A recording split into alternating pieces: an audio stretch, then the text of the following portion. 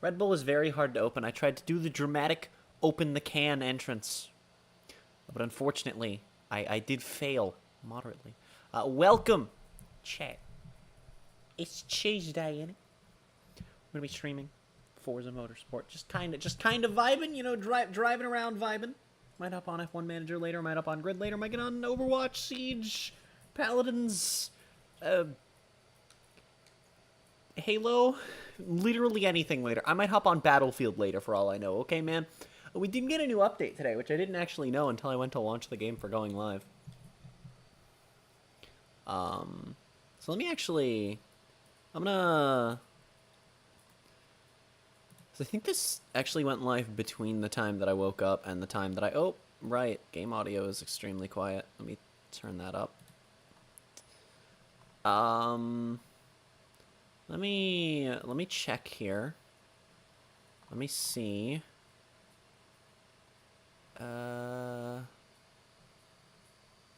It is a hotfix for the infinite loading. Oh, okay. No, that's a good one. Okay, but that's all it is. There's no, like, big patch notes. There should be a patch notes button on the PC version. Hell, Xbox has a browser. Put it on there, too, anyway. Yeah, so, I am going to have to apologize to both chats. I'm going to have to be, for this stream, doing a lot of, potentially alternating on just my phone screen here. As my iPad is very, very old. This creates problems with charging. So I may not have access to Twitch chat, although literally as soon as I started saying that sentence, my iPad turned back on and started at 7%. So we might be okay. Which is, you know, ideal given the fact that with Twitch's new multi-streaming terms of service, which is now just fully allowed, by the way. Basically the only condition is the only two conditions are which means that I might be doing affiliate soon. I have all the requirements on Twitch, so I need to talk to Ender about some things. And so we'll have to wait and see with that one. But yeah, the two conditions for that basically just being that the Twitch quality, the Twitch stream quality, not just the video quality, but like the quality of life in the stream has to be the same, which it is, just no one comes into my Twitch chats. And then the other one is that I cannot directly promote people to go to my other things. So that makes the music playlist thing a little bit more awkward. Anyway, so I haven't streamed this game since it came out. So, I mean, technically I did like a tiny little bit of streaming it, but, you know. So, garage update. I have many cars. We have the Alpine Lemons. The Alpine Grand Theft Auto Lemons. Okay. I just want to say, by the way, the career playlist I bought this for, such a fun car to drive. Now, I have two BMWs, and I don't think I had either of these last time. We have the i8. Nice roaring hybrid. Okay. It's a really nice car. It's a little slidey in this game, though. But it's also, I think, only slightly upgraded. I think that's why I have the wing and the bumper on it. But other than that, I think it's stock. Speaking of things that are mostly stock, I drove this thing stock until I got the body kit, and then I just jammed as many upgrades as I could into it. So now I have the M3 now, which is, you know, gaming. I also have this that I bought just because it's a cool car. So, you know, there's that. I have a Challenger. This is for a playlist I haven't started yet. You know, I still have my my Paper Mario Nintendo Formula 1 car. You know, about 10 years too late for... I wonder what sort of, like, 90s accurate gaming live... Oh, my God, Sega. There's got to be a Sonic livery for this thing. But I had that last time I streamed, I think. I have a Fiesta and a Ford GT about as far apart as you can get on the spectrum of Fords here.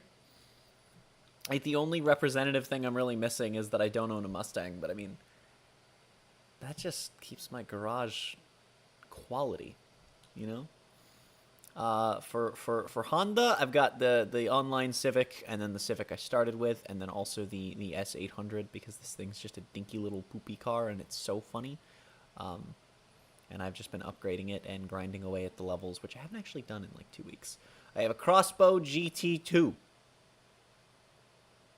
I'm gonna be honest, I hate this thing in this game. It has no grip, no traction of any kind. There's aerodynamic grip, none to be found. Mechanical grip, none to be found. Screw you. Although, to be fair, I think I've only driven it stock. Unless this isn't stock, in which case I've slapped in all of the upgrades for handling that I can, and they still suck. But to be fair, it's also level 16, so there's probably more I can do. But as of what I've driven of it so far, it's balls. The Lotus Evora.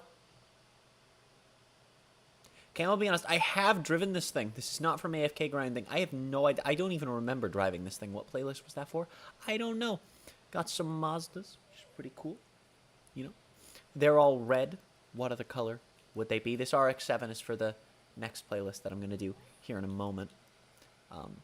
Rocco appears to want to go outside despite having been out and only have come back in less than 15 minutes before stream started. So, dog moment.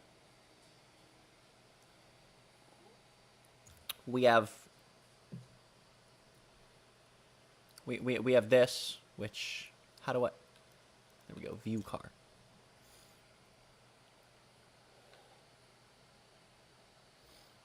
I saw this as a livery for this thing, and it was just like, no, I know what I must do. I know what must be done. Look at it. Look at it. I don't know why. I see liveries like that. I'm like, I must do it. I must. Hello? I pressed B and it made the sound, so I thought it was just frozen. I have an EP9, which I have driven a little bit.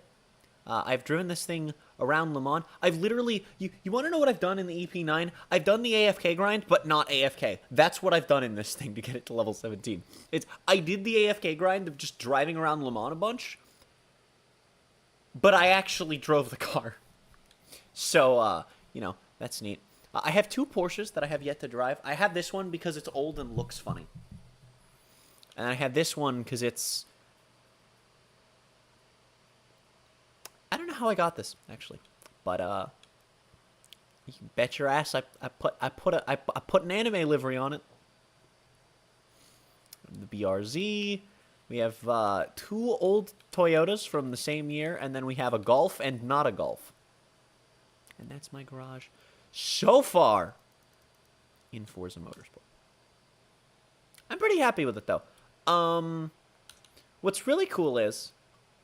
most of the money for that, like legitimately most of the money for that, comes from career and not from the AFK grind. It's actually faster to money grinding wise to do career, I found. Because the time that you spend AFK grinding, you'll get like 70 grand.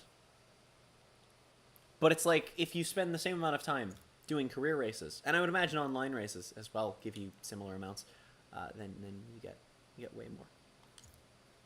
Especially if you're not doing the practice sessions, because they don't give you money. The game says they give you money when you try to skip them, but I don't believe that. Anyway, chat, we're going to hop on in our RX-7 and start my next playlist while I consume some Red Bull. I want to actually, you know what, I want to paint this, actually. I want to paint the RX-7. I want to see, can we get some Red Bull livery on my RX-7?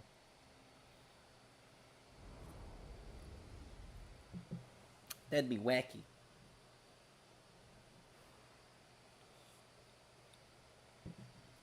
And to appease the Twitch overlords, and totally not just because the Red Bull is much easier to reach for when it's in front of me, I have my phone to my right instead of in front of me like normal, but it's about as far to my right as my iPad is to my left. So now I have to turn my head to read anyone's chat messages. I have to exit to frickin'... Oh my god. Okay. Let me have my livery screen in the thing, please, because I think you literally get access to it in free race, just not in career. It's like it's poopy and stoopy, and I'm saying.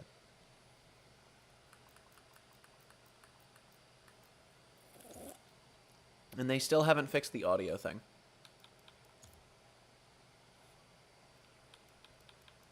Oh, we found Red Bull. I'm going to search for Red Bull though. Oh, it's start, even though it's select on the tunes menu. Okay. We're just going to type in Red Bull. We're just gonna, you guys, I don't think can see this text box here that I'm typing in. We're going to switch for Red Bull. We got many Red Bull. Red Bull Magenta. Oh, I might go with that for the spice, but if we find, like, the F1 livery, we probably won't. We'll probably only find the rally livery, right?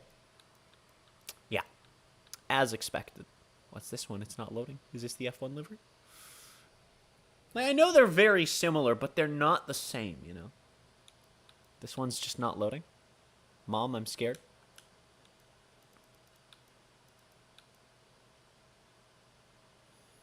Why does this come up when I search Red Bull? Thinking.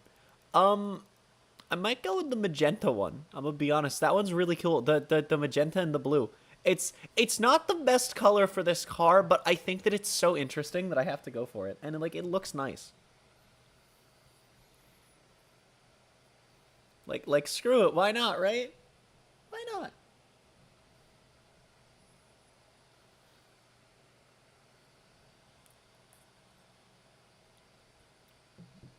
So, one thing I have noticed about this game. So, I've noticed a few things that people complain, like, a ton about, and then I expect them to be worse, and then it's like, oh, okay. Like, I saw people complain a lot about, oh, the rain handling in this game is, you know, it's not realistic, it's too easy.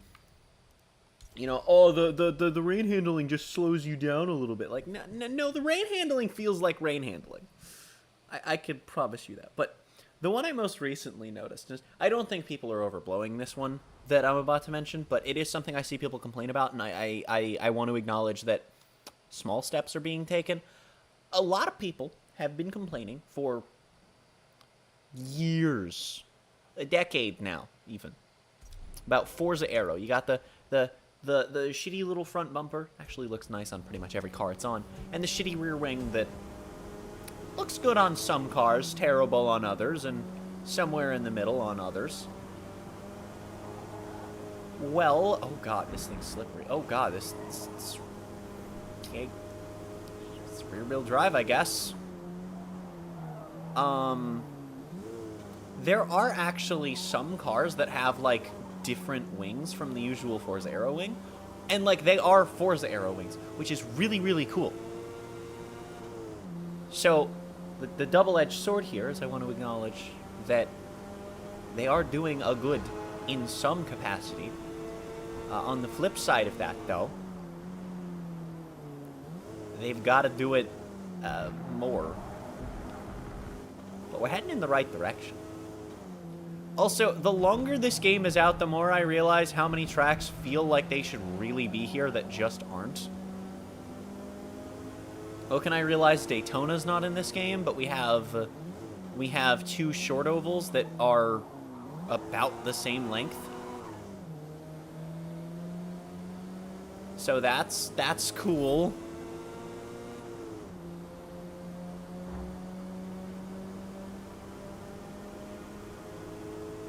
We don't have Sebring, which I think has been in a lot of the... I think it was in all of the Xbox One games. I actually don't think it was in any before that.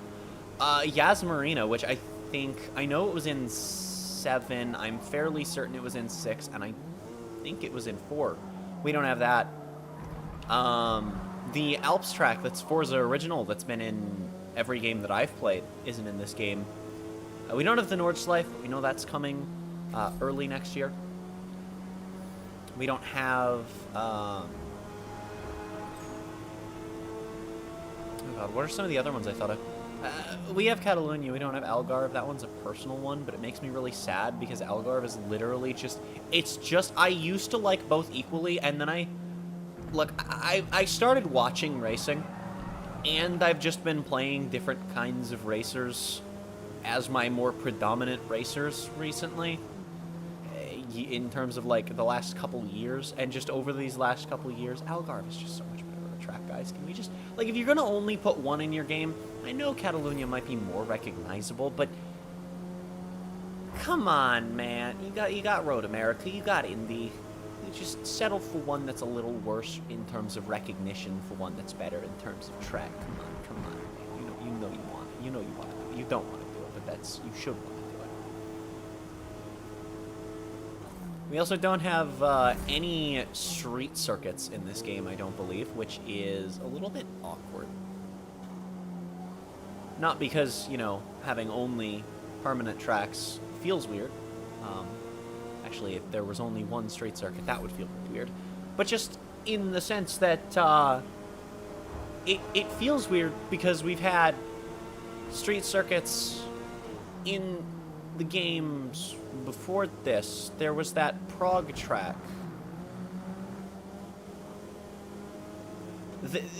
There are two reasons I remember that Prague track. Actually, three. One, it was really fun to drive. No, sorry, four, because number two, they keep making you drive it in FM6 and in the career mode, and it's just like, okay, but it's a good track, always. Number three, oh my god, that track looked so stunning, so beautiful, so amazing, and it's gone. And then reason number four, every time, and this is also how I remember that it was in 6, not 7. Or that all of my driving on it was in 6, not 7, is what I remember. Why I remember it from 6, not 7 is how I should phrase it. So my mom had this professor in college. She went to college when I was in my early teen years, or early 10s, I should say. But she had this one professor at the time that I was playing FM6. It does look really nice in better lighting.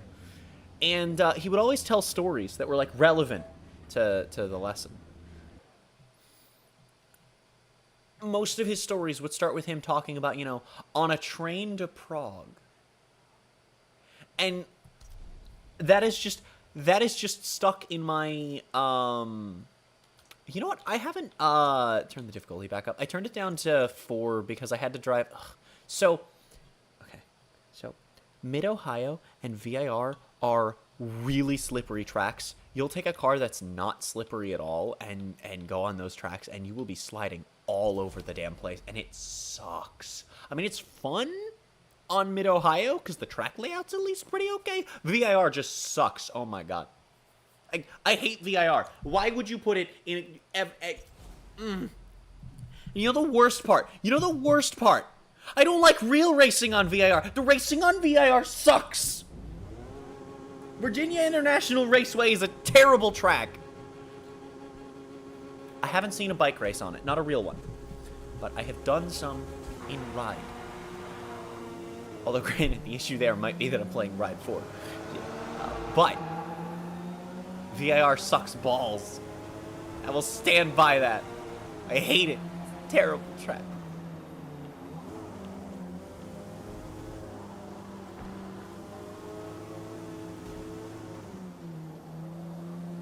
Ah! Morbius! Frick!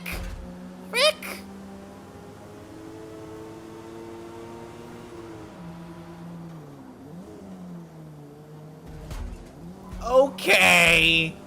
I'm gonna morb. That is what we call definitely his fault, but also would probably get ruled as a racing incident, because that was definitely his fault, but I mean, I could have slowed down, but also he just kind of parked in front of me. So maybe it wouldn't be. I don't know.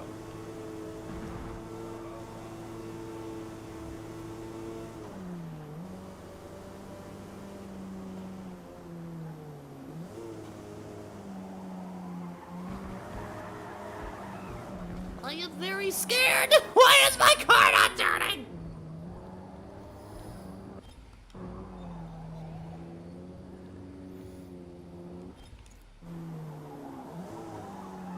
Alright. Alright, and now we're just gonna turn in way harder, and I need to pull off? Okay!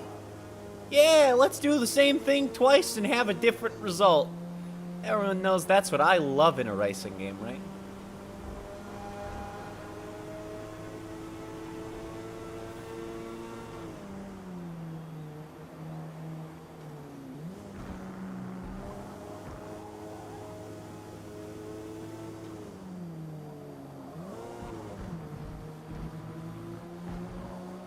I am really excited for this weekend, though. We've got we have the Mexican GP coming up in F1, and shit, where's MotoGP going? Actually, I don't know if that'll. Let me check. Let me pull that up on my phone real quick. Thailand is where they're going. I don't know the track there. I think that I should, because I would have seen the race there last year, but like, I don't specifically remember the track.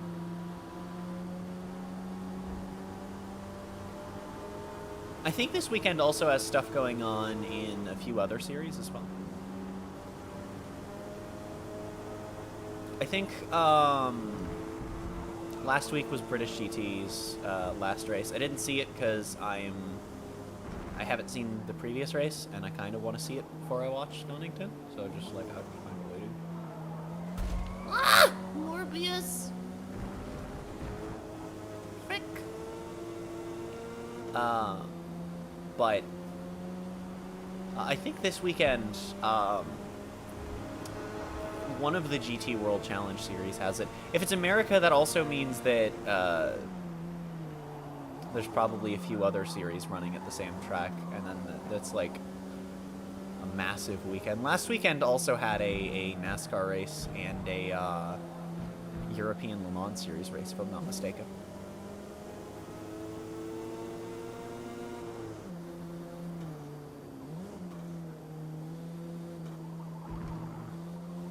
I think next week is, I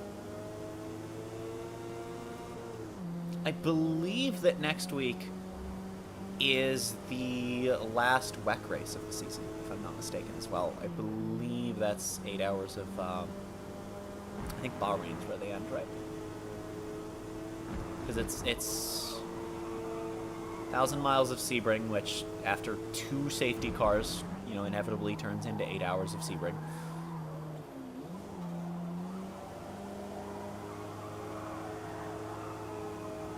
Which I guess at that point, why wouldn't you just make it 8 hours? I guess because it's 1,000 miles in the one place that still uses miles. Anyway, so it's that, then Algarve, then Spa, then Le Mans 24 Hour. 3 more.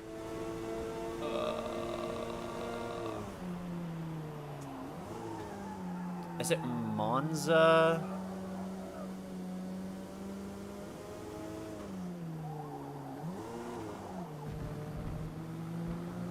And then is that it? Is it just Monza Bahrain? Or am I forgetting a race? I don't know. It's like the shortest calendar, yet it's the one I'm least familiar with. Well, it's tied for the shortest. I think British GT has the same calendar length. I think British GT technically has more races, but also less time spent racing. I think British GT has less time spent racing than WEC's longest race of each season, so you know. I'm still upset, by the way, about the Le Mans 24 Hours TV coverage. Like, it's the 100th Le Mans 24 Hour. There's a frickin' NASCAR Camaro that is faster than the GT field. They're like, oh, there's a NASCAR out there on the field. Why don't we just do our best impression of their coverage? Oh. Like, okay, I'm gonna morph, dude. I'm gonna morph, dude. I am a failure! Watch me save this. All according to Cake. See, that was not actually a failure. That was a sick trip. Okay, Chad, I promise. I promise! Frick! That was just style points, I swear! Off track these nuts!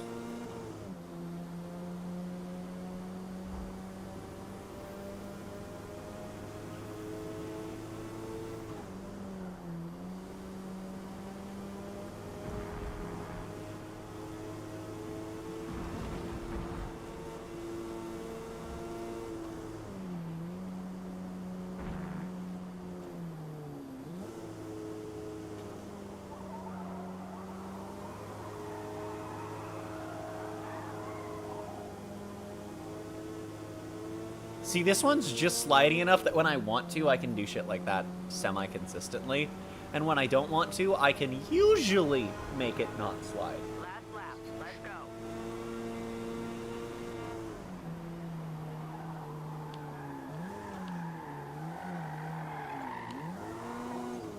No! Heck. I was trying to do the slide, but a lot more controlled. I did, but I went off track. I'm gonna cry. I'm an entire second behind my best lap. I'm also 8 seconds ahead of the guy behind me. So, take that, Plushmite.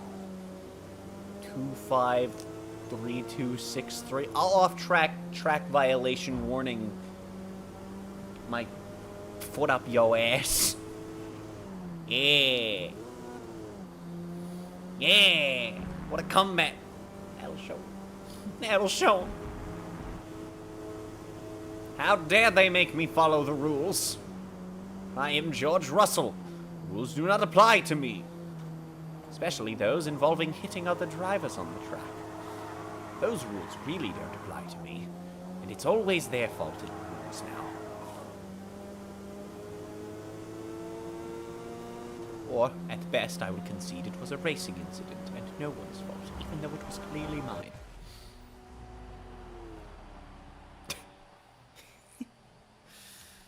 Good run out there.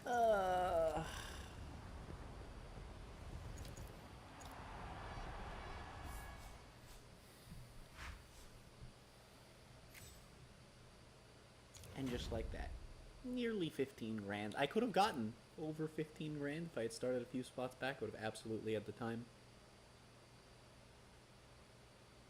That was for like a 10-minute race. Not even. It was actually like an 8-minute race, wasn't it?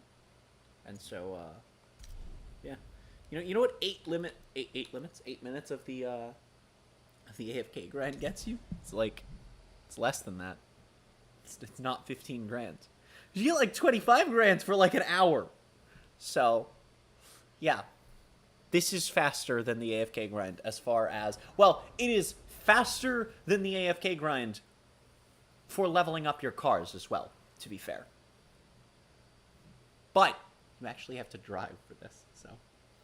The club circuit at Magello is an extremely fast layout, made up of sweeping turns that need to be taken at maximum speed, so stay on the race line as much as possible. Sweeping turns. Wait, I can't upgrade this. Well, I was gonna say sweeping turns and then throw on a giant rear wing. I can't do that. So I'm gonna sweep. I'm gonna make like a broom, okay? There's a MotoGP race at this track, chat. It has already happened this season. Not on this config, of course.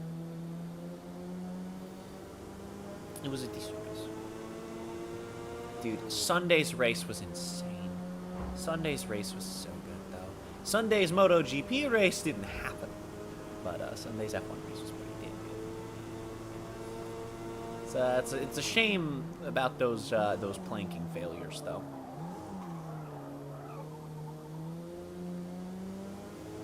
But I'm really excited for the rest of the season. We might have some actual racing going on at the front.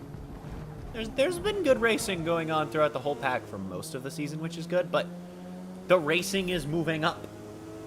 McLaren and Merc being able to keep up is such a crazy thing that, like, honestly, going through last year and early this year, neither of those teams would have been the ones I think most people picked for the ones to compete with Red Bull first. But if this is a sign, now granted, it's possible that Red Bull are putting a little bit more into next year's car than the other teams. We'll see, right? But if this is a sign, and it's one race, I don't want to get my or anyone else's hopes up, but things could get really exciting next season and in these last few races this season. And I'm ready for it. I'm optimistically prepared for it.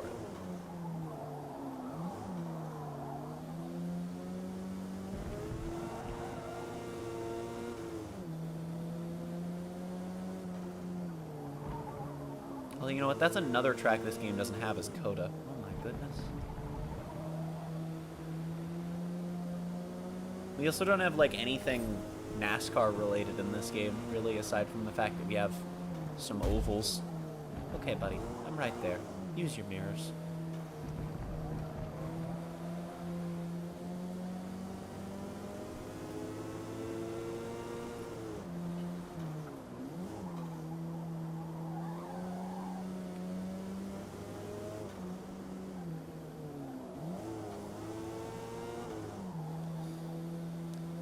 This camera's so stupid, and I love it. I mean, I hate it. It's terrible to drive in. But it's such a funny camera to me.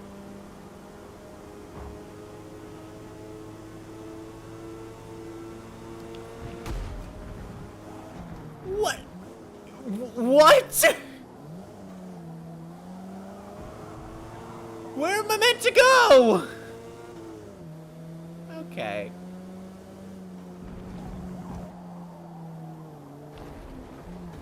It's just completely thrown off my rhythm here.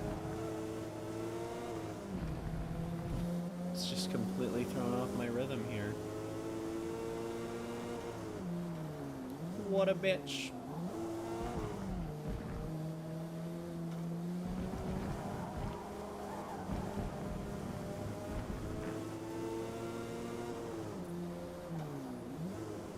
Yeah, I'm really excited for the rest of the F1 season. We could have some spice going on. The fact that Hamilton was, like, as significantly quicker than Verstappen as he was for most of the race is insane. And then Mercedes were like, we can't win on pace. Even though they were winning on pace. They were like, that won't stick. Come to find out later in the race, it stuck and it was a huge screw up. Good job. Good job, Mercedes strategy team. You Ferrari'd your driver. Which, to be fair, might have been a good thing, given that he ended up getting disqualified, and that happening from a win would have been, would have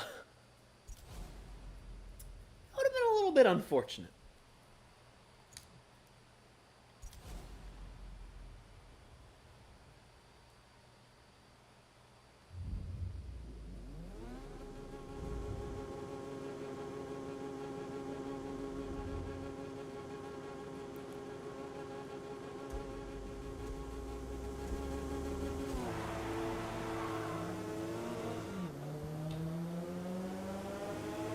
Dude, look at the chonker he's got on that one. Look at the chonker. Oh, that blue one has it too. Oh, God. Here comes the chonker. He's just whacking into me. He's just whacking into me. What am I meant to do there? I've got the space, buddy.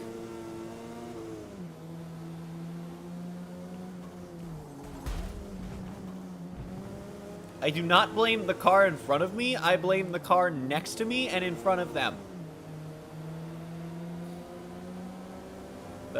This one here that was two in front of me at the time. I blame that one and the one that was to my right at the time. See, that's my fault, but it's my fault because this guy's an idiot.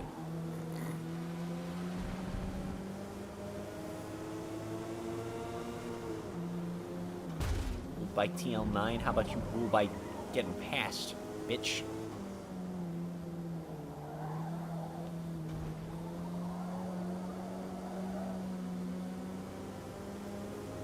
What game was it that I, like, kept having to drive on this a bunch? What games have I played recently? There was a game where I had to do, like, a bunch of races on this track in the span of a small amount of progression. What games have I even played recently other than this that have this track?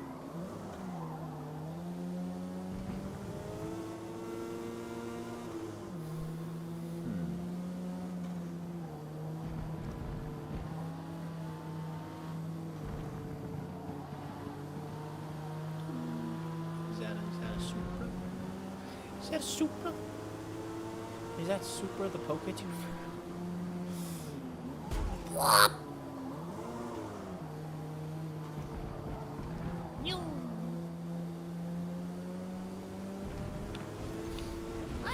itch my nose. It was fucking painful.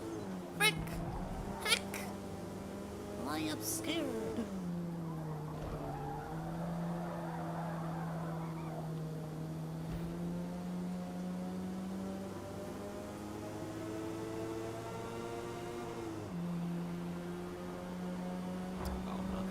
Doing that would have been so funny. Thought I could just drive in a straight line. I guess I could have if I angled myself to be here. Nope, not quite.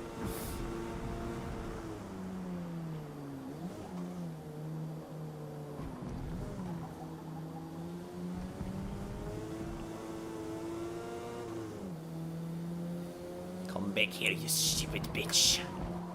That wasn't an off track. Okay.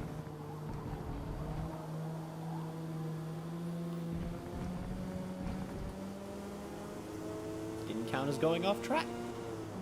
Sure. We take them. He's fine.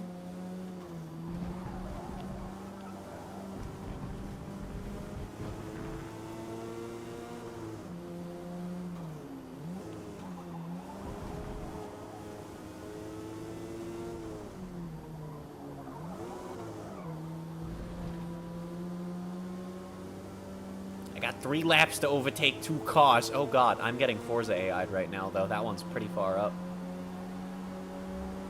Give me your speed, good sir. Okay, thank you. Goodbye. What do you mean press wide? Did he swing over into me? Because I didn't really feel it. But it might have.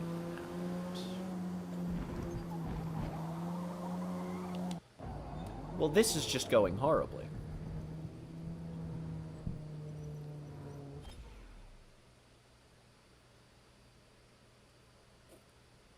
All right, let's try this again.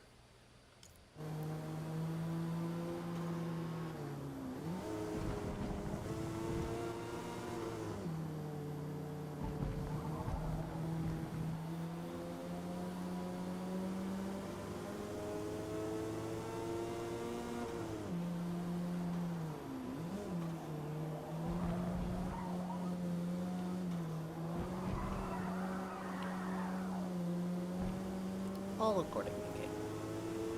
Fear me.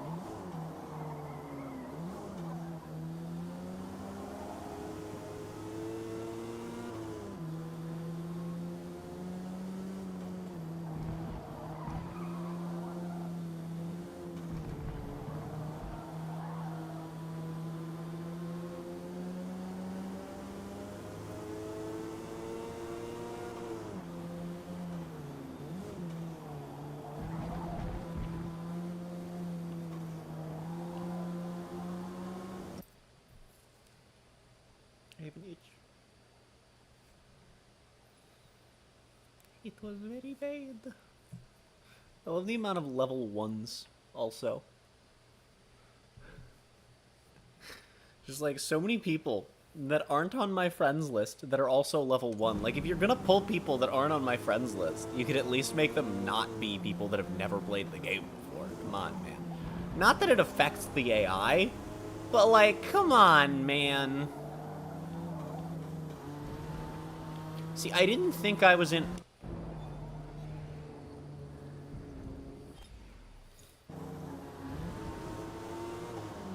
I didn't think I was in overtaking range. Already? One more lap. I was so expecting that car to just yeet its way in front of me, chat.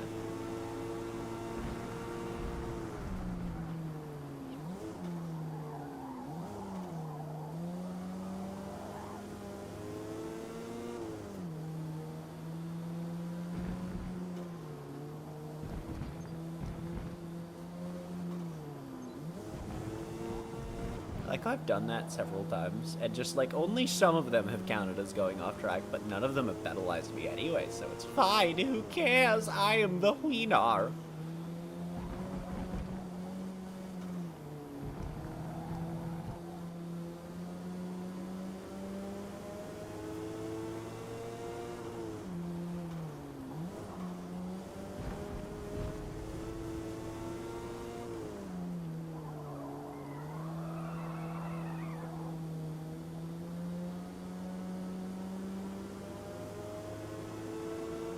Whew. Well, that almost went poorly.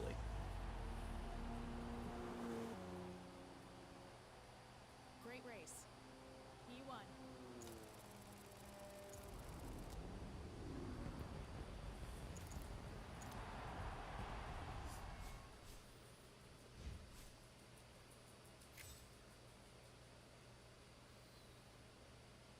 Alright, chat. I will be right back. I do want to go grab a thing really quickly, but I will be up for like less than a minute, so I'm not even gonna go to the BRB screen. Give me just 1 second.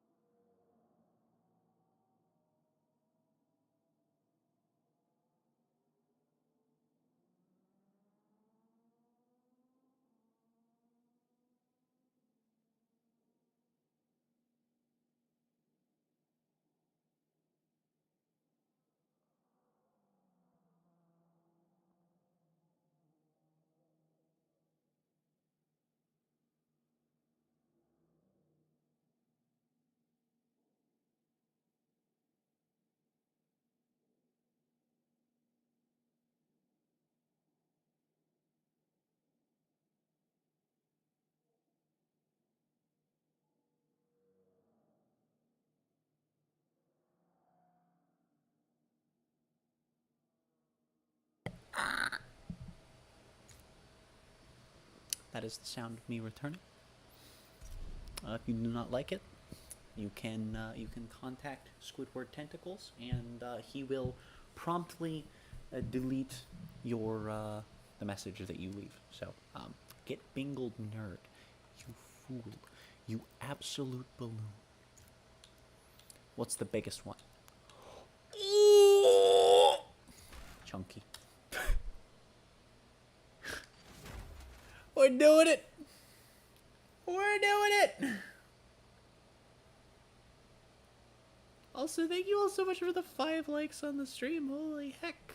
We haven't even been live for an hour. Y'all are awesome. Oh, heck.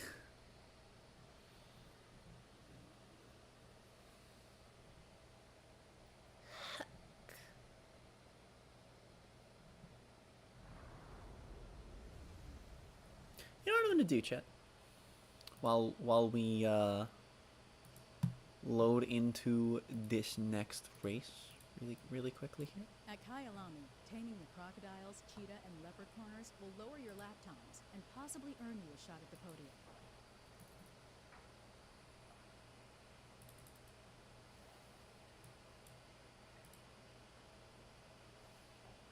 Oh god, I hit shuffle and it gave me a song that starts like instantly.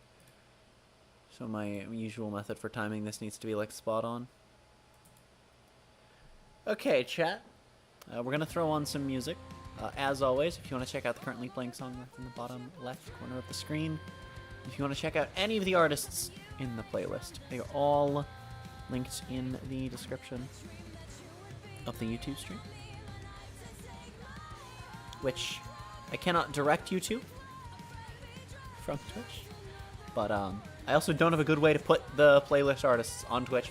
I need to set up like a Twitch command that just no good way to do it though. Damn it. But yeah. And as always, shout out to all of these artists for and publishers for this technically Mr. Keith isn't an artist, they're a publisher, you know. For allowing their music to be used on stream.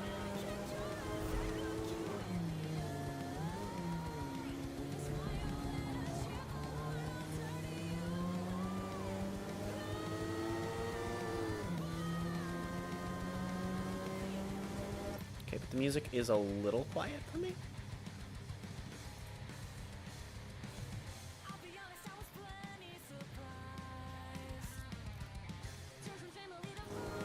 There we go.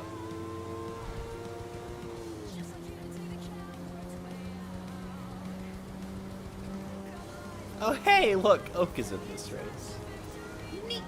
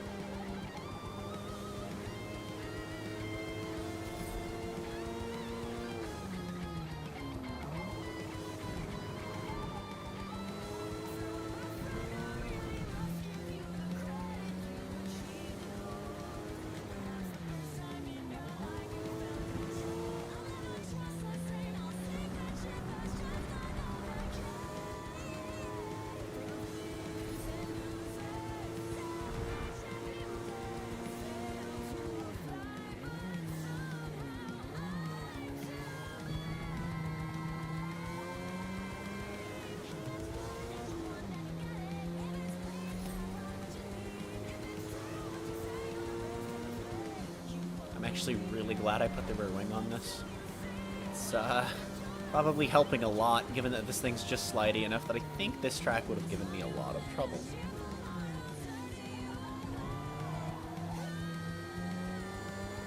Also, yes, Nyoom indeed.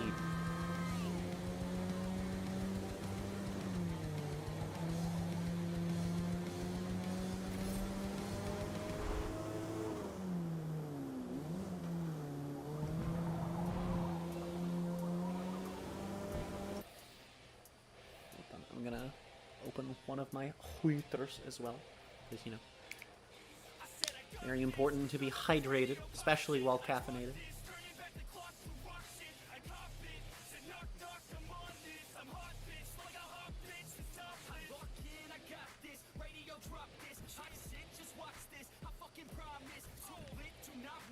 Hydration successful.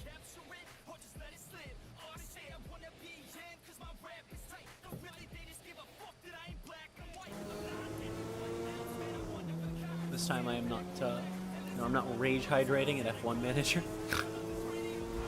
That was the best bit. Oh no, that was at Overwatch. Never mind. Either way, it was the best bit.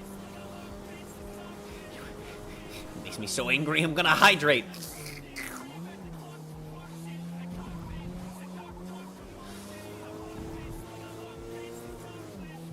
Dude, imagine if that was just, like, the default thing that human anger made you want to do, was just, like, health, not specifically hydrating, but just, like, healthy activity.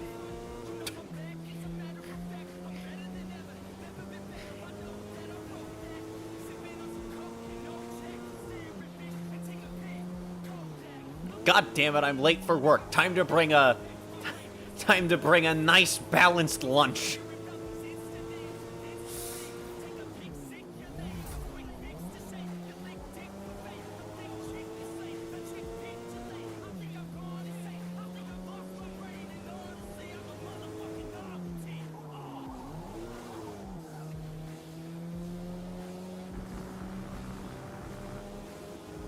Carry around like water and hand sanitizer. You're just like, dude, you totaled my car. Time to wash my hands thoroughly.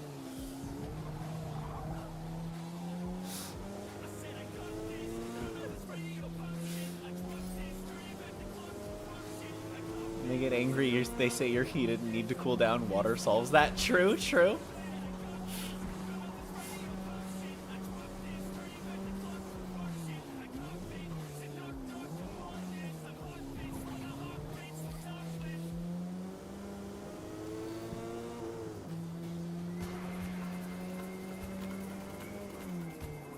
This song always baits me because it makes me think for a split second that it's the best song from Sonic Riders 1. Well, from the whole Riders series, let's be honest.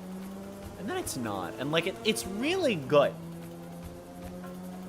Like, Secret Ring soundtrack is fantastic. But it's not Sand Ruins / Dark Desert theme. And it gets points docked for always baiting me every single time. Because that very first note... Sir, I am literally inside of you. In terms of driving lines, that is. And you want to just... up there into my car like that? Like I'm not even there? Like, okay, buddy. Okay, buddy. Go put your bagels back in the taco machine.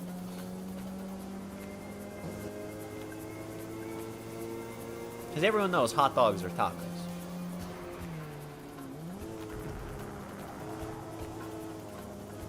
I throttled too early? I've throttled too early.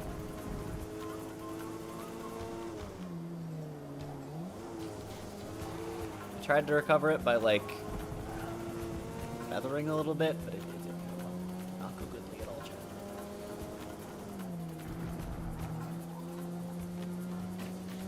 Speaking of chat, YouTube keeps recommending me this video of Assetto Corsa proximity chat. And I'm just like, I want to click on it, but I also don't know, you know? Speaking of proximity chat, we won't be using proximity chat, but I'm trying to get an Among Us lobby together for Saturday, so if anyone's interested in watching that, we don't play with viewers. I have a lot of friends that watch, but everyone that has popped by chat has already responded. But for any viewers that are interested in watching Among Us, we are going to be doing that on Saturday at some point, as long as we can get enough people together. So that's going to be great.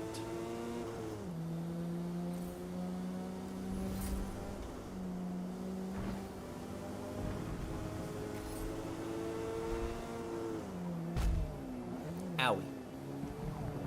But, you know, we're getting a new map in Among Us, and, figured, we should probably organize a lobby. Yes, I did. I did say that, CD. That's exactly one of the things that I indirectly said, yes. Because Sand Ruins / Dark Desert. Which, by the way, Dark Desert and Sand Ruins are also just the best Riders levels, period, in the whole series. Just period. The whole... Actually, you know what? No, I'm going to go a step further. Those two are the best tracks and song out of every Sonic Racer. Not even just the Rider series. Drift, kart racing, Riders, nothing else. Out of all of those 8 games, none compare. In track or song. In track or track, as it were. Oh, you don't think I can win from back here, game? All right. I'm gonna show you the power of Pine Sol, baby. The real superpower of teamwork, as would Sonic Heroes say.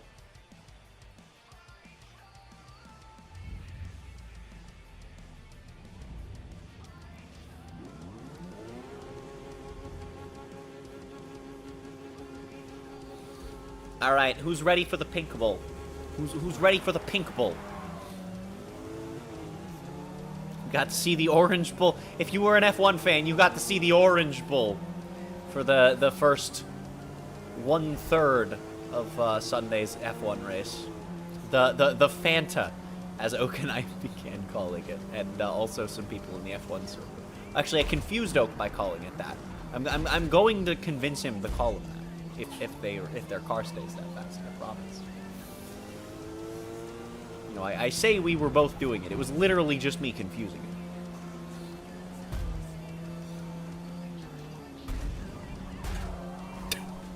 it. Dude, I ain't got... There's no rules here.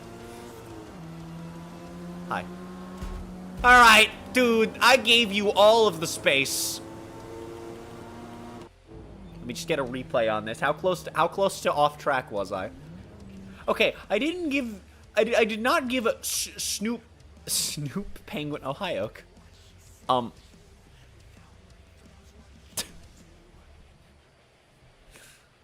that's hard cap. All Stars Racing has banger tracks and songs. That's true! But it doesn't have Sand Ruins and Dark Desert. All of the kart racers games have amazing tracks. Riders 1, honestly, almost every track is a banger. Zero Gravity is a little less consistent. But, you know, it is plenty of good ones.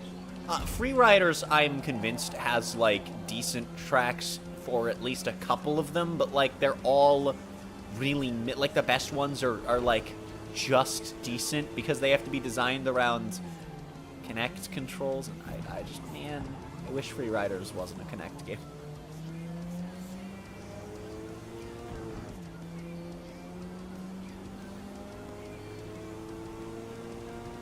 You know what I've played of the Sonic Drift games? Like, they all have good courses. It's just, like, they don't have Sand Ruins and Dark Desert, you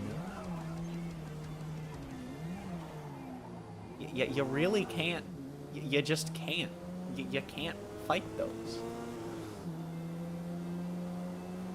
Fighting those is like bringing a soft coconut to a gunfight, okay? Like, you're in, like, a 7-way gunfight. Everyone else has, you know, rifles, machine guns of assorted sizes and varieties. You brought a flaccid coconut. What are you gonna do? What are you gonna do? You don't even have Donkey Kong's coconut gun to fire in spurts, okay? So when you shoot someone with it, it's not gonna hurt. It's flaccid. It's gonna flop. It's gonna go depress on their face, and then they're just gonna win. And then you're gonna be like, wow, I'm glad these weren't real guns and were only Nerf guns. But also, you brought a flaccid coconut. You know?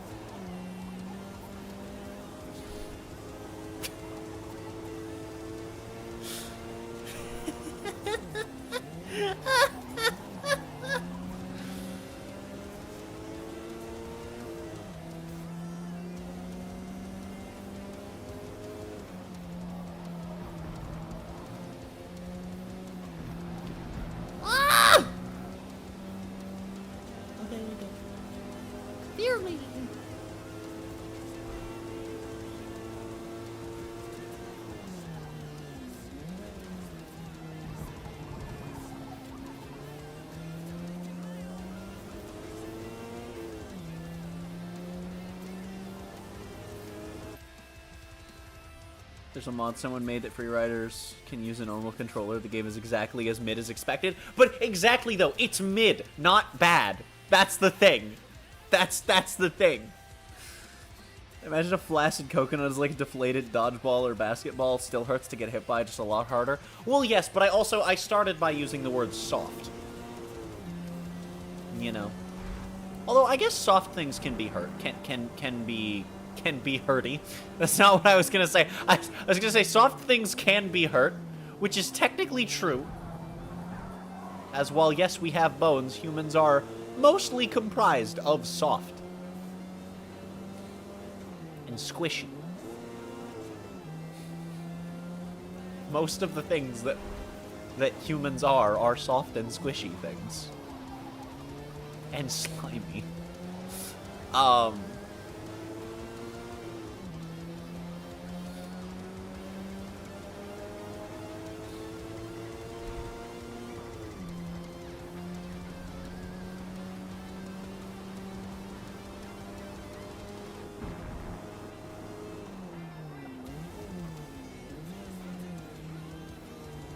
You know what make a great weapon, though? A loaf of stale bread. Although it might be a one-off, it might break. But it would be really hard If it were the whole loaf, it would have not a ton, but a bit of weight behind it. But with how little weight it would have, you'd be able to swing or throw it pretty far.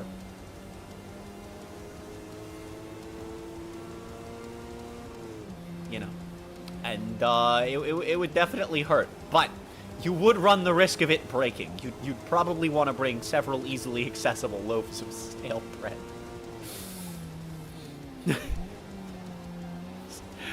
Freaking Ruby Season 2.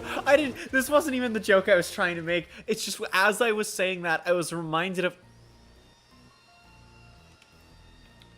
These two drivers don't have levels, chat. King Moo 900.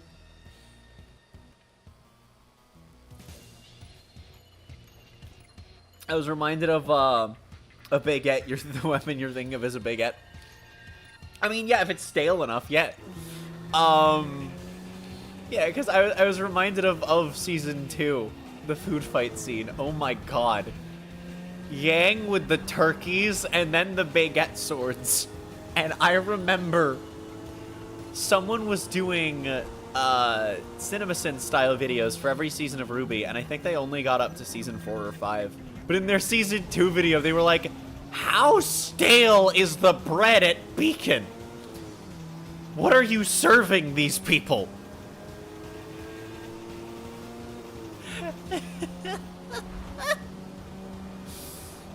Like, at least the turkey, yeah, that's gonna hurt to get hit by when someone's wearing them as boxing gloves, especially with the bones. You know. But the baguettes, dude. Oh god, the soda cans. Oh god, the soda cans. Oh god, Pyrrha, no. That was actually, she actually could have killed everyone in the room.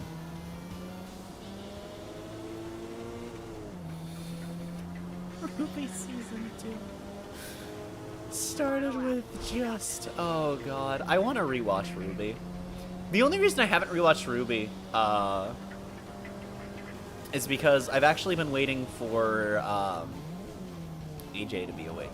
And also Flutters. They both have some interest in it. AJ has more of an interest.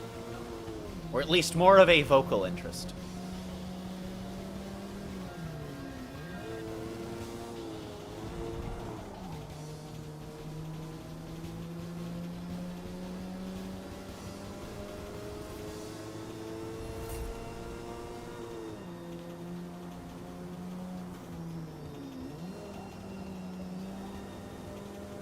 I still want to find like more things that AJ is interested in, because she's so like chill about like not worrying about it, and I'm just like, but why? But like, you're allowed to be you. Just because you live in my brain doesn't mean you're not. And then she's always like, nah. I was just like, I see.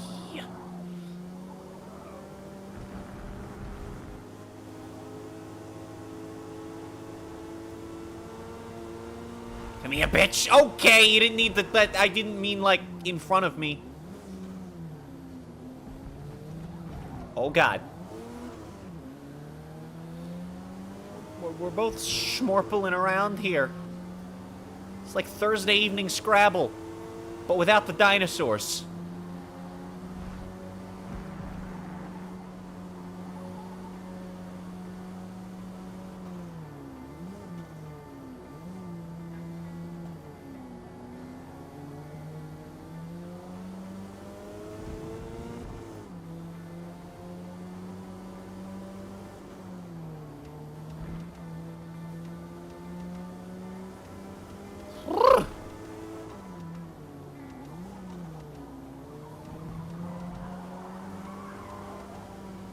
And that was about a 9-minute race. Neat.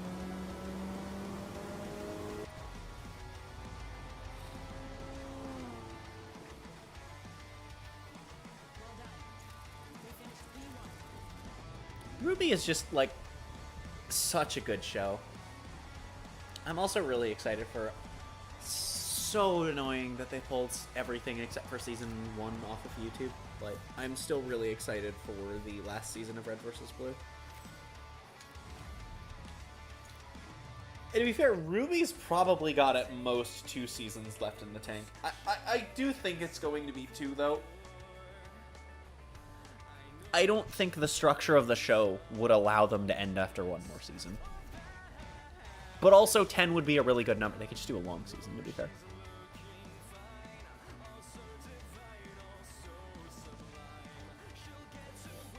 I also think the pacing would be fucked if it were just normal season, but I really don't think Ruby has... I think the hard limit for Ruby is probably season 12.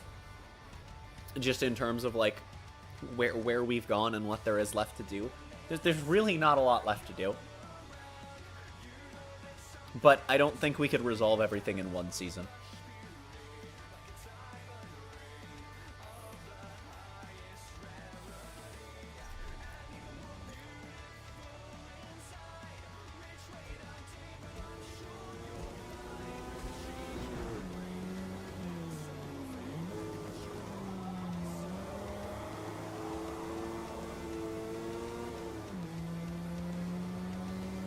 I'm not sure the structure of Rooster Teeth will allow Ruby more than 10 seasons. Yeah, to be fair, part of the problem there is that, you know, it's a little bit, Rooster Teeth has, in the last decade, certainly gone in a direction. I say part of the problem, that's the entire problem, really. Rooster Teeth has certainly gone in a direction.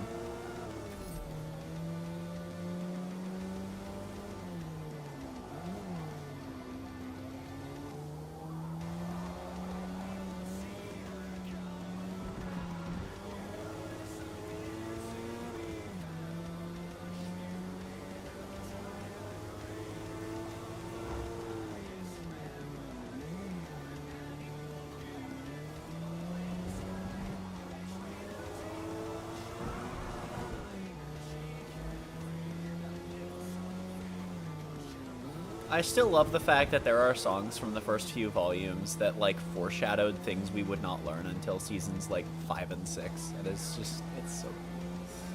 That's one of my favorite things about Ruby, is that, like, a lot of things are very structured and planned. Like, you can tell not everything is, but it's, like, a lot of things are, in hindsight, like, oh, okay, shit, that makes sense.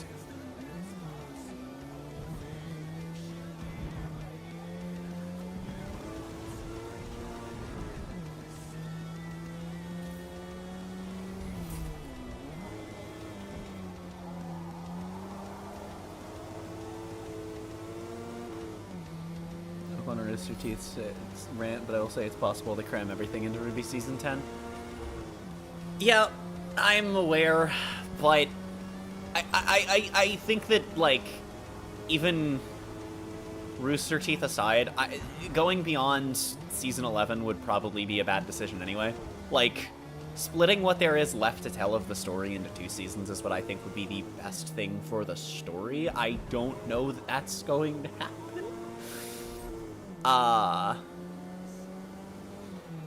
If it's a longer season, it could also work. You know, if it ends up being a much longer season, then you could certainly make it work, but it would be really hard. It will compromise the show's ending. To be fair, though, as long as the way they structure... they cannot do much worse than what Carmen Sandiego did, the Netflix show. I was actually following that show from about a week after the first season came out on Netflix. And, what they did with that show, oh my god, if you haven't seen the last season. So, the last 2 episodes are basically an entire season's worth of content. In 40 minutes. It was awful. Genuinely, it was like, they were building things up. They were setting things up for a whole nother season. And then in 2 episodes, the show's over. And the pacing of those 2 episodes is terrible because it's 2 seasons worth of plot. So, you know. The other option is they refuse to let it die like Red versus Blue and keep it going. The difference between those things is that I think Ruby has a lot more potential than Red versus Blue for side content. So if they wanted to do that with Ruby, they could just do Zero but better.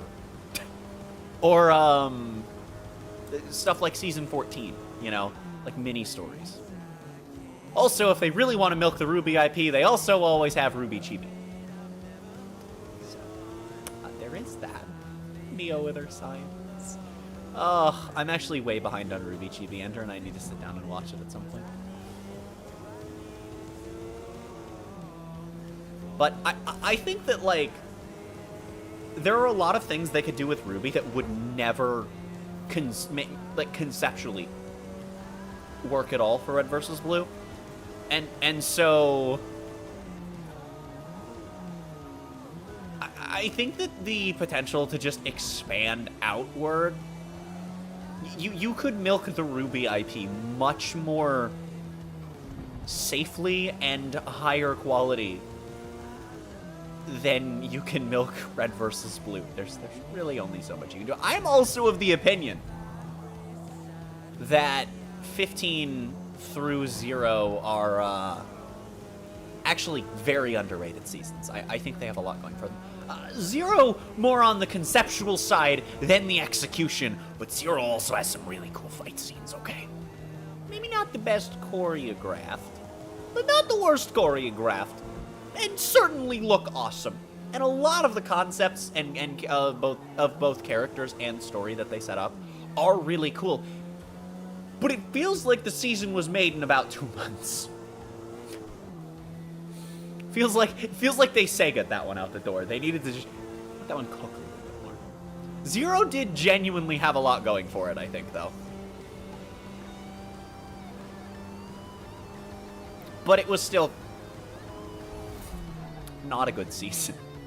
Like, I'm not saying that Red vs. Blue 0 is a good show or a good season of Red vs. Blue, dear God. But I am saying that it actually has a lot. It's like Sonic 06's story, right? There's a lot of problems there, but you look at what the core of it is, and you're like, oh, shit! Well, that makes it feel even worse, because this could have been something amazing. And then it wasn't. And now we're all sad.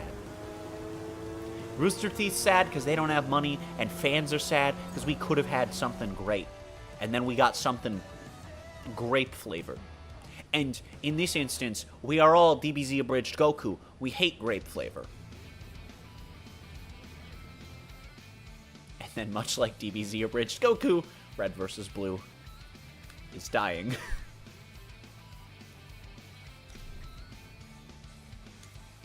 I think the game's like, increase Drivatar difficulty. Also, your time sucking on this difficulty, you're going to get your just absolutely bingled. You're going to get your shit kicked in.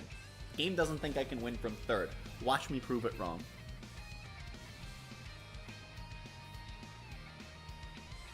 My genuine recommendation to anyone that hasn't seen past season 13, if you haven't seen past 13, watch 14. It's amazing. It's not story progression.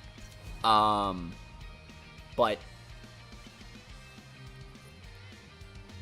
if you haven't watched past 14, my recommendation, 15 is slow, but it has really good character moments.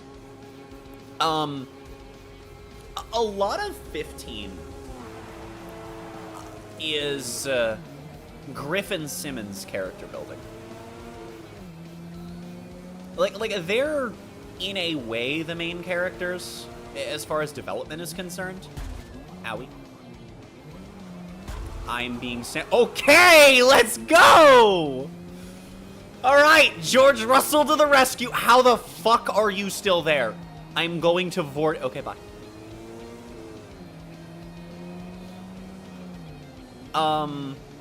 But if you like Donut and Washington, then seasons 16 and 17, I genuinely think are seasons worth watching. But you need to get through 15 to get there. Just cheese that with bacon flavor? True.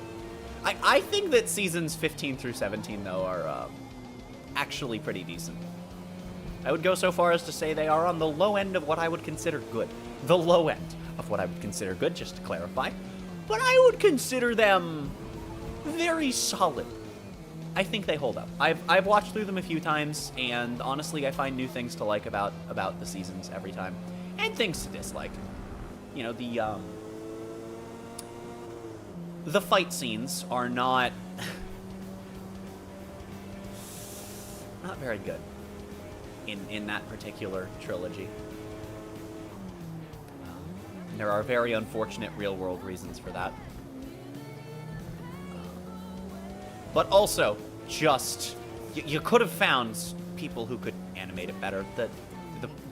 The hits just have no impact in those fights, Steve. But also, I do really like Tucker as well. Gets a lot in those seasons too. But some of it is definitely overlapping and retreading certain things that happened in Chorus trilogy. So, but it's done in a way that I feel works for the story and the character.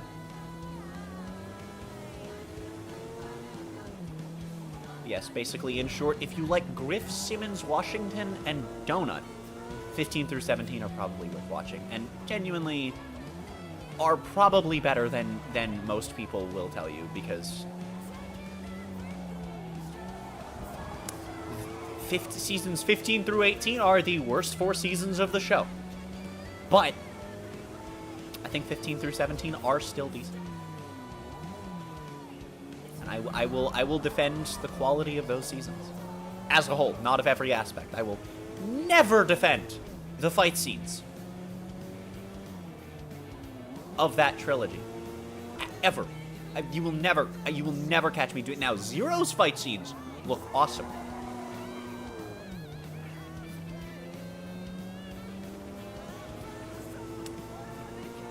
Not the Shizno Paradox. Those trilogy seasons just don't know.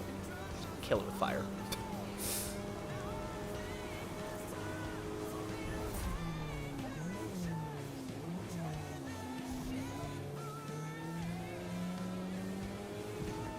Although, to be fair, you know what the reason probably is why the Shizno trilogy doesn't have good fight animation. They were all on Ruby. That's probably what it was.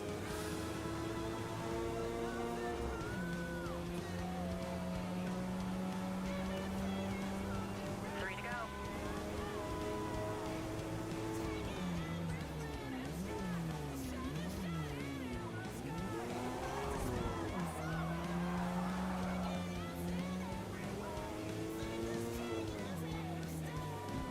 So, CD, are you then?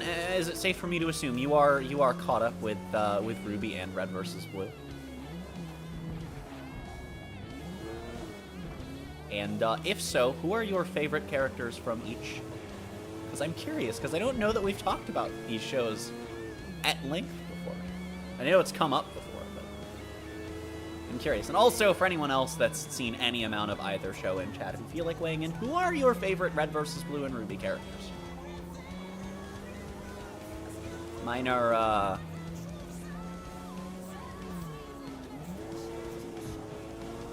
probably Blake and Washington, honestly. With second place being really tough, but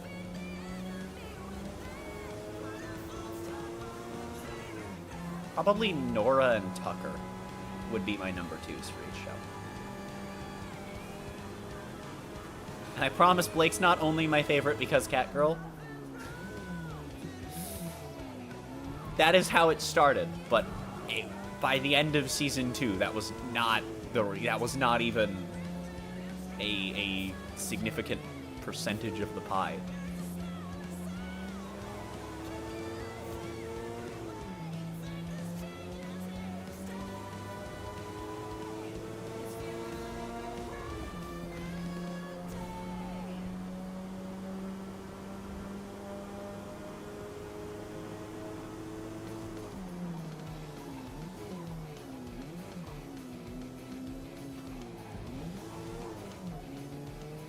Honestly, I don't know that I would have, I know that I wouldn't have had Nora.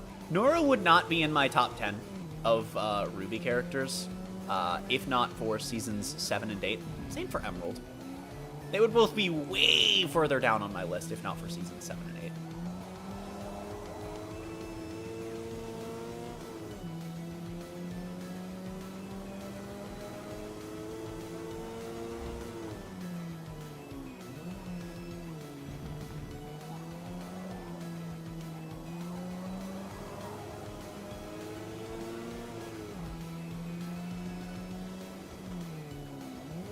Able to read that message in about 3 minutes because this is a very difficult track to look away from.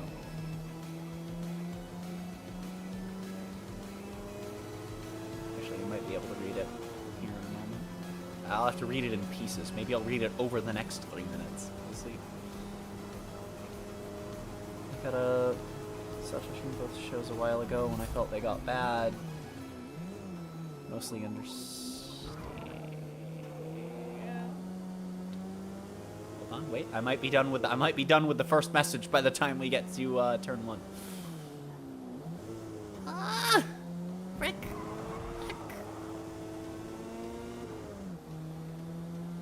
Mostly understand what's happened from recaps and critique videos. You know what? That's a fair way to keep up with it if you're not enjoying the show itself anymore. Favorites are tough picks. Gonna have to think on that for a minute. Understandable. Have a nice day. One more. Finish strong.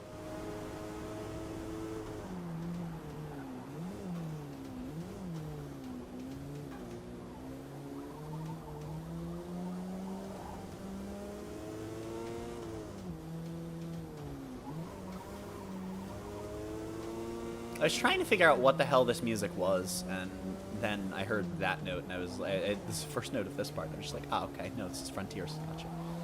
Why is it so quiet?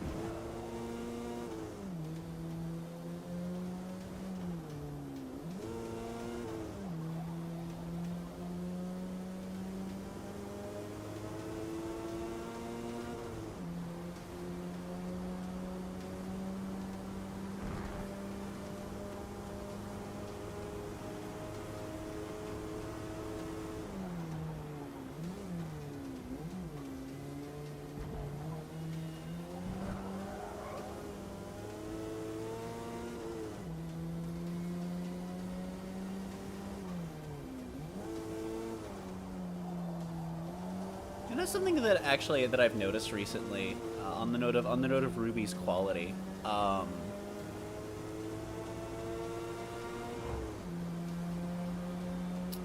It's something I've seen a lot of recently on Twitter, specifically involving Pokemon. Is a lot of people don't know the difference between an aesthetic / art style versus like the quality of the visuals. Like, I've seen a lot of people talk about how, like, oh, you know, Ruby's animation is so much worse in specifically Volume 9. But then I'll see those same people literally explain that the reason they think the animation is worse is they're explaining that, like, that what they don't like is the aesthetics of Volume 9. And it's just like, what are you doing? I've seen it a lot on the other way. I've seen it the other way around. For Gen 8 versus Gen 9. There are a lot of people that are for some reason this past week on Twitter, they're being like, "Oh my god, you know, Sword and Shield's art style looked so much better than Scarlet and Violet's." They're the same art style. Though I will grant you some areas in Sword and Shield do look prettier, but I think that's more down to area design. And I also haven't played a lot of Scarlet and Violet, but what I've seen of it, there are also some really good looking areas there. There are also some really bad looking areas in both. Let me tell you, that is just... Let me just tell you. Favorite Ruby character, I think, is Velvet, mostly because we're seeing at the end of Season 3, and for Red vs. Blue, either Tex or the Dakotas. The Dakotas are so good! And also, Tex is just extremely valid. She has a song thoroughly describing in one verse how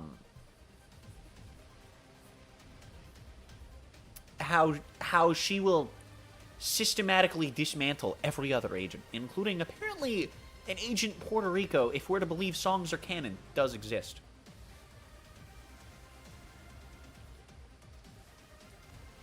Given the fact that several of the actual characters that are mentioned in that verse are references to their actual character, it might be safe to assume that all of those are or were characters.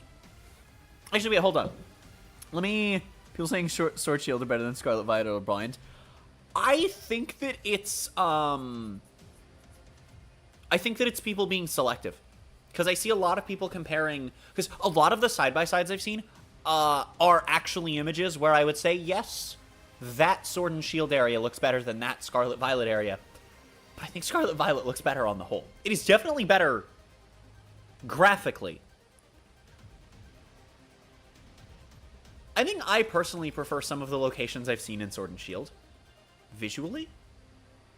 But that's not the same as graphically. You know? Alright, let me... I want to pull up this verse. Because there are a few states that I want to see here.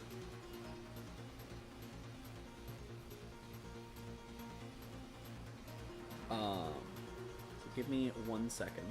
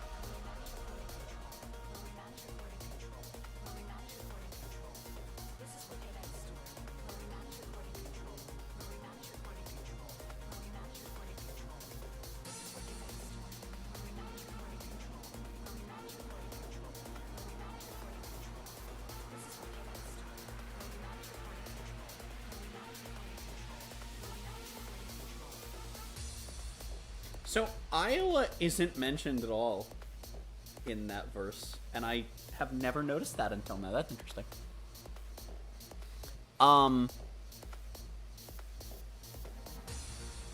So no, that song does not contain reference to the triplets, which is unfortunate. I guess it's not every state. They skipped out on Idaho, but included DC. Although that line is also DC Dead Sea, which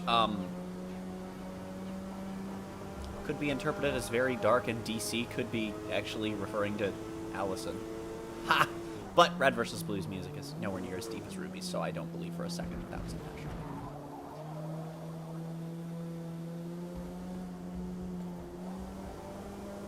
You know what? Actually, that's another good question. What is your favorite Ruby song? And season, why not? Speaking of Ruby music.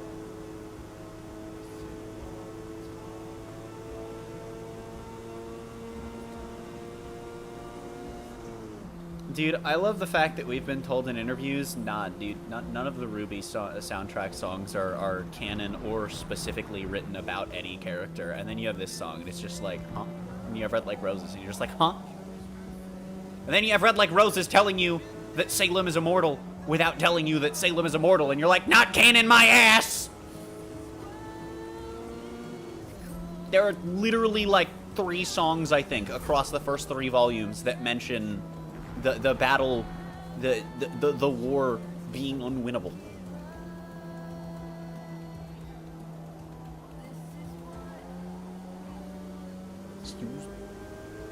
Excuse. Not cannon my left ass cheek on a Wednesday. Ancient DC is straight up left in the ocean. True.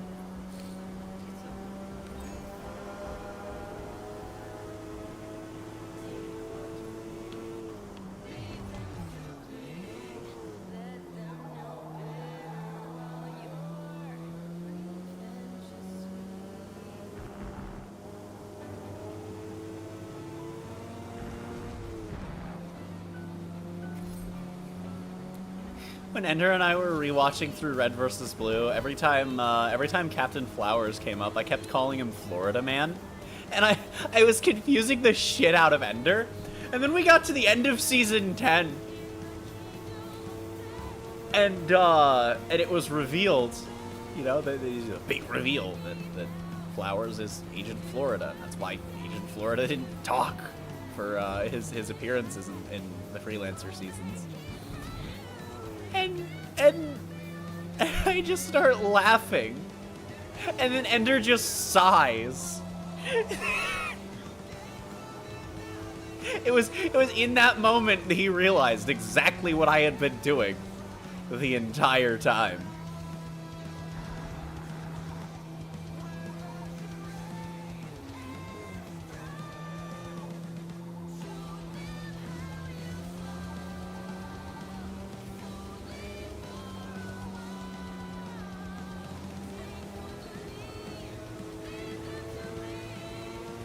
Favorite Ruby song is Neon. It's just so fun. I see. God. See, I am... If there are...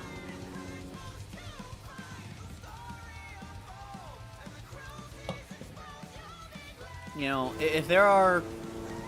You know... interests that I would say partially define me, music is definitely one of them.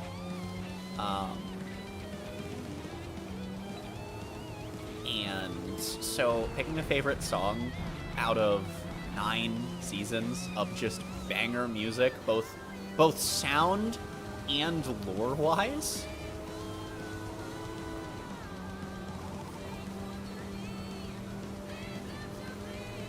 Oh, God. Let me go through these one by one, actually, because this might be easier to narrow it down. My favorite song from Volume 1...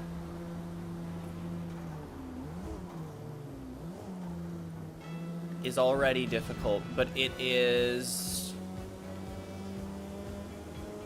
I really like Blake and the lore implications of From Shadows, but it's definitely my number 3 music-wise.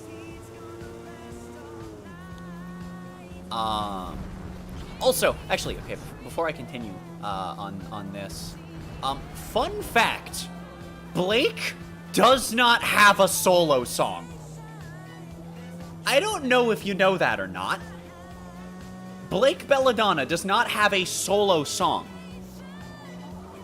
on Ruby's entire soundtrack. So, most of the songs on the soundtrack are sung from the perspective of a character. Almost every song, if not every non-intro. I think every non-intro, and even some of the intros are, but most of the intros aren't, if not all of them. I think that Volume 8's intro is supposed to be from Team Ruby's perspective. Anyway, Ruby songs are nothing but bangers all around. Ruby music is like Sonic music. The worst it gets is mid. There are no bad songs. Okay, Sonic has a much larger library and there are a few bad songs, but like, the most bland and boring Sonic music is by and large mid. The same could be said for Ruby, right? The worst it gets is, I would accept this if it came on the radio. But yeah, most Ruby songs, for anyone that doesn't know, are sung from the perspective of a character.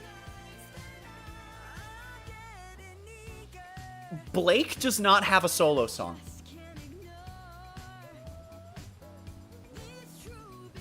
Jean has a solo song. Pyrrha, I believe, has a solo song. Ruby, Yang, Weiss all have solo songs. Okay. Right.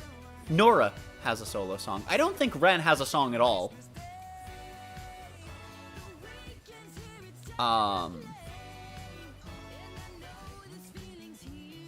Cinder and Salem, I believe, both have solo songs.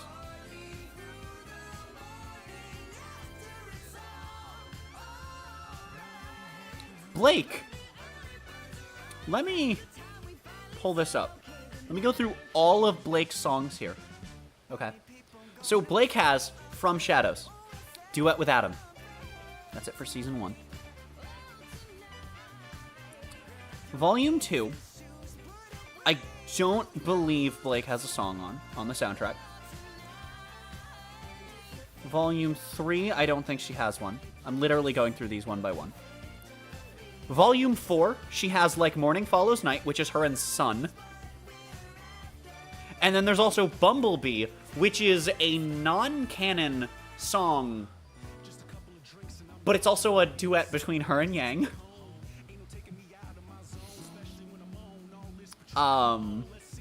So, you know, still nothing. Volume 5, she has This Time, which is a duet with her father.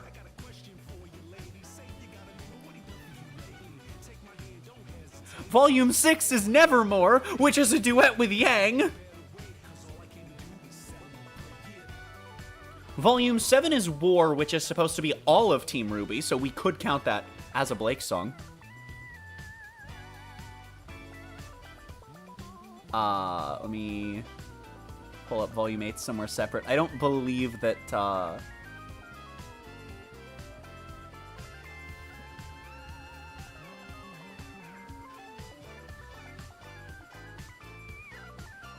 Yep, and then she doesn't have one on 8. I don't think she has one on 9. Every Blake song is a duet. Ren has a theme at least? Yeah, I think it's, I don't think he has a vocal, track. They all have themes. Every character has a theme song. The ones with vocals, usually, you know, they revolve around that. Except for Blake, but actually, it's a lot of sense. But like Ruby and Weiss, Mirror Mirror and Red Like Roses Part 1's general melodies are leitmotifs used for the characters a lot.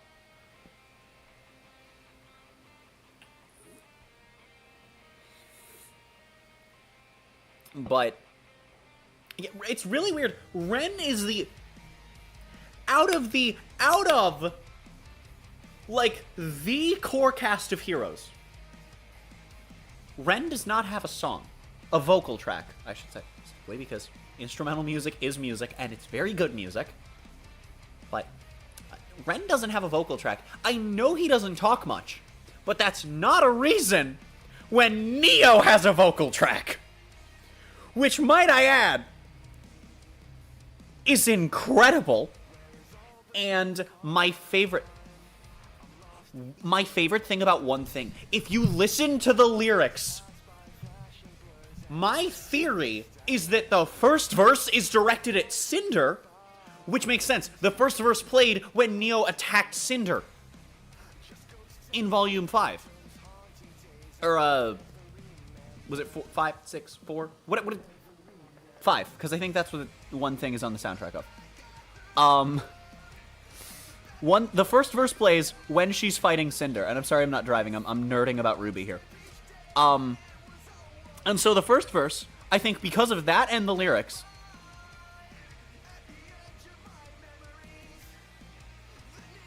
oh no, it is Volume 6, my bad.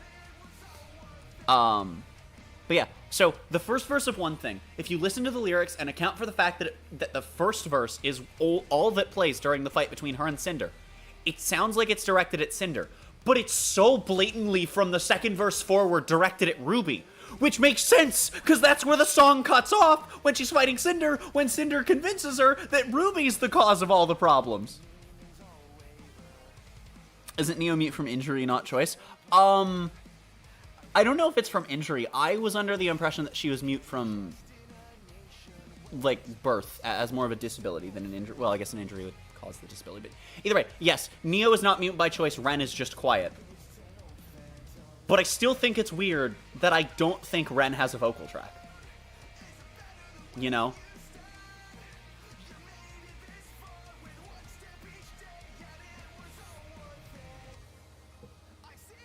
It's weird. I don't think Jean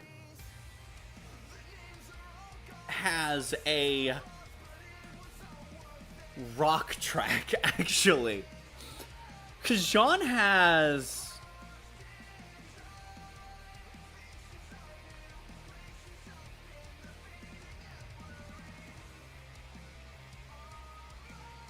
Jean has two very sad songs that are him singing to Pyrrha after she's season 3'd. It was like 2015. After she died. Because Cold and Forever Fall are Jean songs. Directed at Pyrrha, but they're both post season 3.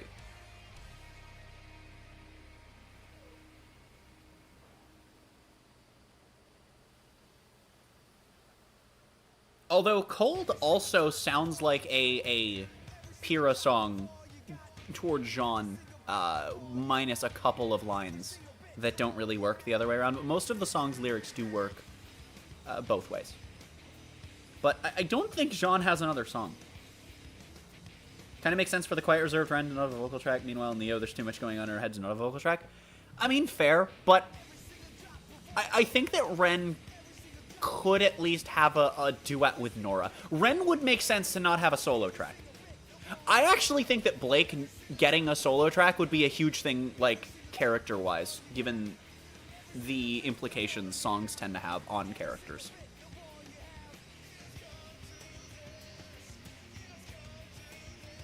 And I also think that one thing gives us a lot of insight into Neo's view of the world. Is the way that I and a lot of people I've seen treat music in... I'm going to start actually driving here. The way that I and many other people I've seen... I don't know if this is the majority thing, but it's what I've seen other people do and what I do. It's basically, we take the approach that a lot of Naruto fans take to filler. If it doesn't contradict canon, it probably is. When Nora do it would be great? Yeah, I know.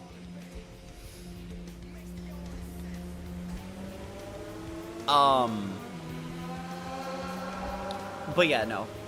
Ruby music is awesome. It sounds great, and it also has just so much going on in the story.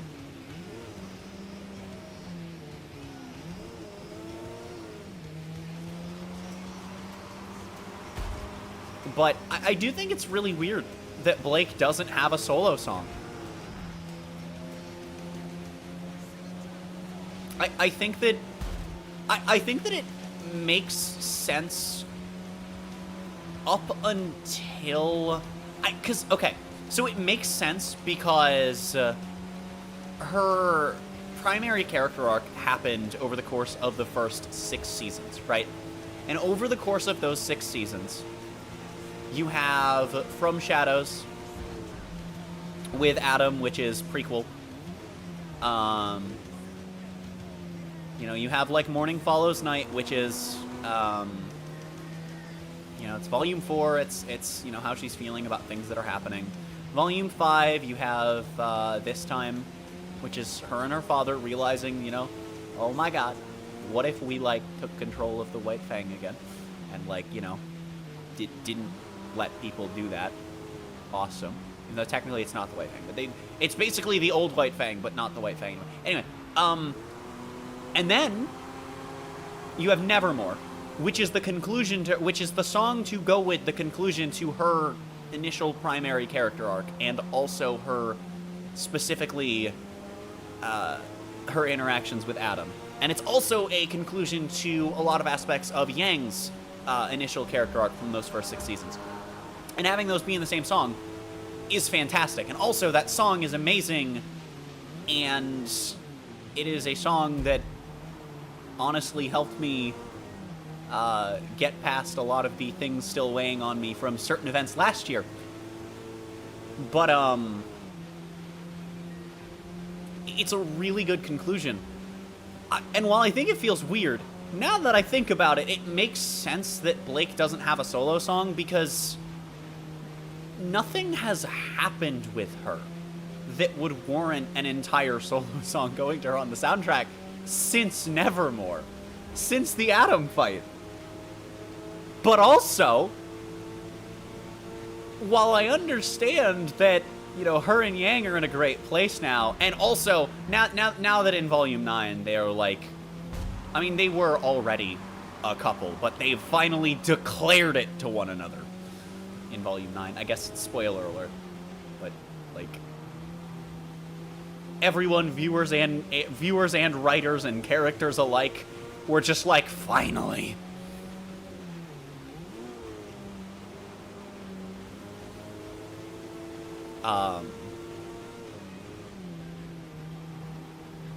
But it seems weird because, like, while she now has, like, Yang and she's moved away from Adam and everything, I think that, you know, it's weird that a character who, one of the things that she had to work on over her character arc was balancing, you know, when to lean on others and when to, you know, when it's okay to, you know, be independent without being, you know, completely shutting yourself out from people who care about you. Which, can I just say, as an autistic person, is a struggle I've personally dealt with quite a lot. Holy shit. But it's weird that she doesn't have a solo song.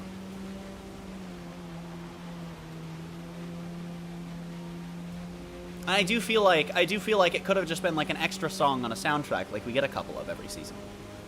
But it does make sense with how her character arc has been structured, and we might get a solo Blake song somewhere along the lines of the next season, or two, if there are going to be two. We'll see. We'll see.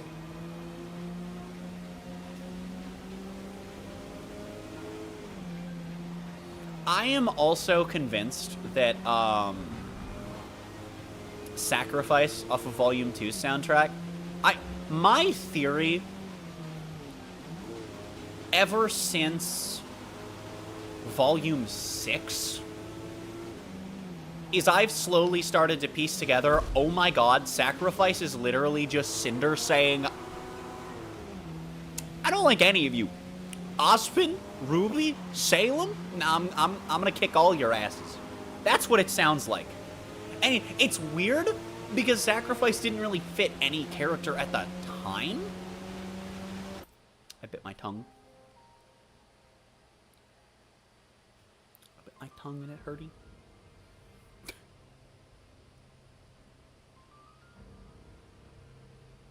Ow.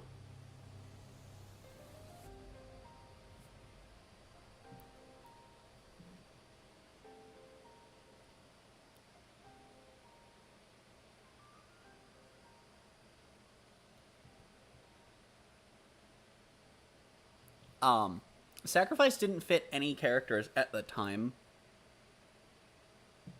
But,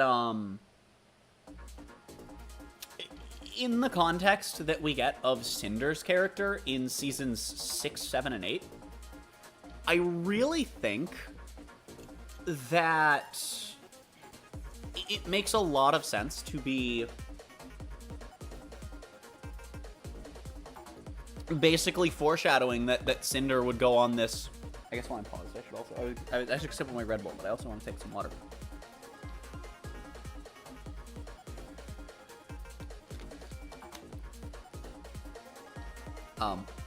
But yeah, if you listen to Sacrifice with the context of seasons 6 through 8, it really seems like it was foreshadowing that Cinder's character arc would eventually go on to be what it is. Well, I guess not really character arc. Her villain arc would eventually go on to be, she goes from main villain to, oh, we find out that she's, you know, a pawn, but then she doesn't want to be a pawn, but she's pretending to be a pawn, but her actual plan is to not be a pawn.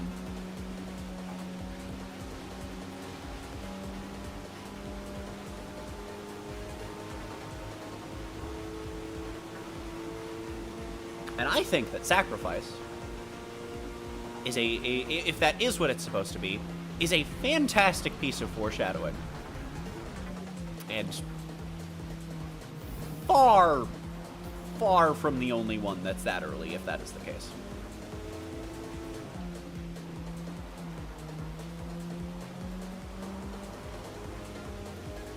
Also, speaking of Cinder and music, oh my god, I just want to point out the fact that, Volume 8 is the only volume, so far at least, to use music not originally composed specifically for Ruby, in that one song in one fight scene and on the soundtrack is by the band that Casey Lee Williams is in. She's the one who does a lot of the vocalist stuff for Jeff's work on, well, not just Jeff's work, and also, I don't know his name, the guy that does the primary of Volume 9 soundtrack.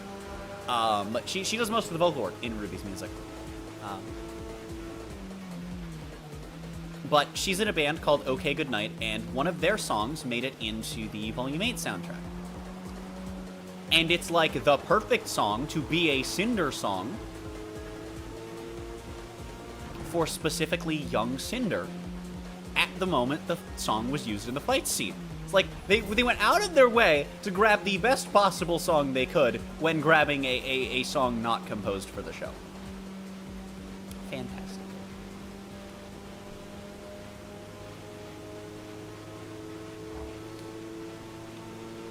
Ruby's music is very detailed.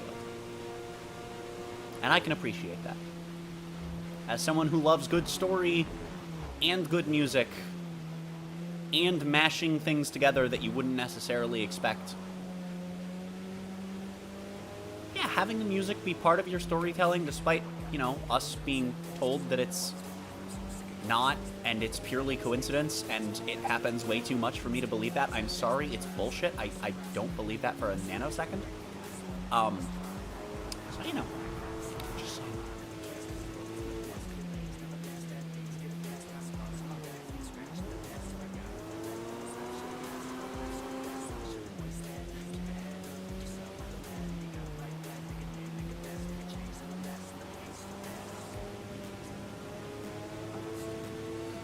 One lap to go, champ.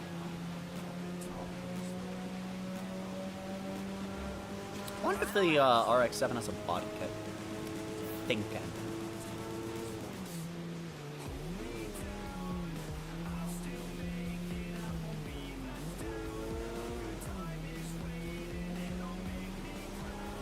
Also, I recently learned, unrelated to Ruby, but I recently learned something very interesting about Forza and why the PI system works the way it does and why certain upgrades are better than others as far as, like, performance for PI level efficiency. Apparently what happens is the game has an imaginary racetrack, and it does a lap around that racetrack. And the lap time of the default tune is what determines the PI.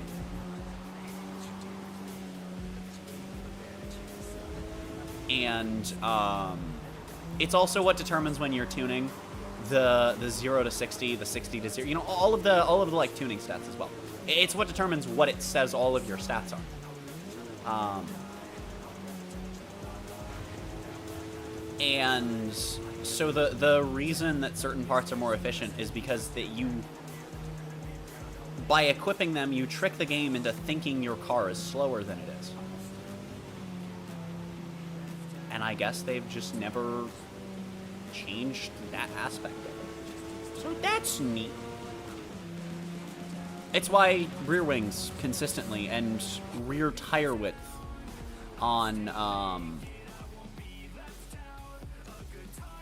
non-rear wheel drive cars. It's why they consistently lower your performance. It's why the oil and cooling upgrade, depending on I think it depends on the engine, not even the car. Will lower your PI despite giving you more power and much better pace.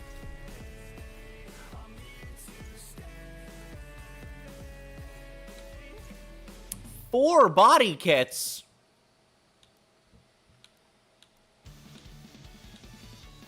The fuck? I wish this was a camera, because I don't know what this is. They all have the same description. So you have like a reasonable looking wide body, right? It's not really just a wide body. It's definitely more than that. But you got a reasonable looking wide body with a bit of a bumper change. I don't know if the rear's a little bit different. The front's quite different, right? Then you have this. Are we just trying to turn this into a muscle car? Can I slap a V8 in this? Actually, that does sound funny. Turning the RX-7 into a muscle car. Slapping a supercharged V8. That sounds hilarious. Anyway, we have what looks like a race kit. This looks awesome, and I'm probably going with this one. Then we have what looks like another race kit, which is a little more over the top. And while I like it, I think I would go with this. What's my 458? Why does this lower my PI? All it's doing is taking weight off of my car. Well, I guess making it chunkier as well. I can't put a supercharger in the stock engine. Damn. I can remove one of my turbos.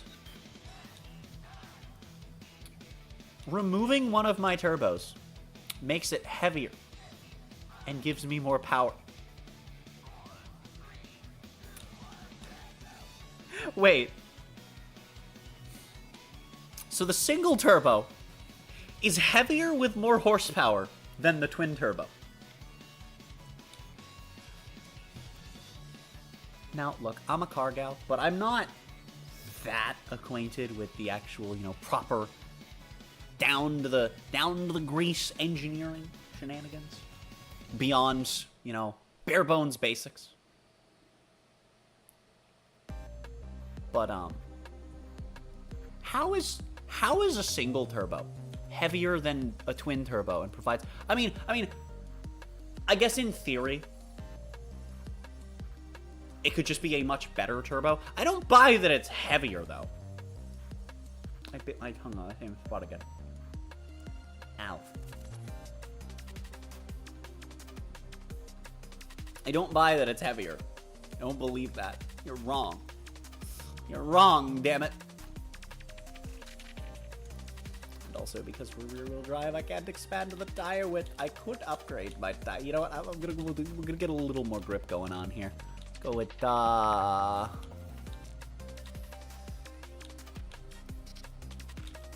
street tires cost a lot, but then Sport over Street is like a normal upgrade, and then slicks are as big an upgrade as stock to street, and then there's drag tires, which I don't know why you would ever go for in a performance setting. We're gonna go with Sport though. I don't want to spend all of my points on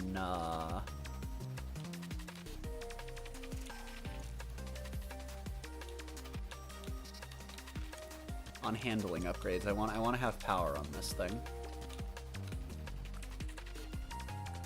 Do I think that just the tires are enough then? Thinking.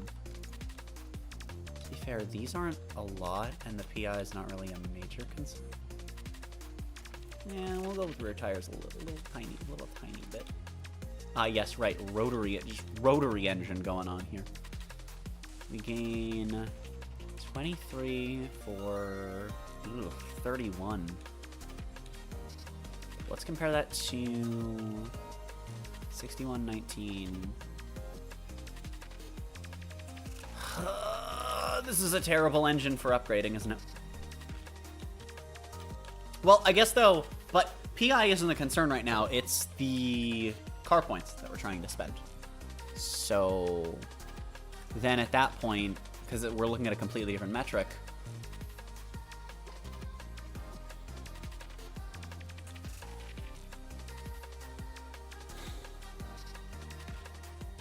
So it's 80 for 600.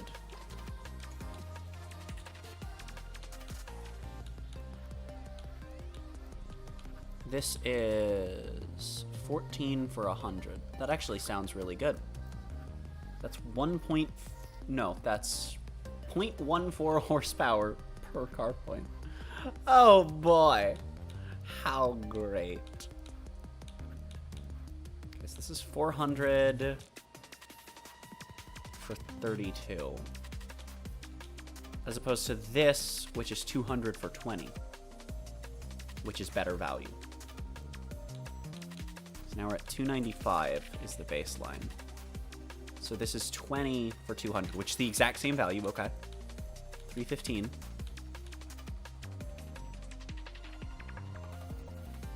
$30 for 200.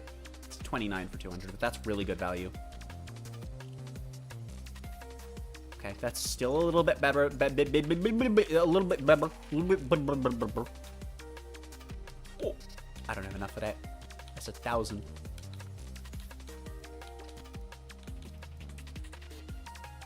See, and then this is significantly worse. 5 for 100 is half the going rate of the rest of these upgrades. Now, I also want to check the rotors, because sometimes certain engine upgrades affect the efficiency of other engine upgrades.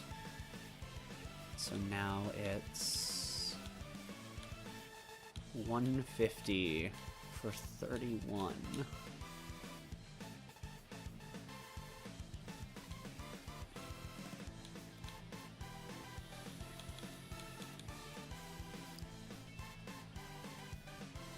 $600 for 90 is good value, and it's exactly what we've got. All right. You can see the rotors were terrible, but then they were good. Okay, so we have power, which we need. We have more grip, which we need. For specifically the power, and also for Suzuka. We need both for Suzuka, probably. Let's go.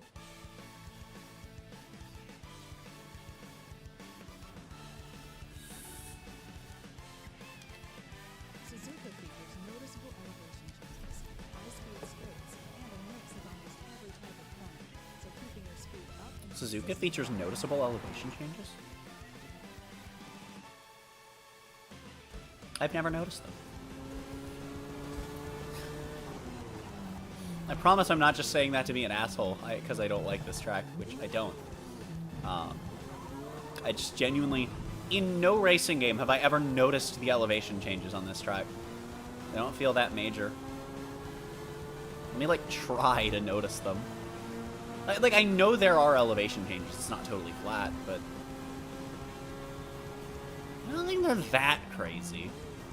I realize I also didn't upgrade my brakes, but you know what? That doesn't seem like a problem in the slightest right now.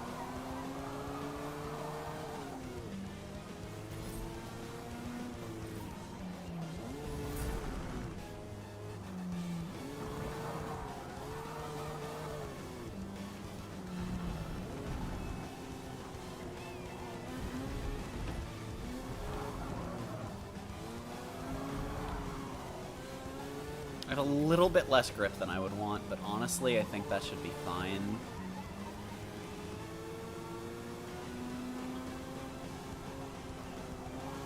I think it's because we're not fast enough for the aero of the wing and the body kit to really do anything through there. There's not enough downforce for low speed to really be affected that much.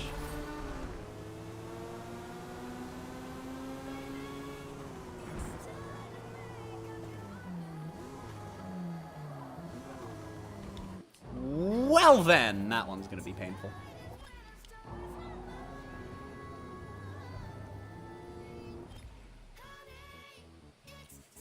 Chat, I've run out of Red Bull. I will now consume some more water.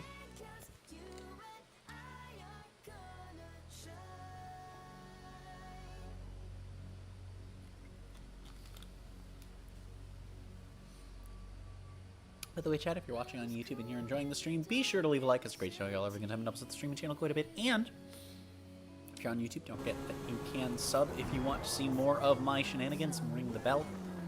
If you want YouTube to sometimes decide to notify you of my activities.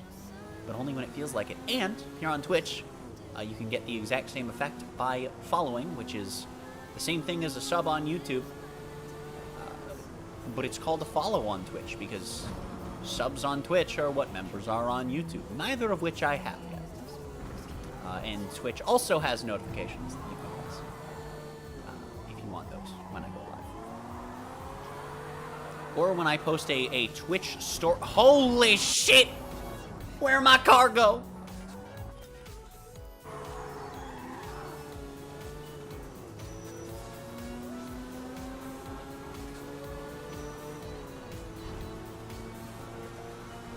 You know, to be honest, I kind of expected to go a little faster in this straight. Also, man, there's a slight banking on that corner. I guess that's neat. It's actually banked the whole way through. Oh, that's really interesting.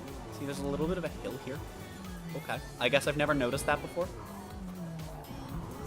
I would not consider this noticeable elevation change. Not in this game, at least. Okay. And then, like, a little bit of uphill here. This is not what I would consider noticeable elevation change.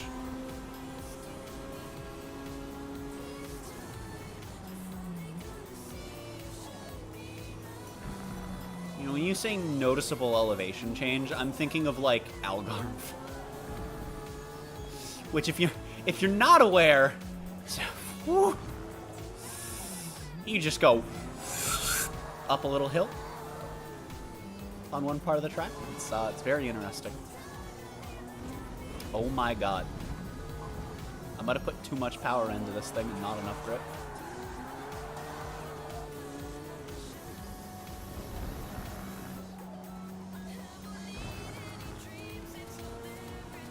What I'm noticing on the second lap, honestly, is that it's not so much that there are big elevation changes, it's that a lot of these are very slightly banked.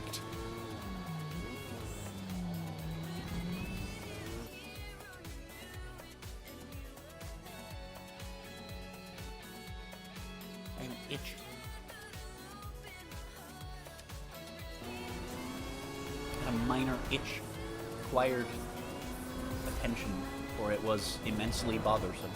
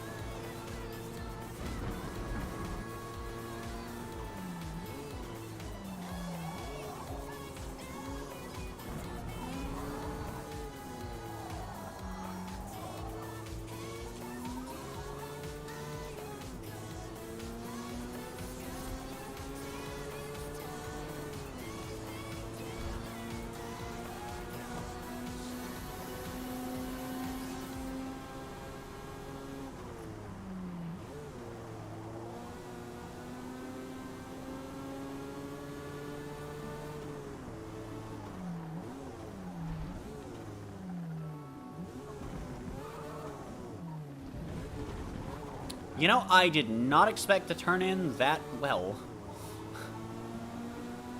Whoops.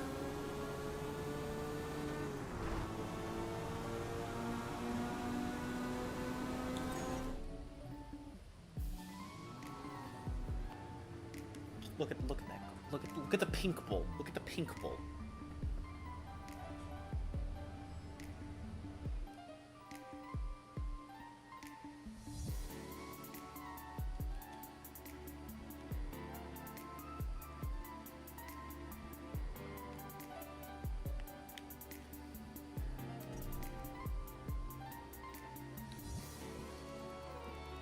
Oh, really, game? Ye of little faith. Of course, it is Suzuka, so this will be a tricky, troublesome trajectory of triumph. Tricky, troublesome trajectory for trading.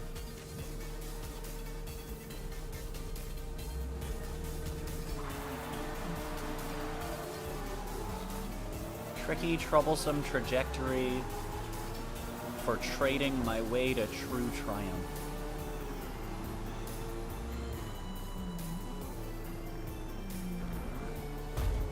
During which I am not trusting anyone else on this track because they're all insane. Ah! Frick! Morpheus! Ah! I'm gonna say the heck word! No! You asshole, you fucking frick hack penis. Oh. That'll show him. Whop.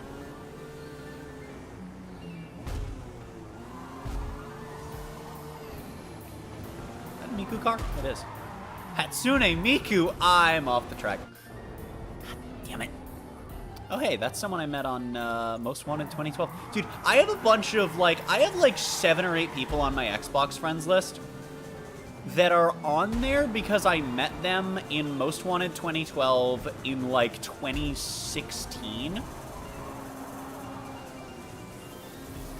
No, it would have been 2018 or 19, actually, because I was down here when I was skirting around on 2012's online again. So yeah, I have a bunch of friends that are from late 2010s, post-Texas move. From when I was skirting around on Most Wanted 2012's online. And I've never interacted with them since, but a lot of them do still play, newer racing games and stuff. Actually, let me check.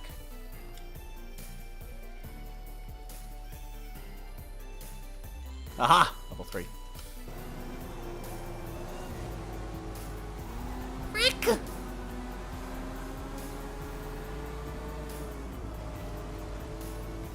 Actually, how many of these people in this specific race? 1, 2. Okay, never mind. Only 2 are showing up in this race. But I see them in the crew 2 leaderboards all the time. Oh, which reminds me, I need to do Motorfest and 2 Summit stuff today. Shit.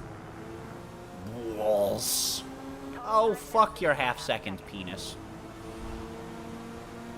Half-second penalty, more like half-inch penis, because that's... Wait, no. Wait. I was going to say because that's what the stewards have, but I'm the one with the half-second penalty. Wait a minute. I didn't mean it, Mom.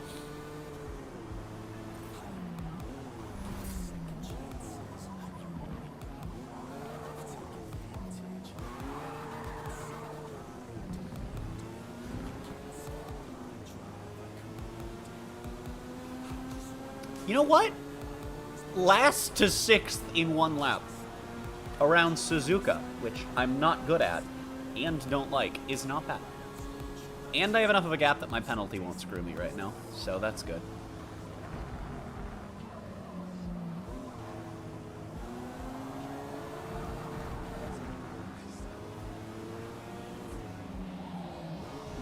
Hi. There's no penalties for hitting people. Owie. There's no penalties for hitting people in club rules. Lenient off-track penalties and no collision penalties. Unfortunately, there is not a good way through this, is there? This asshole is just going to block me. In the worst ways. Never mind. All I had to do was keep breaking the time-space continuum. Dude, I got a family. You can't just break the universe like that. I gotta let the Catgirl by. I am too much of a threat to the timeline, and they know it. Blank Bongo is afraid of me. Car no turn. Steering wheelie no worky goodly. I'm scared now. That wasn't an off track. Okay.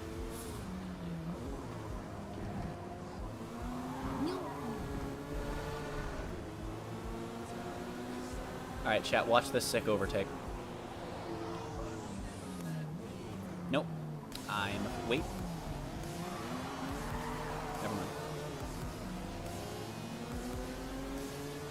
I thought I was gonna overtake through there, but, nope.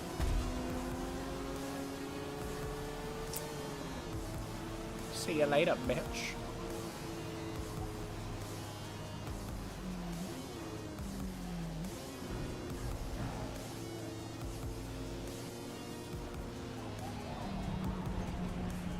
Alright, my car just turned in way more than I was trying to.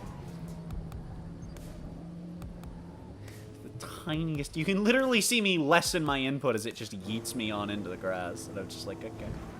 I'm just along for the ride now. Cool. Okay, man, what? I'm getting Forza AI'd really hard.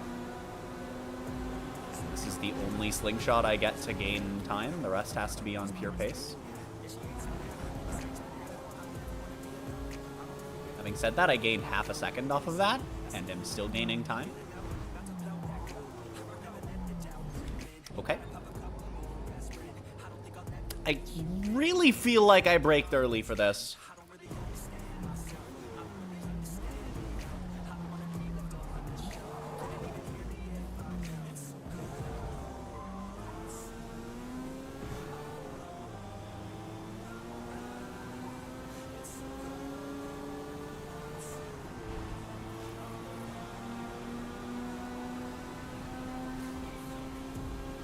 The problem is I only have 2 laps to make up this time. I don't know that that's doable in that time frame.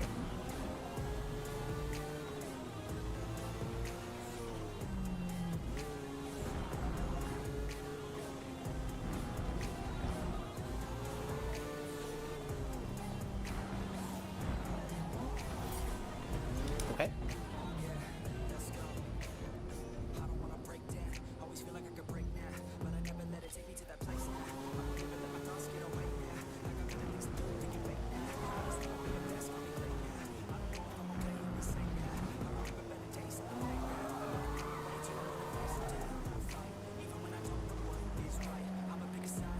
I think I'm just pushing harder than I need to be.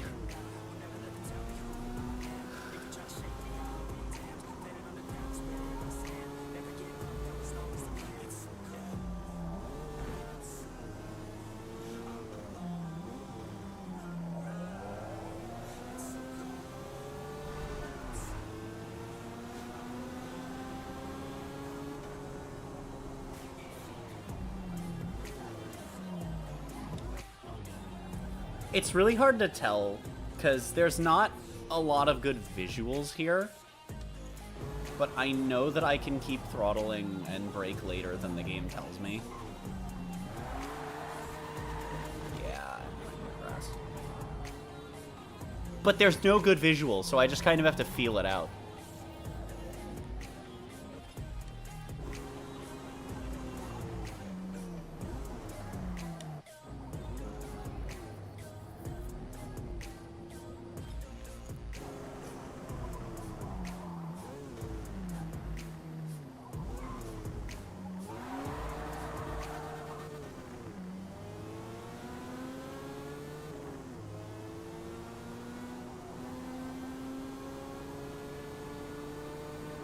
Right, but I also have to get half a second clear because of the stupid-ass penalty.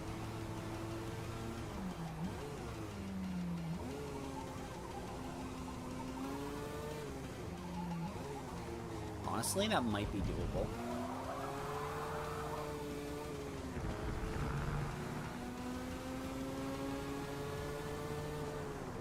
Yes, there's the power upgrades! I screwed up near the corner exit, and I'm still catching up. Yes! Yes!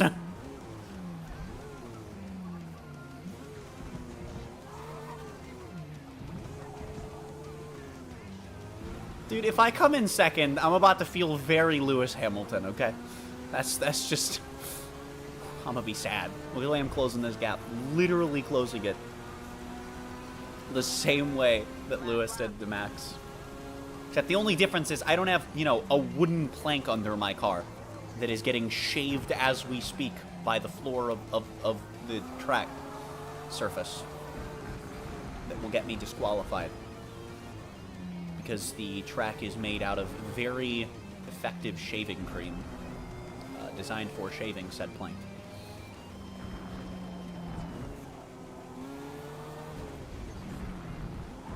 Steering wheelie no worky good thing. Oh, fuck off! Half second. The car refused to turn. How is that my fault?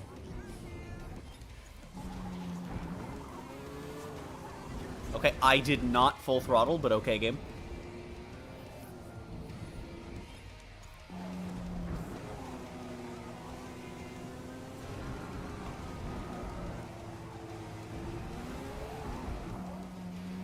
Same amount of input, and the game didn't full throttle me into the grass that time. Wow, magical. It's almost like it's not what I did, and the game just did it randomly for no reason.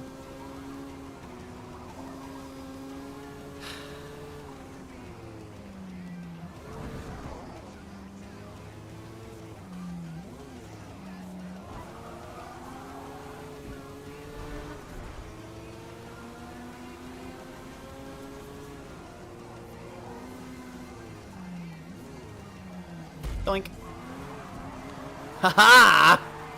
Communism. Fear me! I am immortal!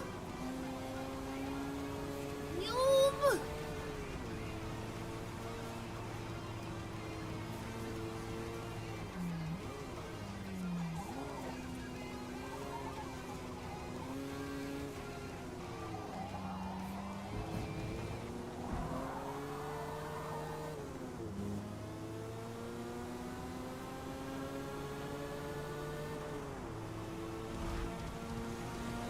Wow, the gap grew really fast as soon as I went past.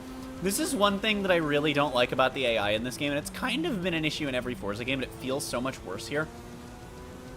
Forza AI does the Forza AI thing of getting stupidly far ahead. They get further and further and further ahead the longer you're not in the lead. And then as soon as you get past that guy in first, they just drop back. They just drop like a rock.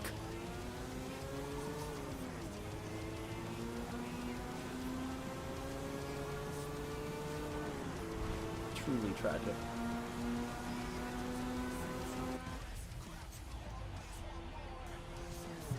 We do get a win in Suzuka from the back of the grid when the game had no faith in me. And with that, I have now filled out 2 cards on the Bingles dongle. Dude, I got a Lafat, which I will now go proceed to drive.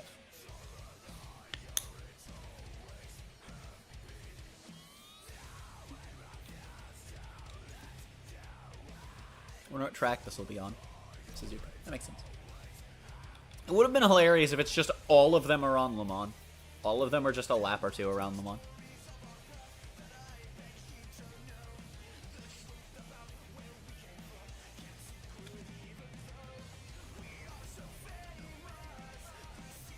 I will actually be back in a moment, chat.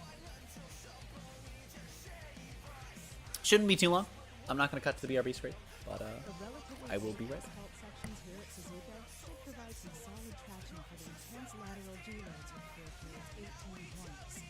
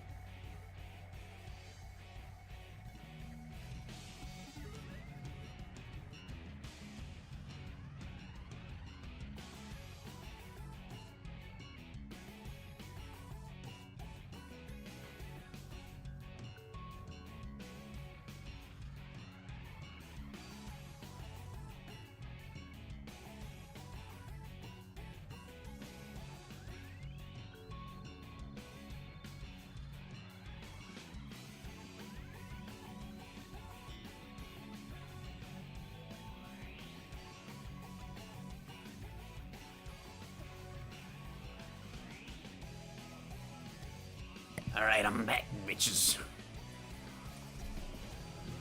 I believe I have to drive on Suzuka 2 races in a row.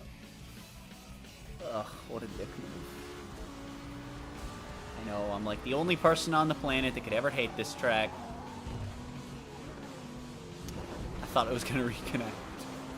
Shit.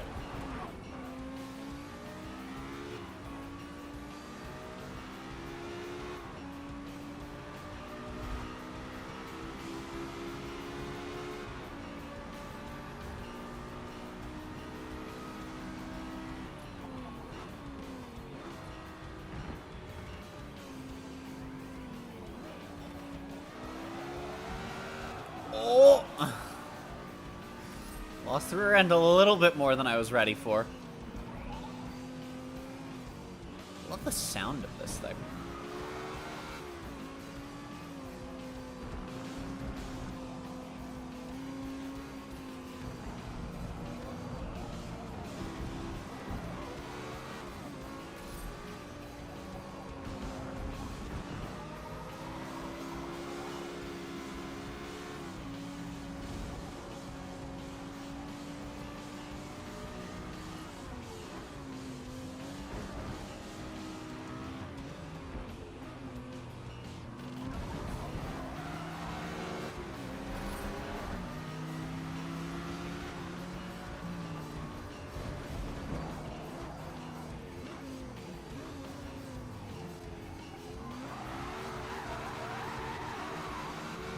I should not have full throttled that, but it looked awesome and also sent me into the grass for no reason.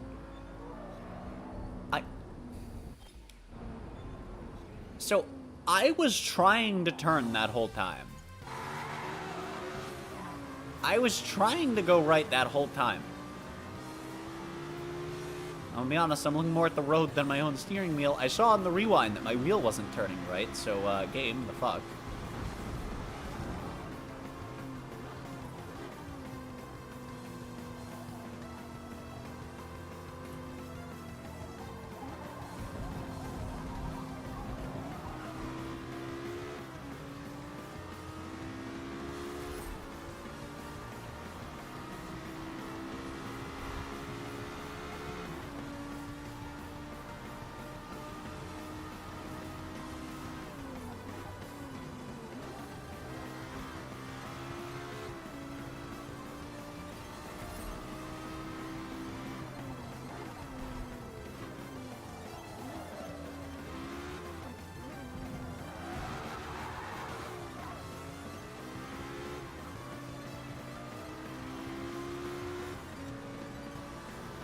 Well, this is certainly a car. It literally just feels like how I've just built the RX-7, but like faster and grippier.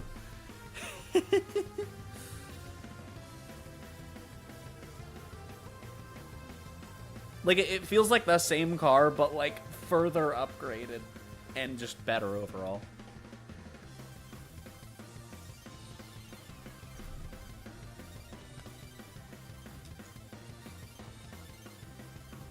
Start from 12th this time. You know, this is more of a showcase event, so I don't gotta climb my way all the way from the back.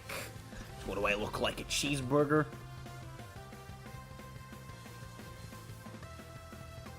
Nah.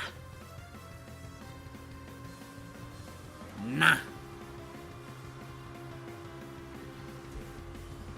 Every time I do that, Chica just stares at me. Nah.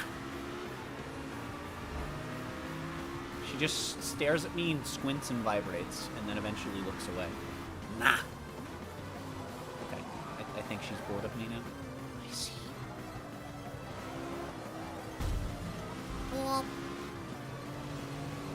Also, chat, I have officially decided on how to spell that word. It is BWAWP, and that's how you spell it.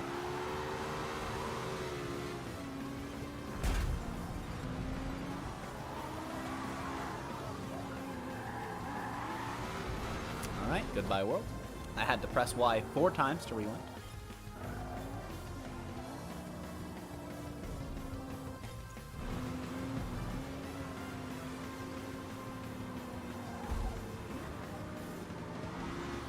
So, you are on my stretch of road.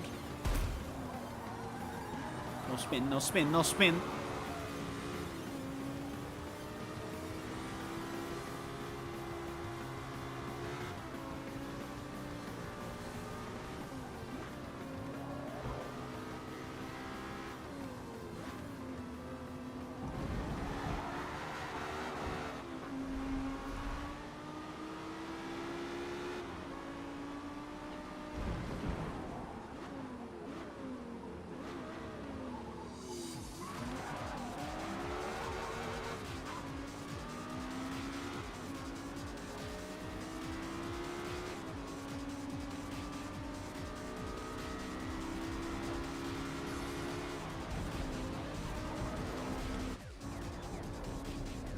I thought I was gonna get by, and then he just...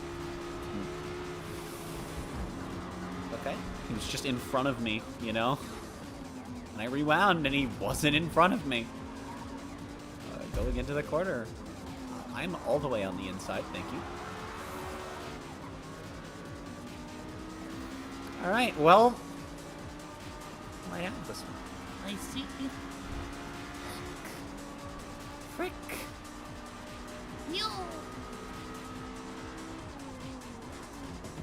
He can break later than that. And I can break later than that without hitting him. I didn't hit them. We did it. I did it. Fear me. And that was definitely going off track. Game does not care this time. Okay.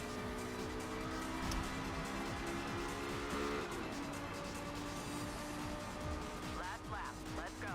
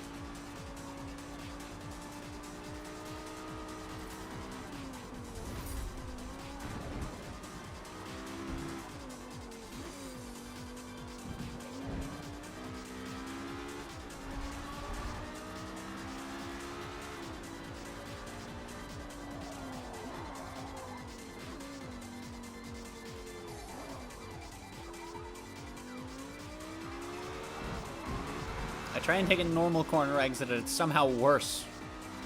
Well, at the very least, because I'm not fighting my way through traffic, my second lap, and also from, you know, it being a flying lap. My second lap is much quicker. And it's slower there, because it's, yep, the exit off of that hairpin was much, much quicker on the first lap. Because despite almost spinning my car, I didn't go into the grass.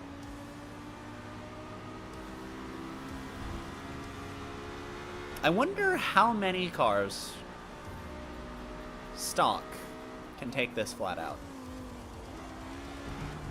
This and the similar shallow corner at Spats. Actually, it's not that shallow. It's like a very... It's like a moderately slow 90-degree corner. It's really not that shallow of a bend. It's like a 90-degree bend. Anyway, well, might have lost like a third of a second in the second half of the lap there, but that's what we need to talk about. We don't need to talk about that. We don't have to talk about that. That's not relevant, all right? Nobody asked. Nobody asked for your sass. You gave it to me anyway. Now here we are. Heck you.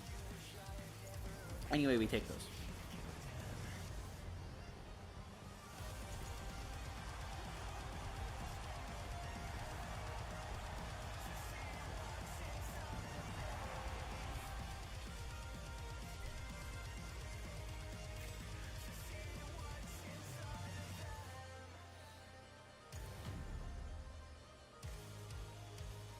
Oh boy!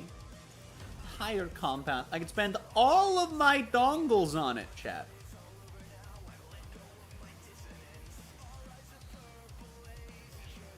Crazy.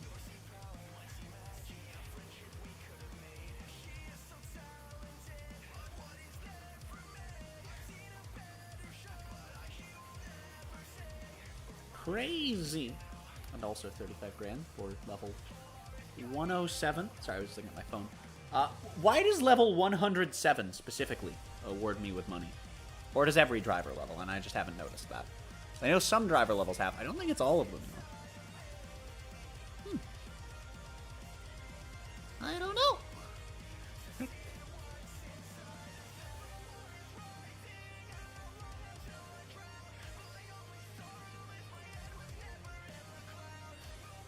Okay, so the green medal is just what you get on that no matter what happens. I was wondering that, because I have second place finish on this, so I was like, is the green medal just be... No, the green medal is just because it's a little showcase dingle.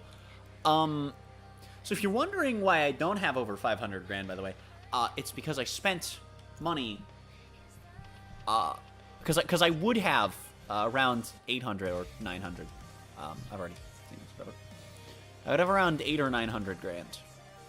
If not for the fact that I spent... No, I did. It's not... So the money is gone, but I don't have the car. Yep, that's awesome. Great. Well, I was going to say the reason I don't have more money because I bought a Ferrari. Fuck. Also, I had the price wrong in my head. I thought the car was one of the more expensive. So I would have like 600. Well, no, so I would have about 800 grand right now. Anyway, I both don't have the money and don't have the car now. I'm going to cry. I'm going to purchase a Ferrari. Fuck. Why don't you get red with the yellow stripes? Why not? Why not? But instead of driving that for now, I want to head online and try and get my online license.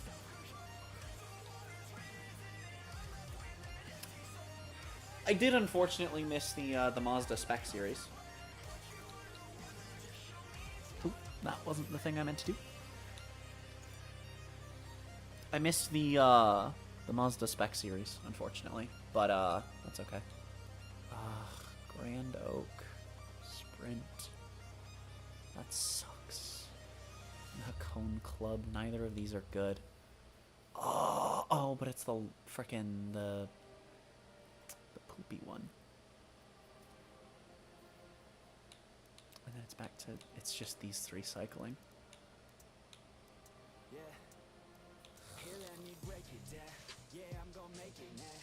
This one's fine.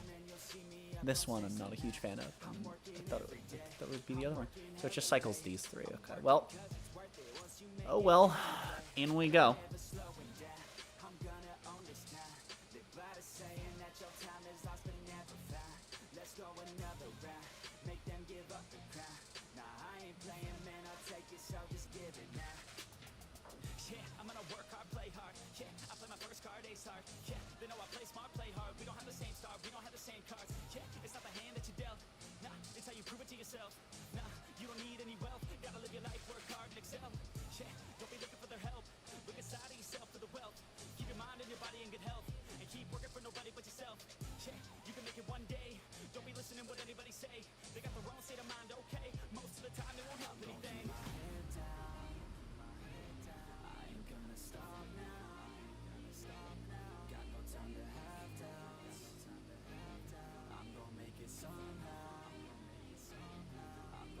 Sorry, I have a thing to check on Discord.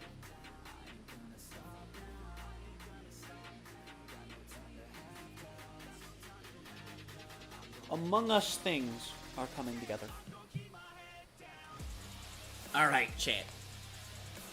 Let me get my online racing license here in Forza Motorsport. Try to hopefully not have any unfortunate collisions this time.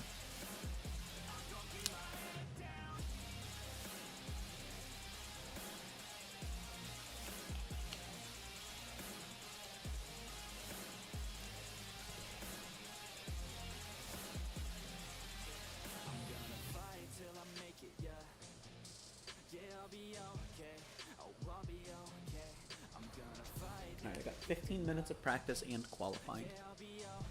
Brando does 100% racer friendly. Each turn has some amount of banking to allow you to maximize your speed, so be on that throttle early and often. Let's feel for 24 laps. What's the race going to be? 8?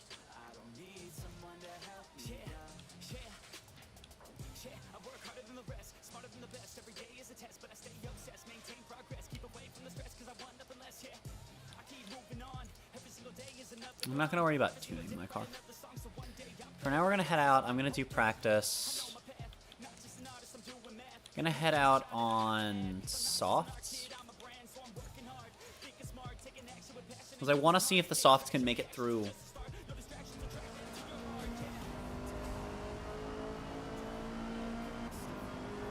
This many laps. Although I also don't know how long the laps are. I might not have time in 15 minutes to test.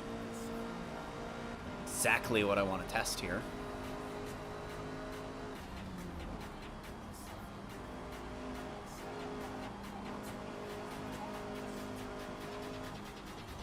I don't like how bright it is on this track.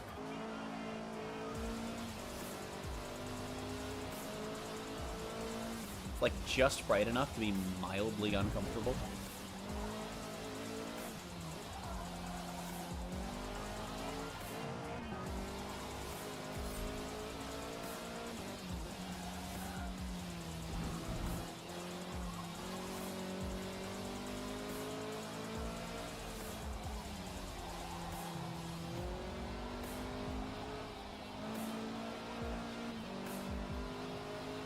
Okay, never mind. The laps are under a minute. I absolutely have time to do this and then qualify, which is great.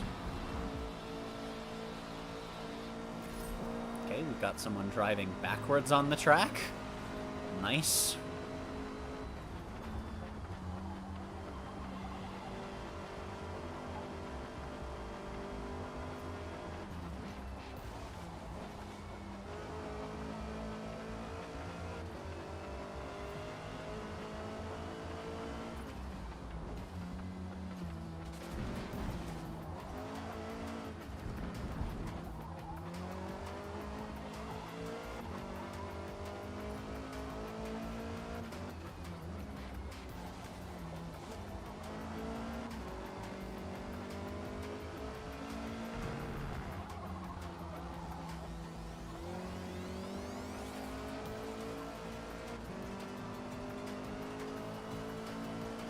Oh, I think the person driving backwards was trying to get into the pits.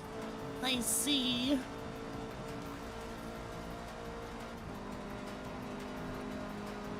Because I never found them.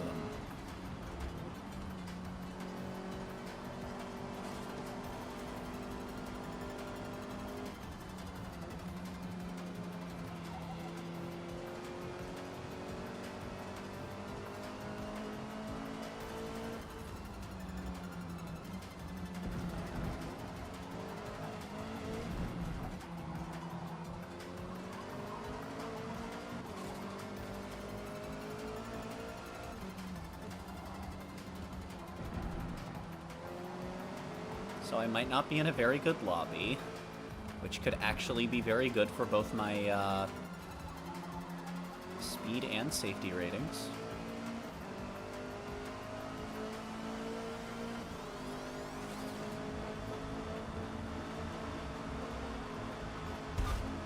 Okay.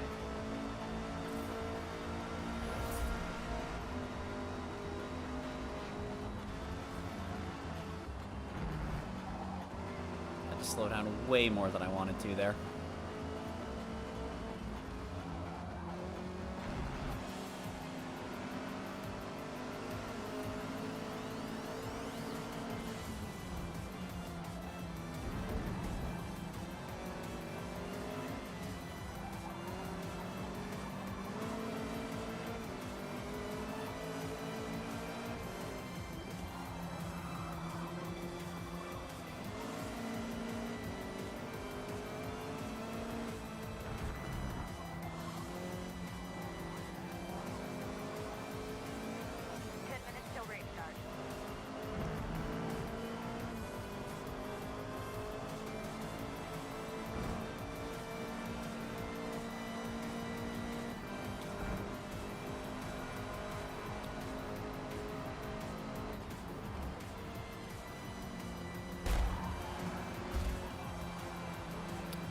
Wow.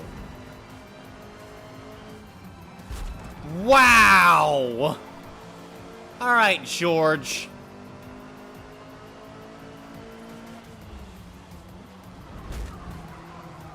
Dude. Alright, he's just ramming. Who is that I need to be avoiding? Damn it, I can't see their name and still drive.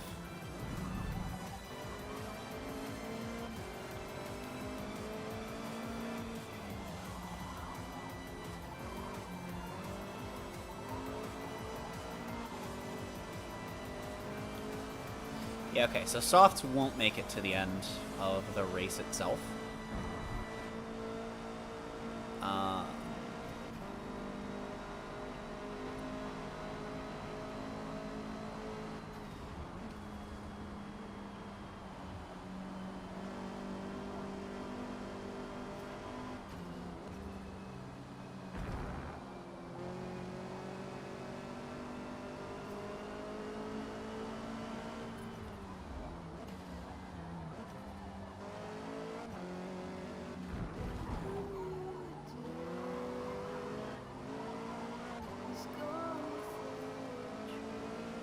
Tires are shot. Okay.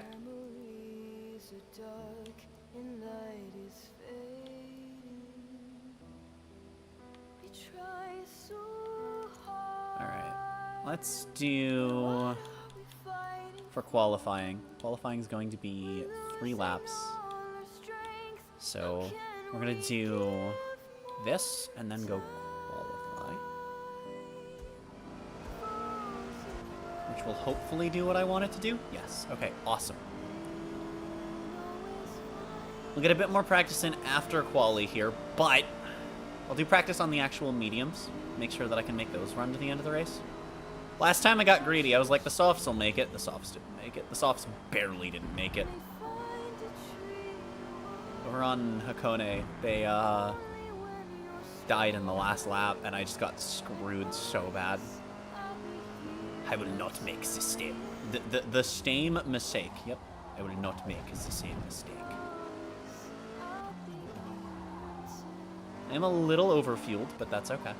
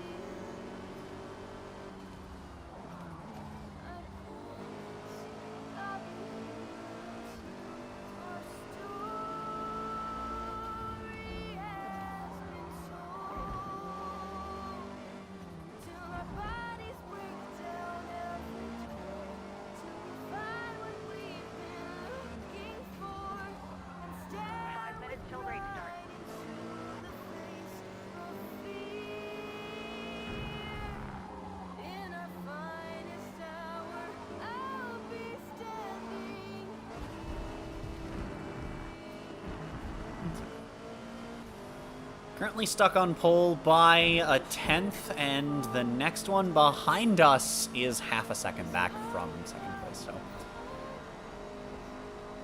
We should be able to just squirple our way away from the field, which is good. There is potential concern, though. I don't know, we'll see.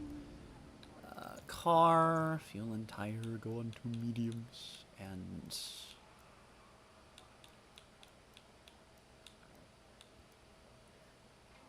This is what I'm gonna go with.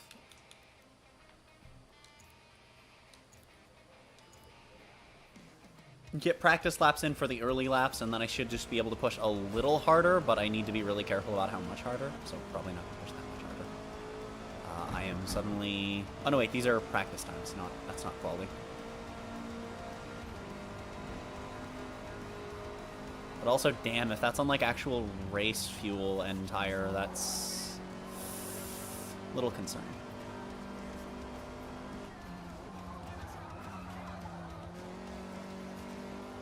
But it is also worse than my quality time, so you just did that.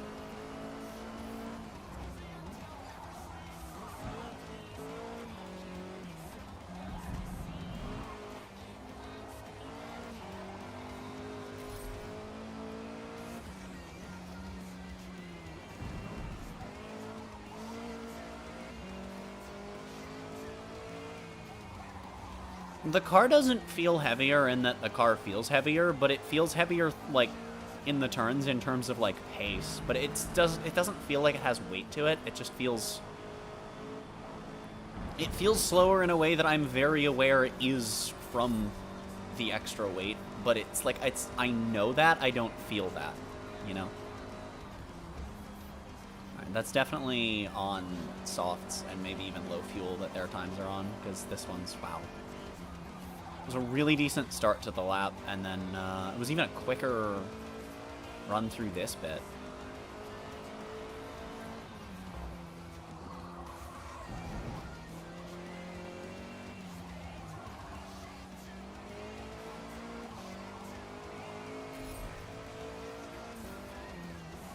Wait, what? Wait. Was that 1/100th and a half faster, and it said I was running slower? Or did I read the numbers backwards, thinking? I thought that said I ran a 10.316, and my best was a 10.33. Thinking?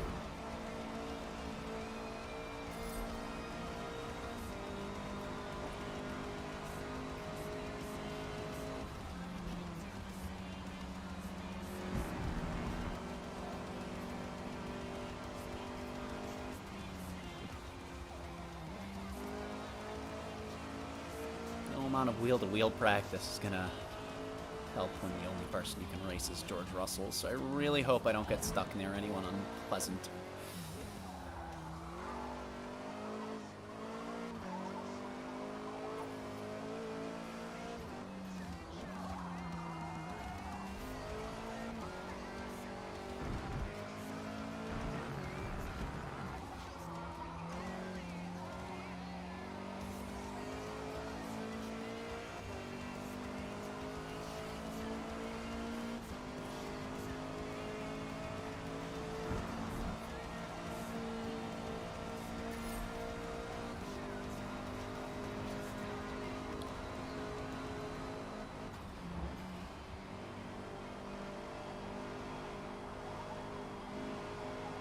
The softs in this time were much more worn than the mediums are here. 30 seconds to race start. The mediums should get me through the race. I mean, the softs are very close to getting me through the race in terms of what I learned from that first practice stint.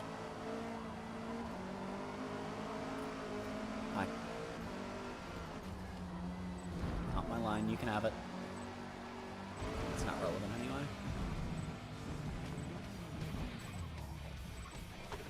Okay. Oh, here goes nothing. Where did I end up qualifying? Am I in second in the end?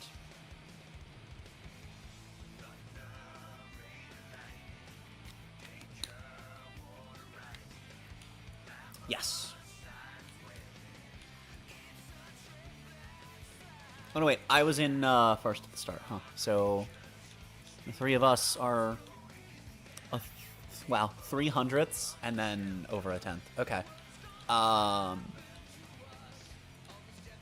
Yeah. Okay. Fuel and tire,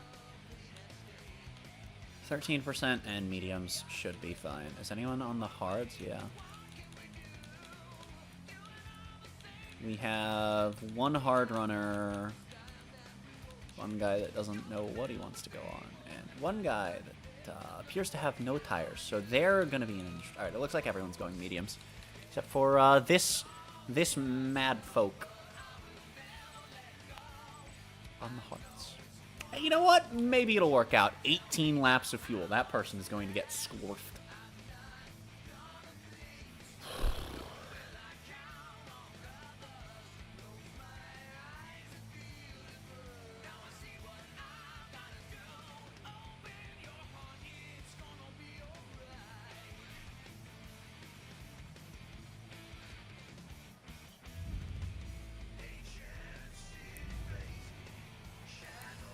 Okay.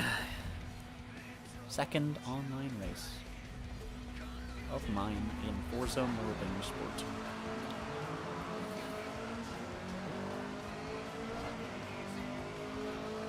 Don't do this to me.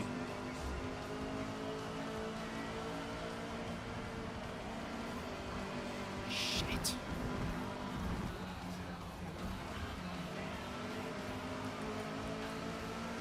I can't drive with these people in that camera.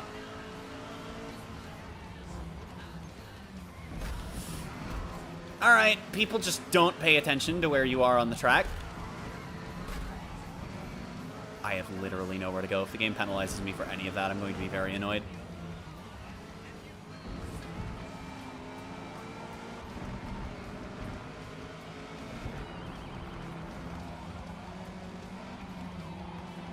Part of the problem here is that I have no practice in this camera. After the first maybe 3 laps, we should be split off from the back of the pack, which will help quite a bit.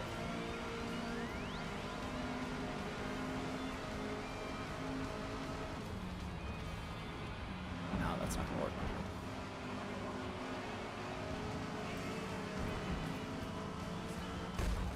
Okay. Alright. Alright, dude. Seriously? Okay, and he's just slamming on the brakes in front of me. At least the game acknowledges that it's not a penalty, but I literally can't do anything when they drive like this. Dude, this shit sucks. And, like, they don't get penalized either.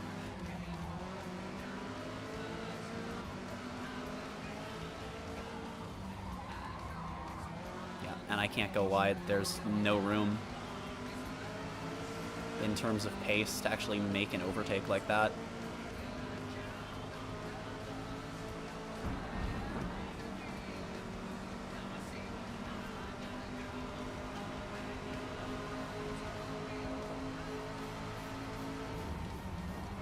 Yeah, have fun getting past this guy. Okay, you did not need to come out like that.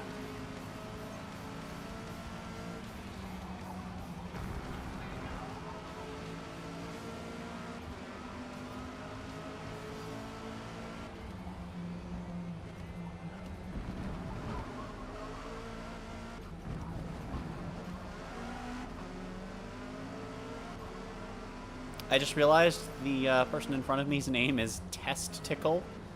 They are certainly a username having a video game exister.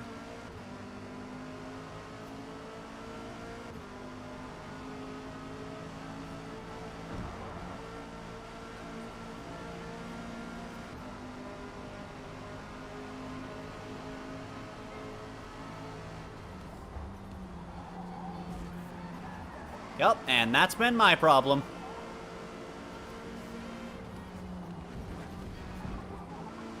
I am just trying to avoid contact, and Testicles somehow got a penalty for that. Are you fucking kidding me? Surely I can report someone for just driving like an absolute dickwad and getting away with no penalties.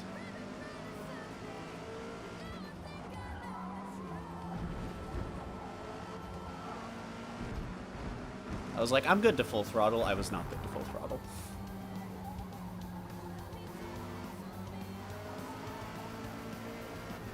Alright, they are going to have one hell of a time defending from me here.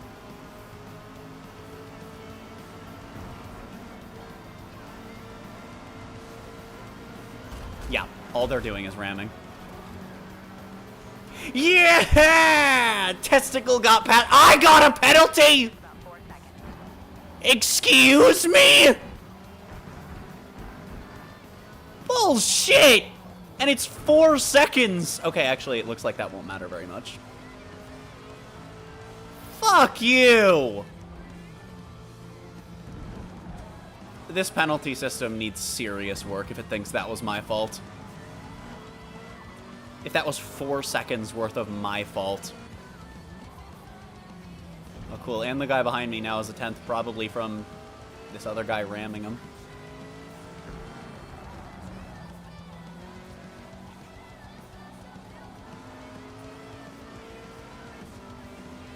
Yep, and there they are.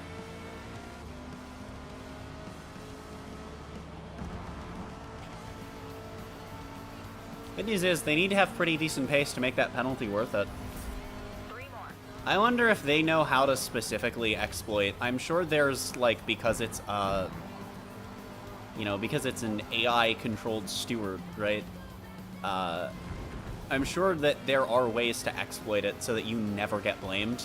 That's probably why they're making sure that they're always doing it in ways where, like, they're essentially pit maneuvering themselves. And they're actually gonna get within 4 fucking seconds of me. Or not. Or they're stupid. That's funny, too. They might be getting hit to defend position. Hi, Testicle. No bully.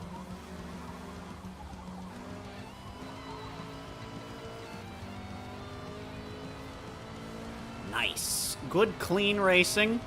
Clean rejoin with some awareness that, that I knew he was there. Alright, are you gonna, you gonna come over and whack me? No? Alright, awesome, awesome. I'm just gonna let you have this. Alright, my car is just not going to turn left. That's fucking fantastic.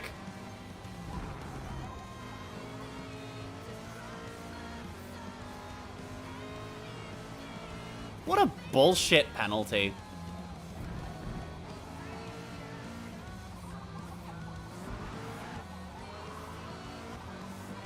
There's gotta be a way to report someone in-game.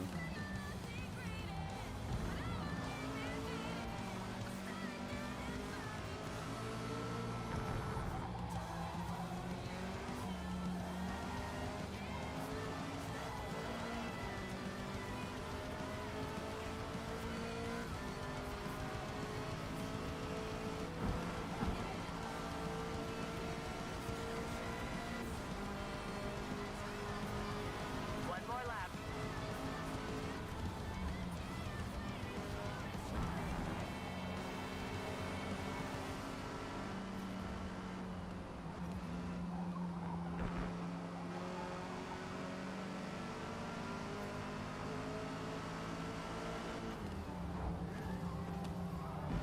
Dude.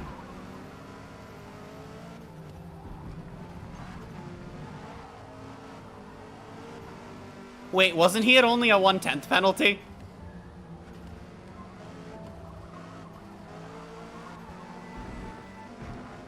It's funny. Unfortunately, because of my penalty, it doesn't matter.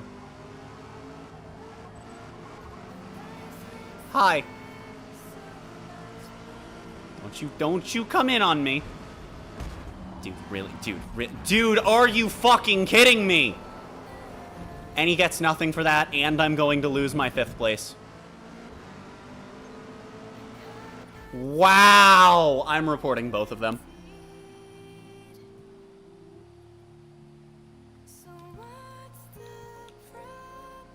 I got dumped down to 7th by the fucking penalty. This won't pull it up on stream, will it? No. Okay. I don't think it will.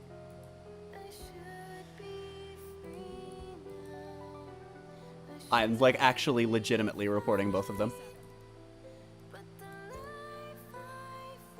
the fuck out of here. Get the fuck out of here. Get the fuck out of here.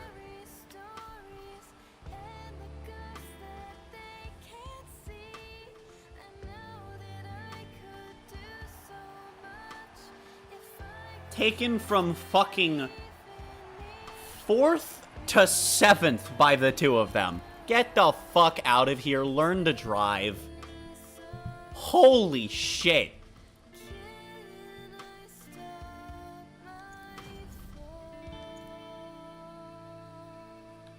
I'm gonna exit to make sure I don't end up in the same lobby as these two again. I'm gonna wait.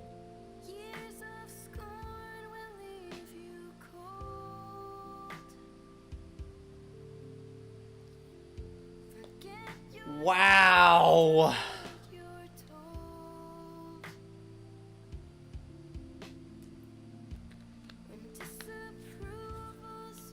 That is fucking insane.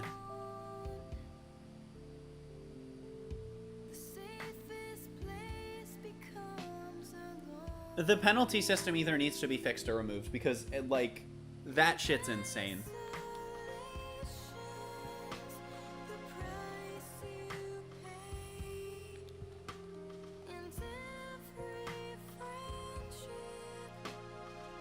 It needs to have some way to recognize when someone makes a sudden move like that. Also, I will be right back, unrelated to that. That was always happening after the race. We're gonna get to the BRB screen really quickly. And I will be back in a unit of time greater than 7 seconds, but less than 48 minutes, probably. And if it's more than that, I'll, you know, come back to tell you that it's gonna be more than that.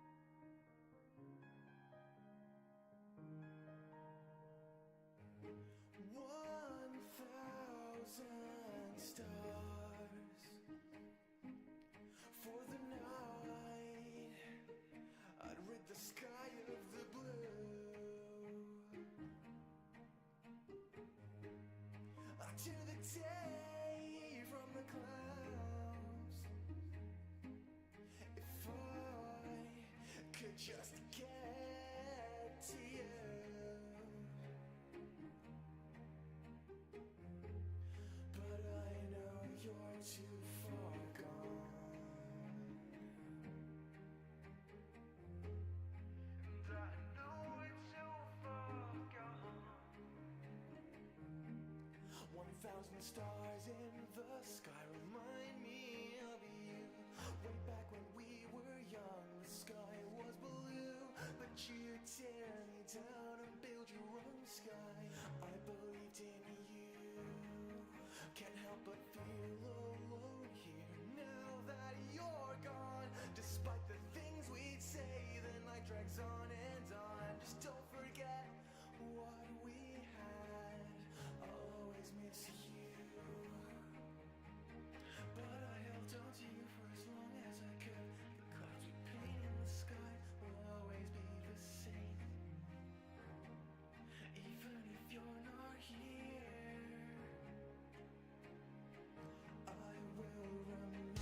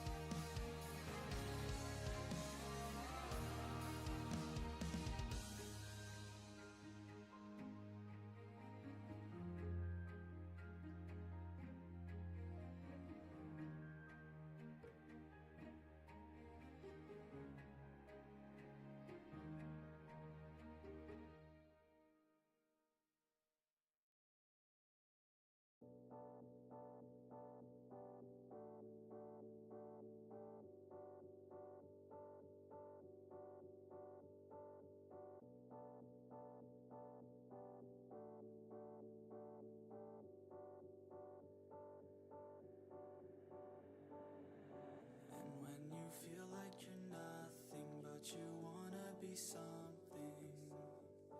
Yeah. Well, all you really need is hope. I just want you to trust me if you wanna be something. Yeah. That's right. Let's go. Yeah, when you're feeling down and you're out, like you got nothing but doubt, you're alone in the crowd, just trying to figure it out. All that is cloud and this money got you feeling left out. Listen up to me now, every word that's out of my mouth. Wake up, it's me. You gonna follow your dreams, or are you just gonna be another cog in the scene? You feel the hope in this beat, yeah, the hope that you need to proceed and be exactly what you want it to be. I feel right and I'm proud, hype and I'm loud. I'ma shout all about how I feel in the now. Ain't nobody ever gonna try to change me till I'm dead, pushing up daisies. I'm alone in the crowd, I won't feel feel down. I got hope right now, and I know I'll be found. I don't really care just what all other haters gotta say. I know everything I do is gonna make them fade away. Yeah. And when you feel like you're nothing, but you wanna be something, yeah. Well, all you really need is hope. I just want you to trust me if you wanna be something, yeah. Yeah. Then all you really need Yo. is hope. Take a look in the mirror, are you seeing some fear? You hear the voice in your ear, can you start to see clear? Are the bad thoughts near? Or can you be where your feet are, yeah, when you stand right here and say no? I'm never gonna give up, I'm never gonna slow. The one that doesn't give up, never loses to a foe. The one that could show to myself I could go all the way to the top, can't stop me. I'm a soldier, always closer till it's over. Older, but I'm bolder, moving forward, motor, never slower. Good to know ya, don't go make me drop my shoulder. You need to believe you can achieve everything that you dream. Everything that you need is in the air that you breathe. It's in the mind that you feed, it's in the time that you bleed. Every second of life is another blessing to me. Yeah. And when you feel like you're nothing, but you wanna be something, yeah. Well, all you really need is hope. I just want you to trust me if you wanna be something, Yeah, let's go. Yeah, it's what you need when you're down, need when you're out. It's what you need when you're sad and when you feel left out. You feel an energy drought and then creeps out, but with a little bit of hope you can figure it out. Keep your head high even when you're down inside. Through the pain you fight and through the painful nights you keep striving, keep trying, keep driving, rising, keep thriving, surviving. Nothing's in your way but yourself. Don't need nobody's help. You can make it through this hell. Take it one step at a time, one step as you climb. If you fail, you'll be fine. Get back up to the grind and never lose sight of your mission. Be driven. This life is a prison if you don't have vision. You're in it to win it, so get it, don't miss it. Your chances now, so be something somehow. Don't let yourself down.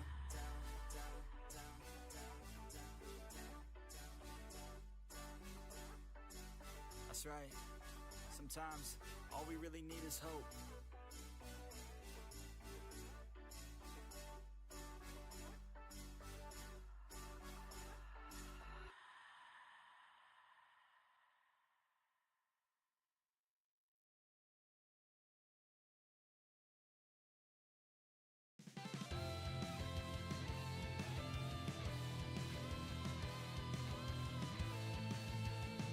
Keep dreaming about a better world. You keep wishing for some clarity.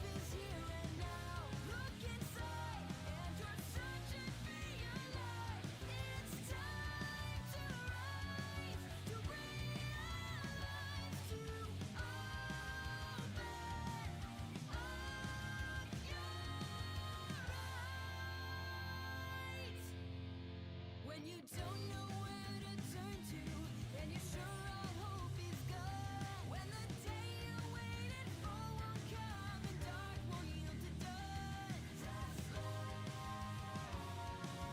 Open up your eyes. The truth is there, but sometimes in disguise. The ways of sin, but we're together, moving toward the light. When we trust in love and open up our eyes.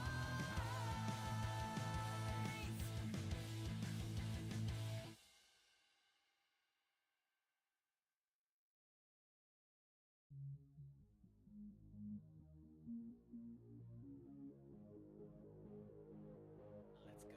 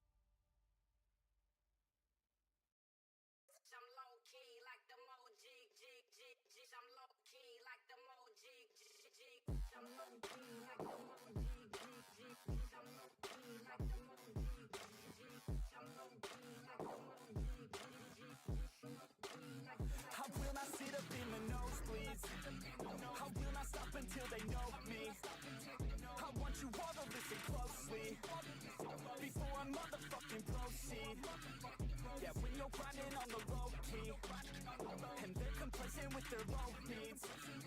Don't ever stop, just keep on going. You keep on working, keep on growing. Yeah. I've never felt so alive. Keep working until I die. I know what I want in life, and I'm gonna fight, I'll fight. I've never felt so alive. Keep working until I die. I know what I want in life, and I'm gonna fight, yeah.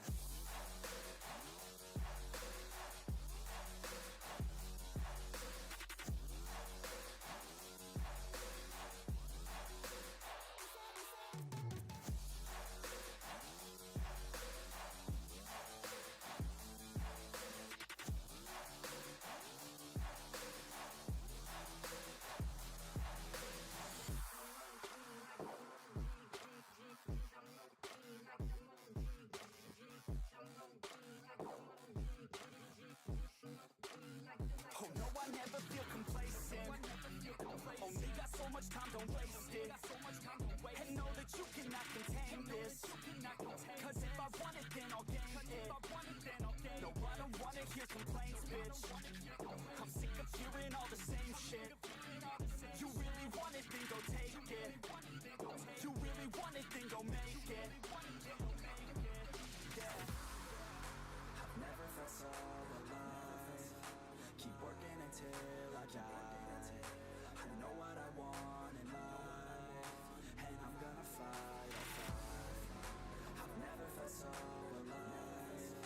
Keep working until I die. I know what I want in life, and I'm gonna fight, yeah.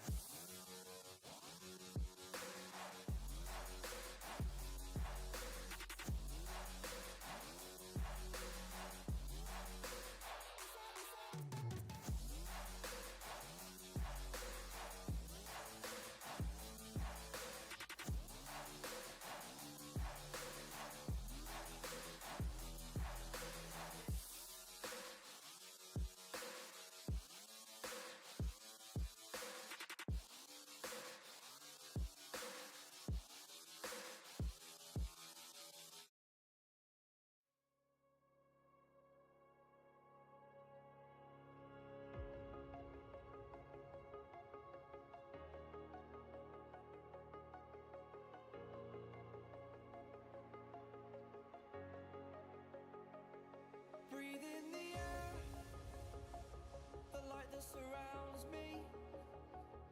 If we hold ourselves together, we'll go far.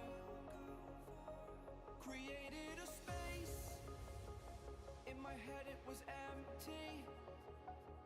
But I know that I want to be where you are. I was denied. I had spent those years, did not recognize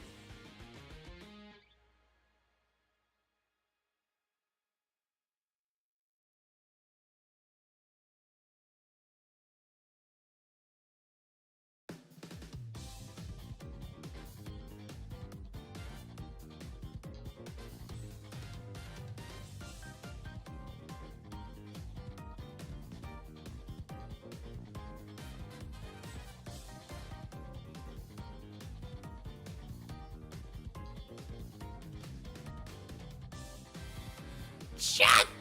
I am back! Heck! I had excited Chica. She was calm, and then I yelled, and now she is flailing about. I was not calling for you. What are you doing?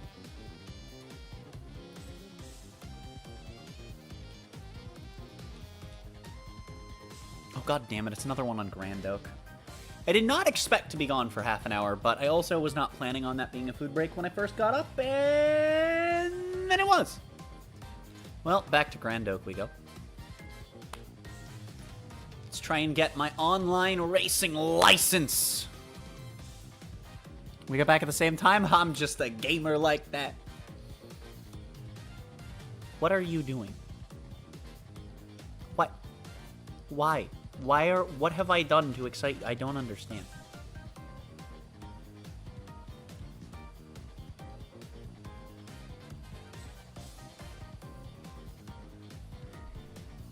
Why are you vibrating, small dog-shaped cat? I don't get it. Okay, bye. And she's walking away. Don't be afraid to use the blue and white curving on both sides of the so you can get back on the throttle soon in some turns. Do not need 20 laps worth of fuel. Gonna give myself that little bit of extra. I can't tune my car, can I? Oh my god, I can't. Oh.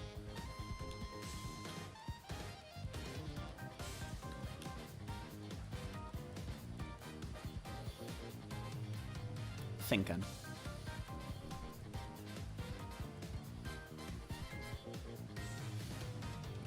Like, this hurts my top speed, right?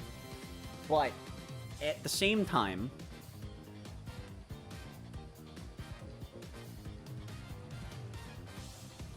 it would give me a lot of cornering power.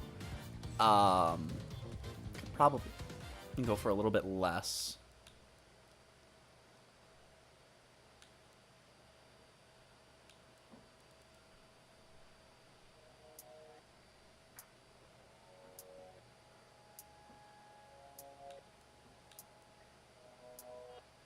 Take me away to a much better place.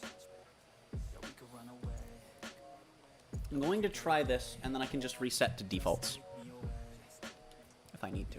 But I want to try having a little bit more arrow. We all feel no pain. Yeah, I don't wanna stay down no more.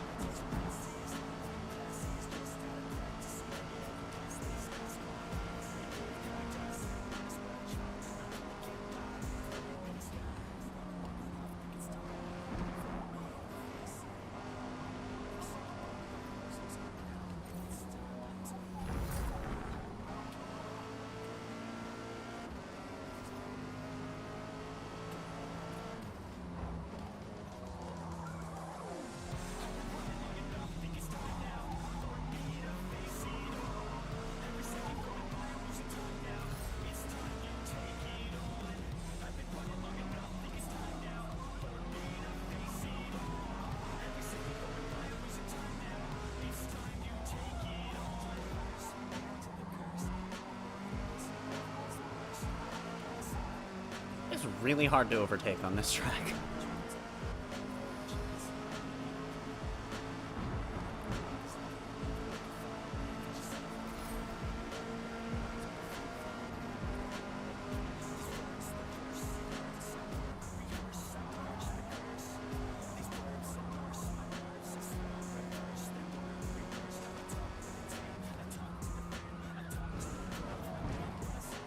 Woo! I am a bit of a ninja gamer, chat.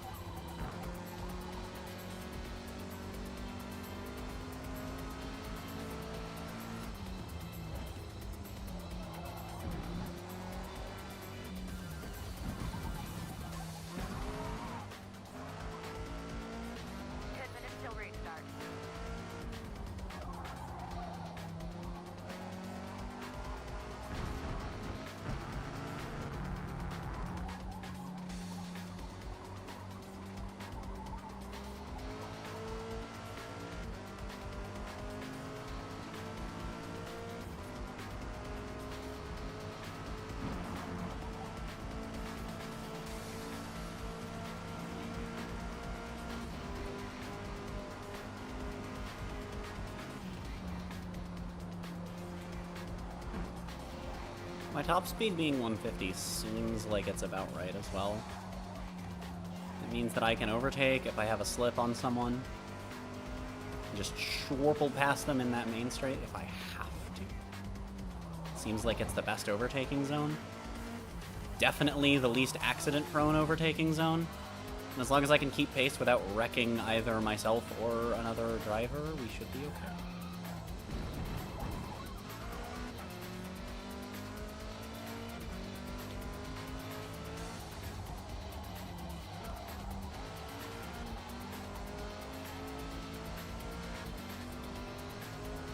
My rear tires are a lot less worn. I think this car is front-wheel drive. If not, it's all-wheel drive.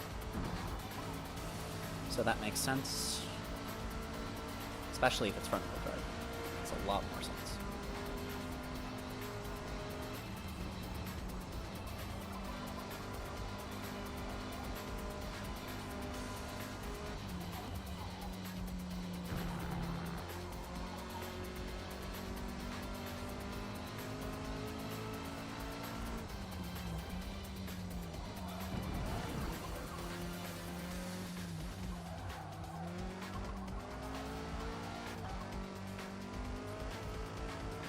I don't think I'm doing too bad for being on worn tires and a fuel load. Worn mediums and a fuel load.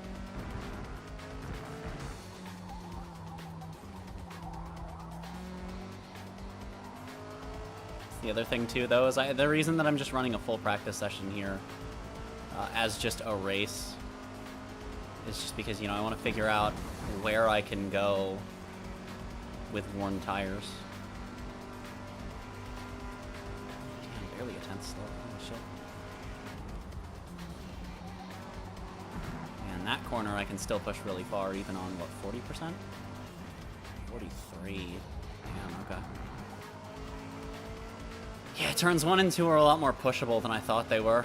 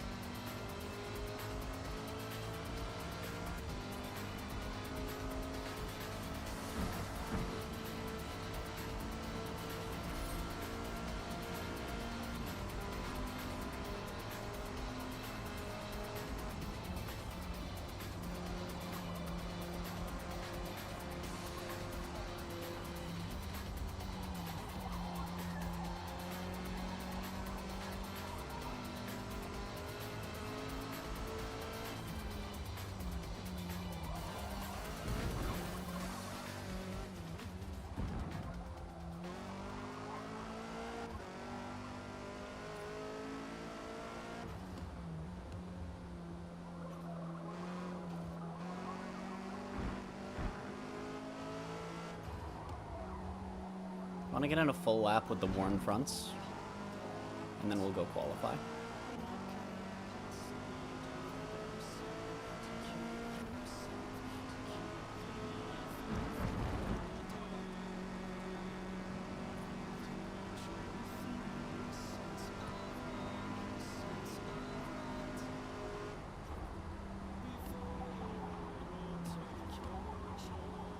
Okay, we need a little bit of slowdown there then. And a little bit more there as well.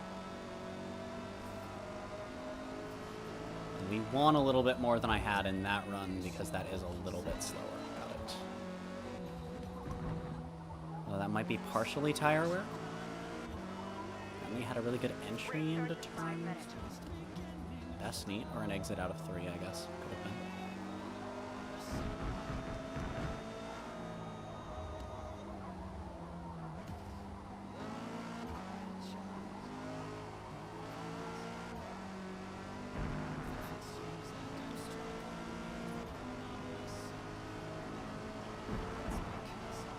Okay, and the tires are just about able to make it through this.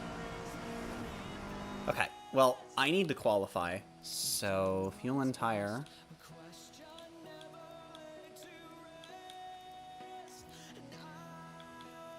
Let's go qualify.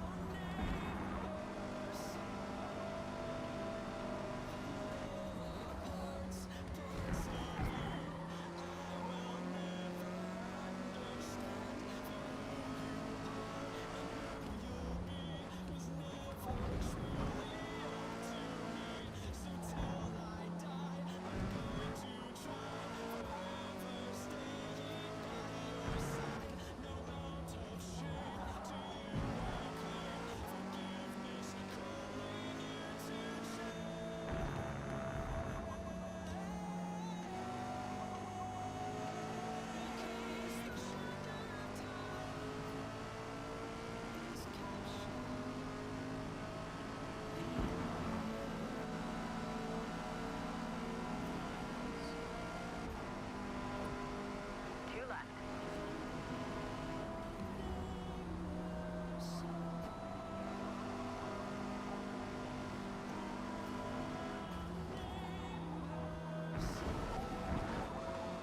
Grass kind of screws me there.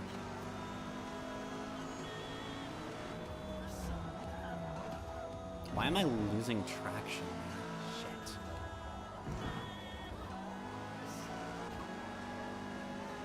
Third's not bad as long as I don't start in a clusterfuck, but I mean... with this penalty system, if I start in a clusterfuck against someone that knows how to exploit the penalty system, fuck me. So, that will not be very good.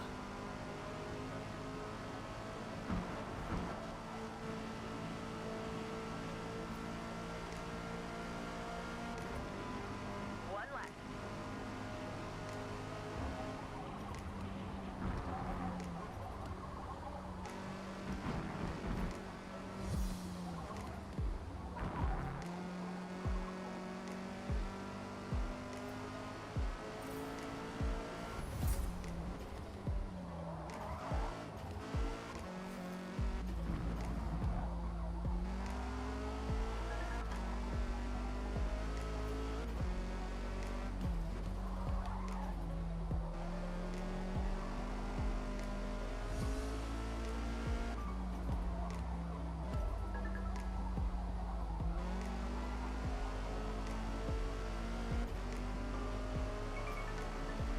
Lost a lot of time there, but that's okay.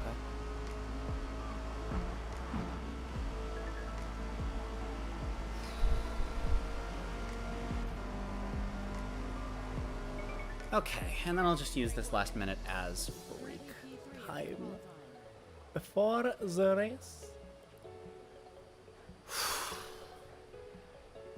Oh, damn, someone just hopped straight into online without playing any single player, level 1. I am the second highest level in the lobby, but I have done a lot of the single player stuff, so that is probably why.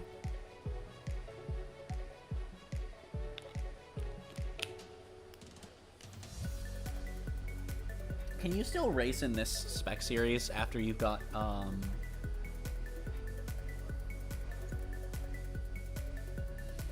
after you have your license?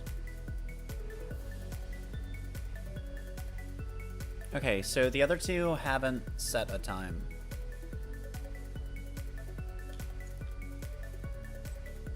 Are they just not? Okay.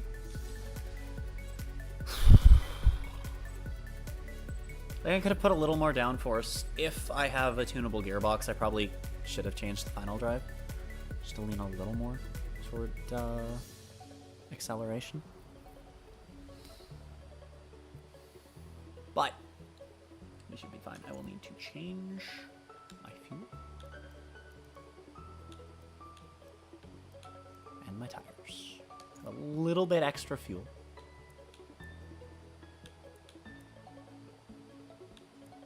Let's see what's everyone else doing so far. Relatively normal things. You have the extra fuel I do on mediums. Yeah, it seems like everyone's just doing that extra lap fuel, which is interesting, because that might mean that I'm in a lobby where other people aren't as good at fuel saving. Wet 56 laps, of course.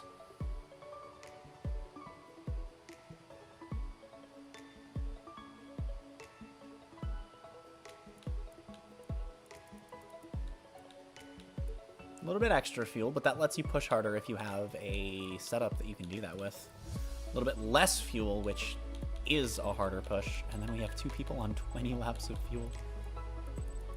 At least everyone's on mediums.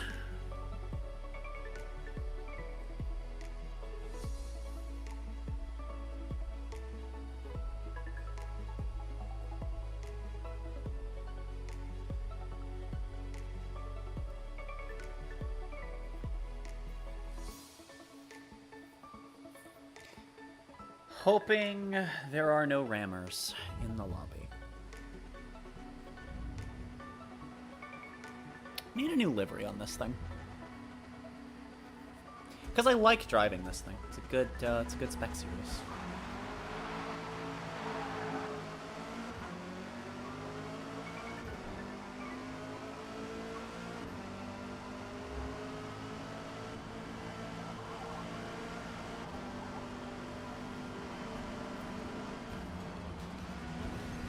Okay, dude. Okay, dude. I'm all the way inside. Please don't penalize me for that. Okay, so front corner to back corner is not like a guaranteed penalty for the front corner car, which is good. I don't know if that guy also got penalized. Close calls. I do not trust any of these people. I trust this guy a bit more. He's driving more sanely. Hi.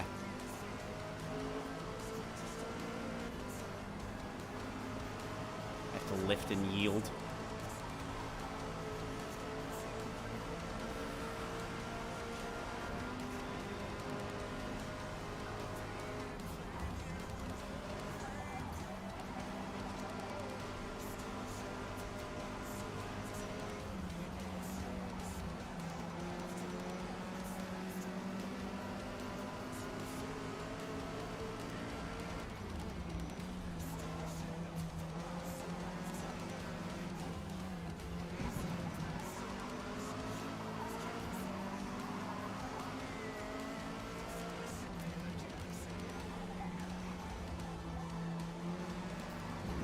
Damn it. I am shocked with what I've seen that didn't give me a penalty.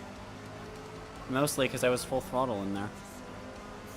That seems to be a big determining factor in off-track penalties in corner exits like that.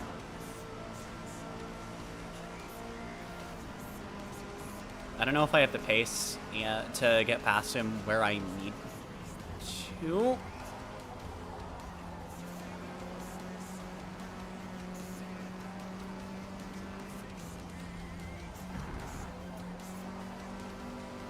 But I mean, if I don't get any penalties, I'll take a 3rd place with a good, safe, clean race. Besides, it's not like he's defending dirty. I'm just not able to overtake with where he's driving. It's a tough track to overtake on. It'd be cool if you could see how many non-pit overtakes happened in a race, actually, at the end. Like a total and then a from each player.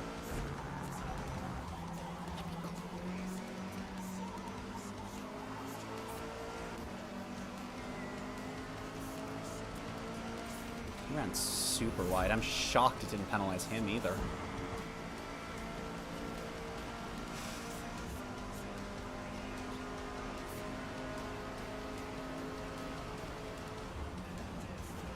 Hi. Comrade!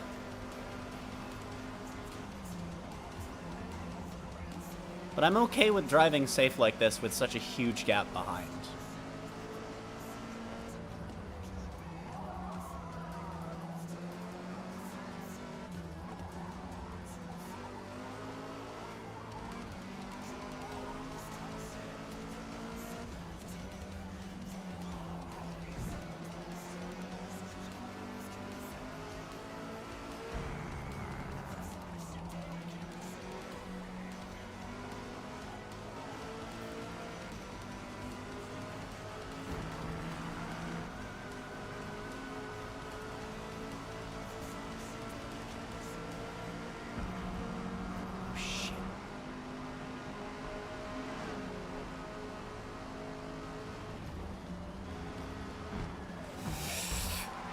Alright, dude, you have an entire racetrack. Please don't penalize me for that. Okay, it also didn't give that to him, which is kind of insane. You have an entire racetrack. Track is so wide there, and you choose to come in on me. If you're driving in, like, hood or bumper with your arrows off, you have no way of knowing I'm there, but... Like even with the mirror it gives you, which should not be exclusive to those two cams, by the way. But that's still insane, dude. At least I didn't get penalized. We can definitely say that that is a plus.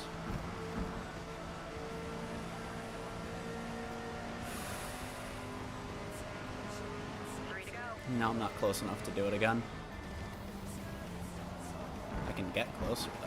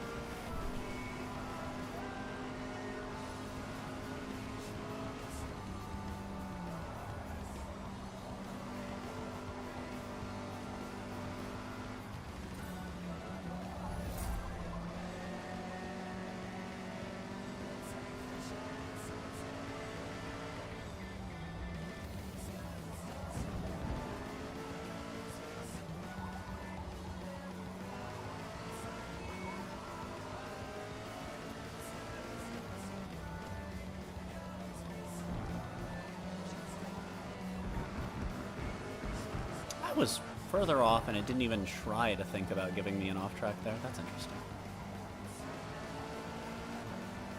Oh!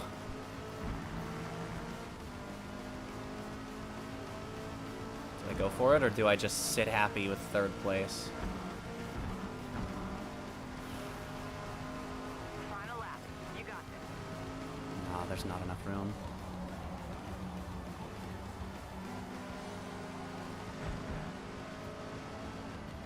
Took a long shot at going wide, but he also ran wide, so now I'm gonna be very sad. Very sad cat. But a sad cat in third place. With no penalties.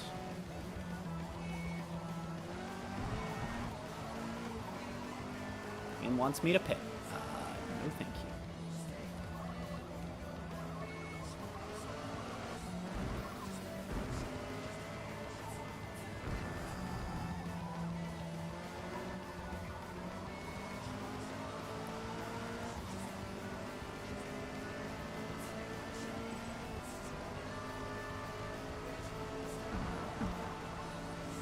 So I would have had second, assuming I could defend it. I would have at least really fought for second, but unfortunately, Courage Laup 02 made the wondrous decision to just George Russell his way over to my side of the track when he had the whole damn thing to work with.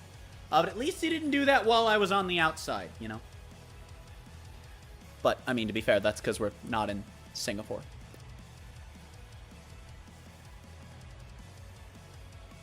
I guess it was more of a Hamilton move, actually. That was the Hamilton Russell.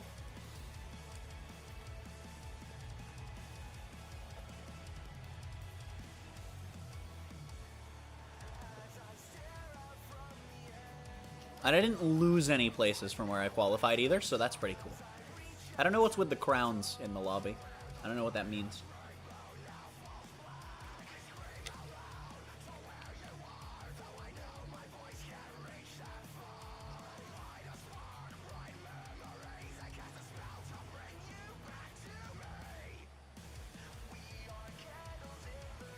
Hate that I can't see what lap this last person is on, nor can I spectate them. Or can I? Get Tomb. I guess that makes sense as a button to be able to grab, though. Oh, my heart is racing from that race. It was in the first one, too. This person is way behind, aren't they? Oh, is this the person that was driving backwards, though? Are the two DNFs the people that, had no times in practice?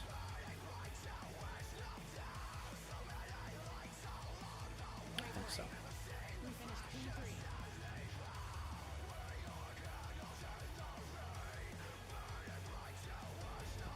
Your heart is racing? Well, I mean, to be fair, there's no pun there. It's the same word. Yes, while I was racing, so was my heart.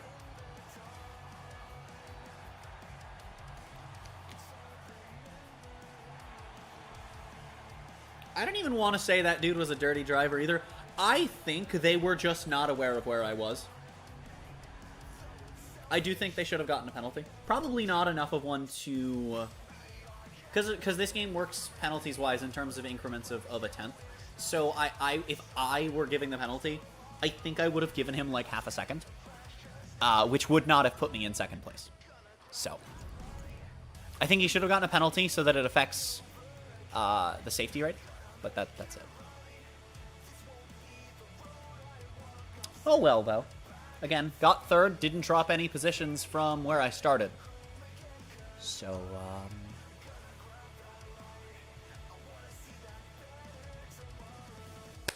So I can still do the qualifier series. That's really cool.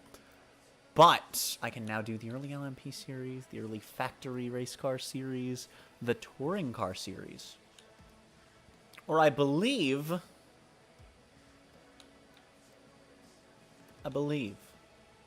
And I wish that there was a, I wish that there was a permanent spec series, but there's not. Where's the touring cars? Which race length short, race length medium. All of these are medium. Road America's almost oval. Ugh. Man. So you have Mugello Club. Road America's Rectangle of Doom, Silverstone, Schmoll, Grand Oak Club, Watkins Glen, and that's it. So, is this... Yes, I can use this car. Okay. I didn't mean it wrong. I wouldn't happen to be able to drive rentals, right? It's only clear I was trying for a pun if I spell it wrong. I mean, not really.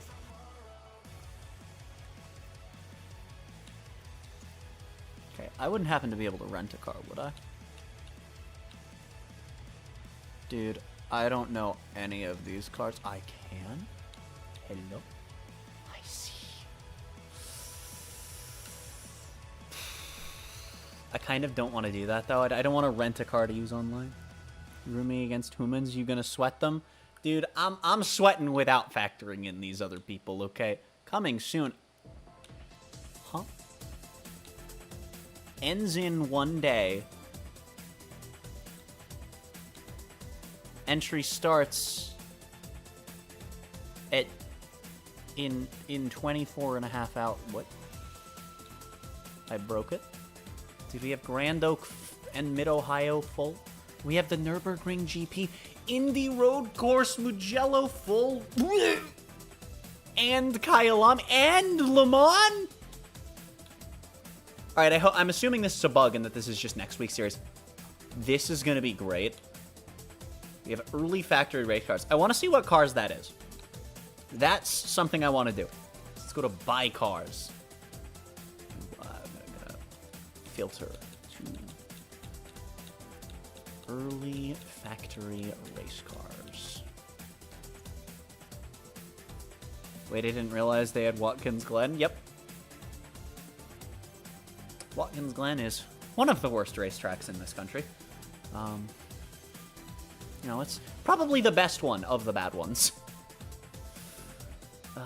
Okay, so I could drive mistake number 1, mistake number 2, the Diablo, F1, or...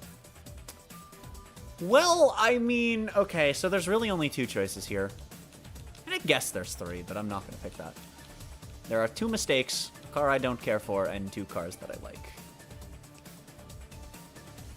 These are also the 3 cheapest as well.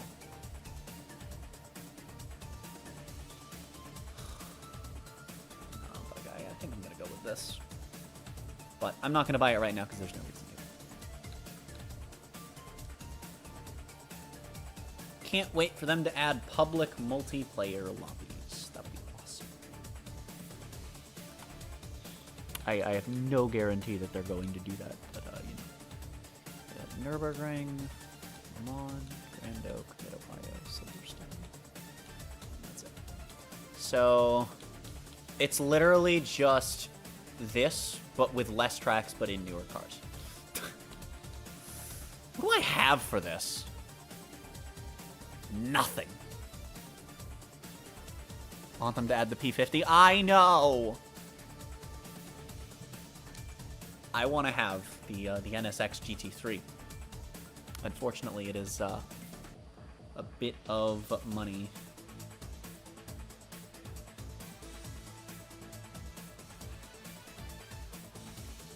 So I can't do that. But you've got several cars here. You've got the NSX GT3. There's a race car version. I think it's a touring car version of the Astra. It doesn't actually list the rest of the cars. And I don't think there's a way to filter to DLC cars either, which sucks.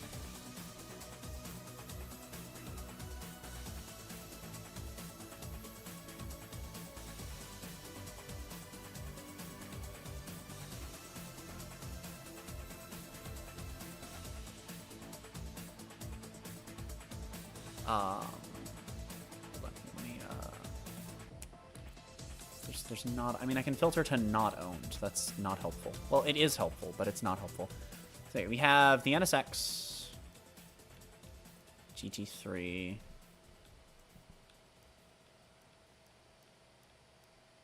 we have the R8, GT3. Is this part of the same pack? I would imagine it is. Yeah. We also just have a bunch of stuff that's just not out yet that's going to be in there. So there's also that.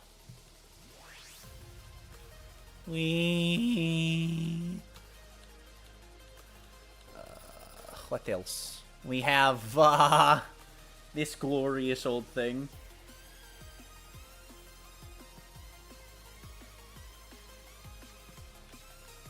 We have... This isn't DLC, but it's a glorious abomination, and I love it. We have this, which I think is part of the welcome pack, not the race day pack, right? Yeah.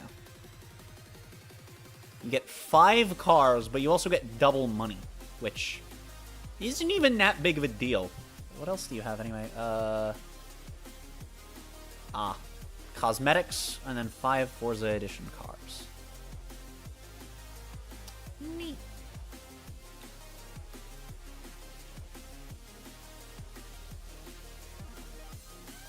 So, this includes way more than $36, but of course it depends on if you value that at $36. Anyway, what else is in the race day car pack that I can't filter to? Is this in the race day car pack? No, this is from the car pass. Oh my god. It's technically less than $1 per car.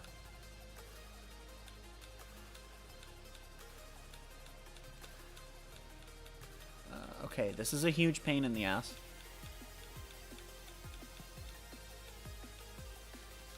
Okay, we have this.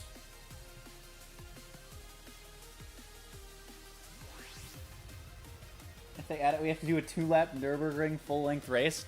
To be fair, if they add it, there's a very real possibility it gets added before the Nordschleife. Let me just press A on this really quickly. I just want to see, will it take me to the store page or the purchase page? Because I want to...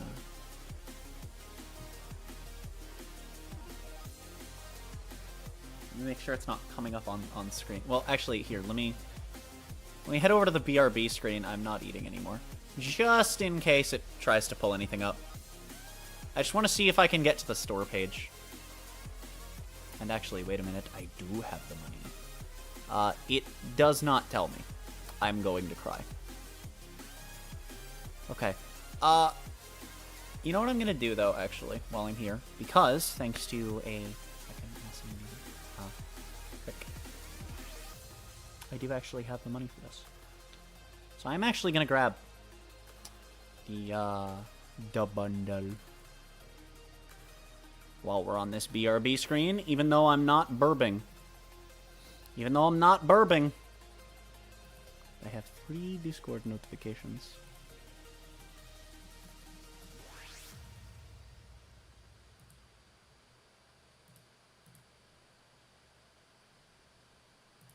Where's the third one? Ah.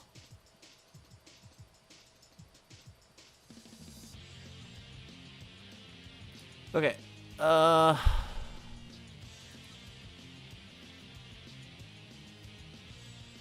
Give me 1 second, chat. We're just getting it, schmoving.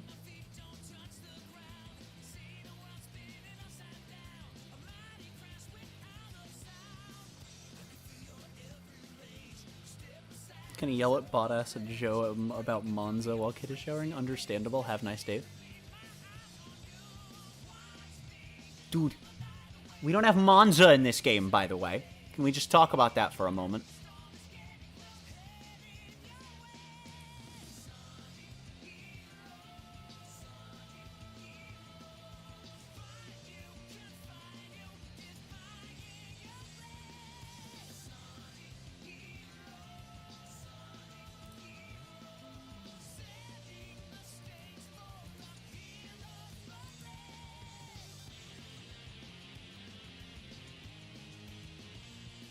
Alright.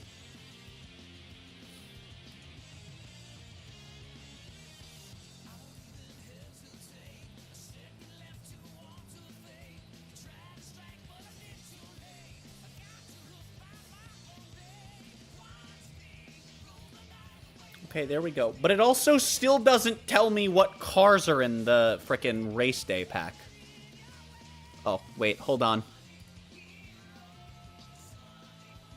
So I've just gotten an achievement. Let me just flash that up on screen and see if it comes up on stream.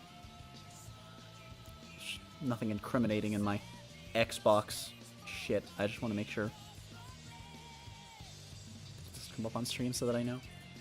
Not to like message anyone. Oh no. Then chat would see that I messaged Ender Morbius with an extra I. Okay, where the hell was my achievement? I'm assuming that it's running on fumes I got from that last race. And also my first podium as well as an achievement. Cool. All achievements. Frickin'...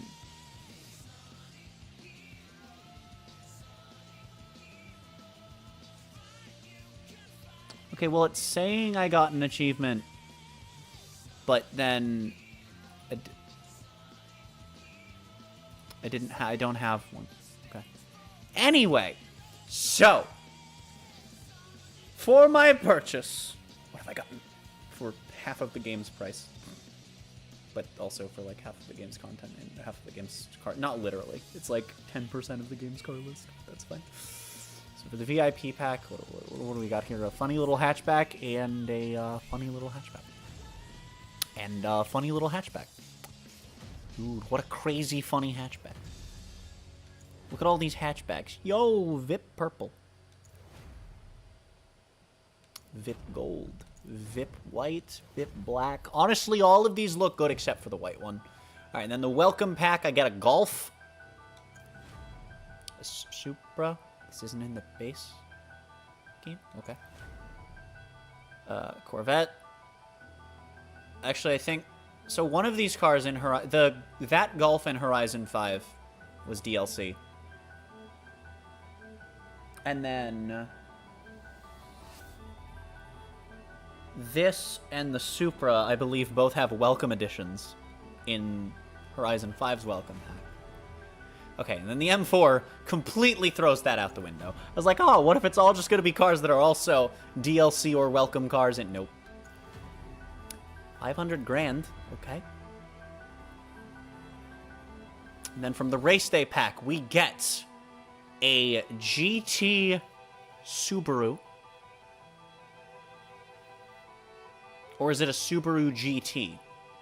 Is that a model? I don't get it!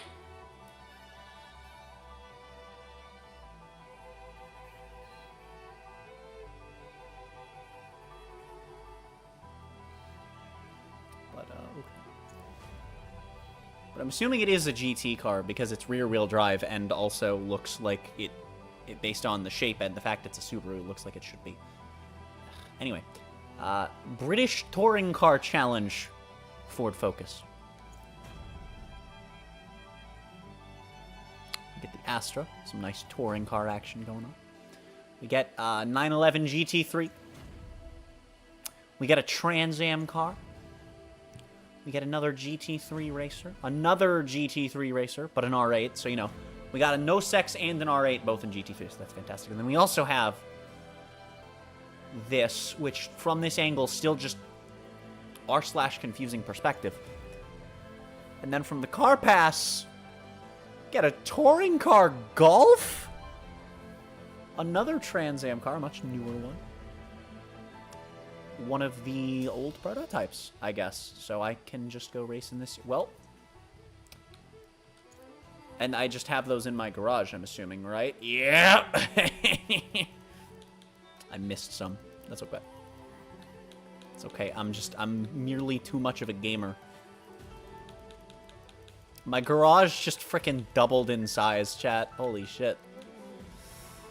Well, alright, that's kind of insane.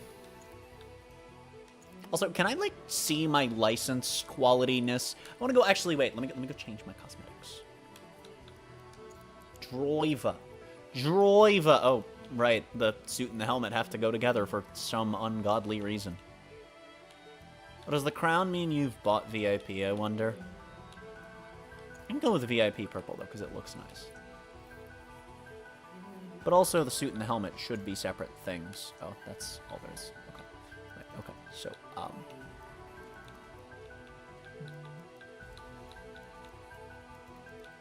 do I, like, can I click on my... No. Okay. Alright. Is there not a way to see, like, my safety rating?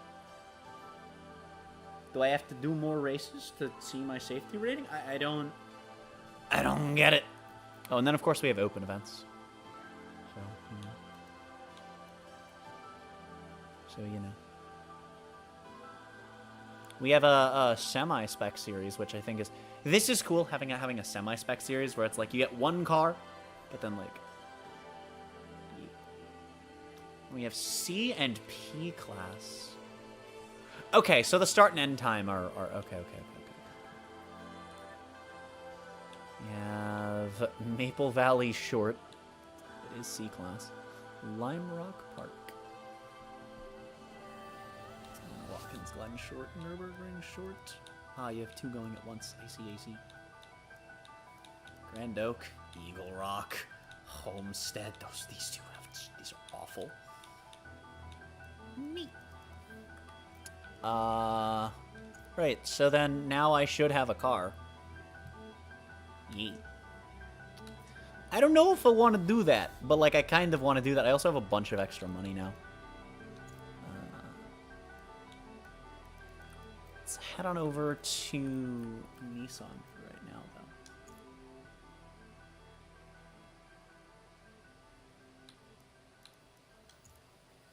I could do my own livery. That would take some time. Oh, Red Bull.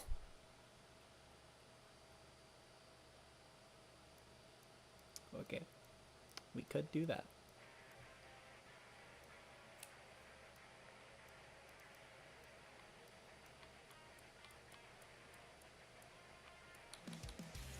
What do we got tagged with character on this? Charmander and Mew. Kind of like this one, actually. It just says Barbie on... It's just pink and says Barbie on the side! Is that supposed to be the... It's supposed to be the Darius R8, but just on some random-ass car?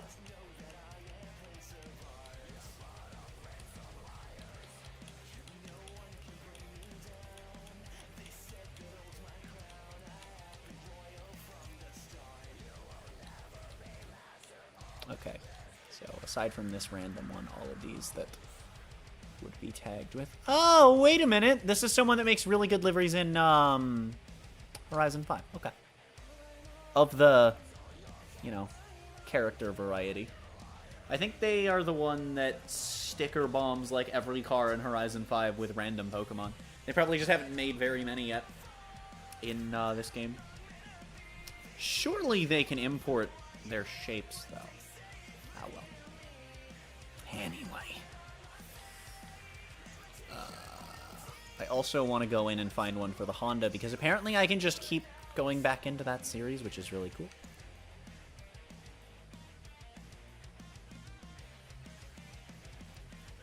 Okay. It'll be automatically reconfigured, but it won't be repainted, because someone in that race had their car painted. You fool. You absolute balloon. Project Cars. But, like, with this shitty camo. And it's not Project Cars, it just says Cars, but it's Project Cars looking ass. Forza 2! I'm assuming that was some, like, special edition. That's actually, like, an attempted recreation of some special edition donglet from FM2. If I had to guess. If I had to guess.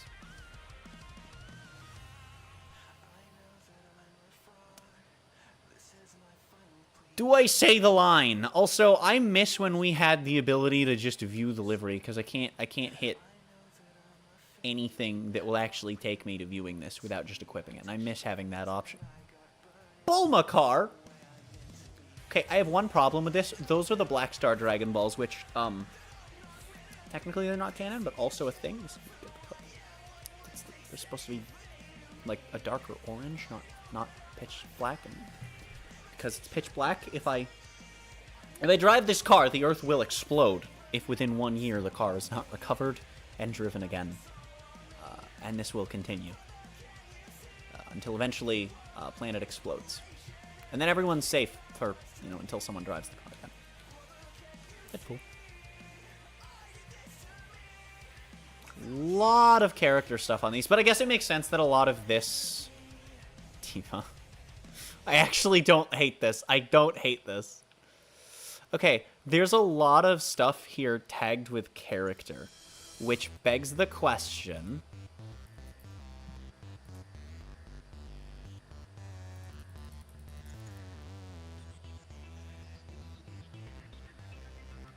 I broke it, Mom.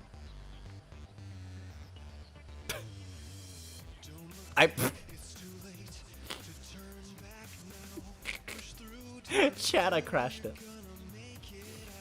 Chat, I crashed the game. Chat, I crashed. Alright, let's just launch it again. As my entire PC starts stuttering. My whole PC is frozen. Mom, I'm scared. Alright, my PC is now unfrozen. Gaming. The fuck happened? Ah, OBS is now freaking out. That's what went wrong. OBS just randomly... OBS for several seconds was just eating 98% of both my CPU and GPU. And then went down, and then went back up, and is now back to normal. Neat! Neat! You know, sometimes in life it is in fact as though you had a donut.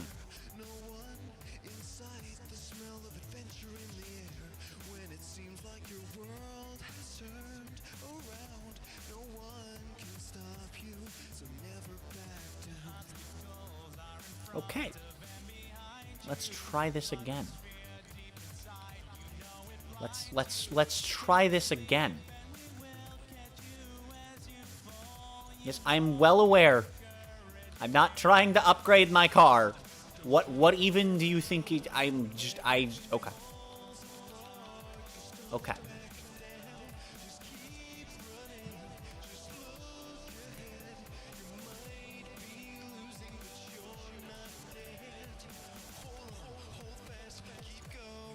All right. Give me some horses. God damn it.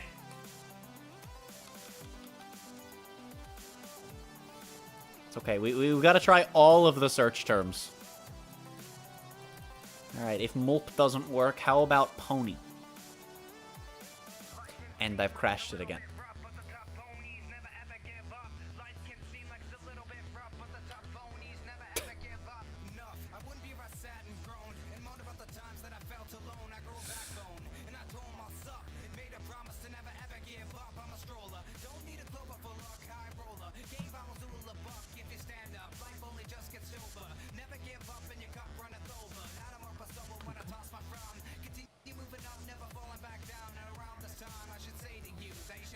Okay.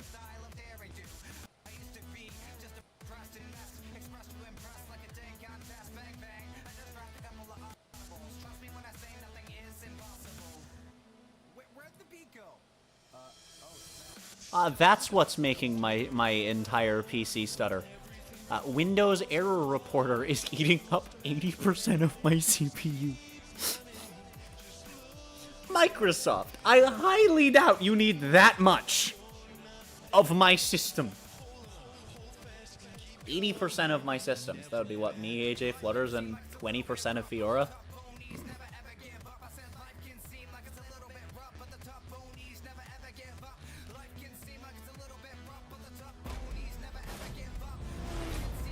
Or, you know, in any combination. It's 20% of someone and 100% of everyone else.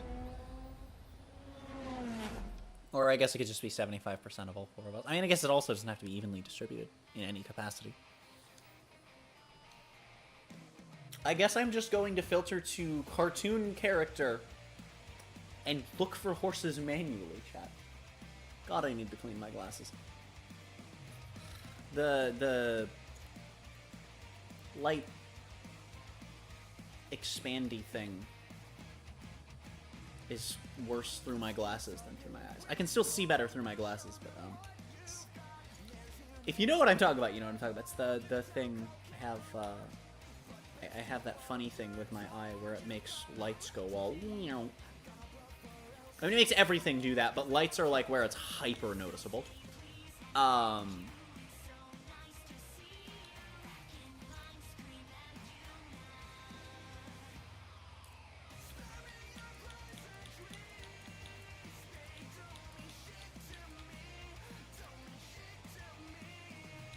Hatsune Miku. Yeah, we're just gonna get literally all of the same results, I bet.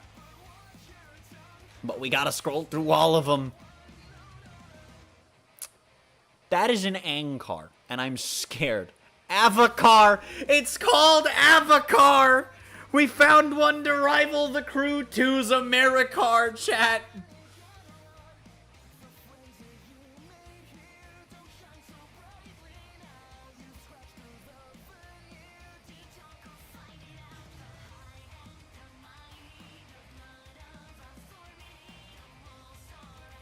That's an interesting one. I have to import it to save it in any capacity, because I also can't just favorite from here either. Could do some minor quality of life changes here, guys. Oh, that's the whole list. Are there really no horses? Yo! Wait a minute, I know what I'm driving if we don't find horses. Okay, I'm gonna do that. But I also want to get this one, because this one looks really cool.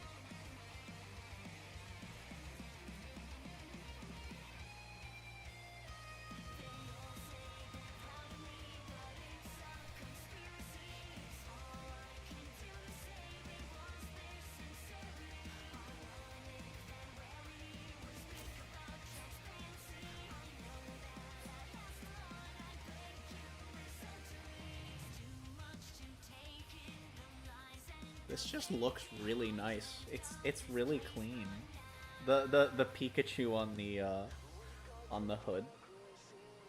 Like, it works really well. It's placed almost perfectly. And then the color. Look at it as we go over the color. And I could back out and just view it, but this is much easier.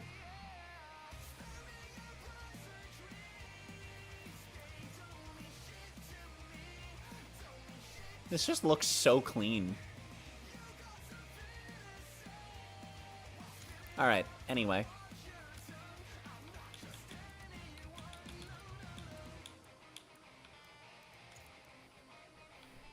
Down the bottom we go. It was like, what, 2 from the bottom? 4 from the bottom. Just trying to get it for half off in terms of button presses.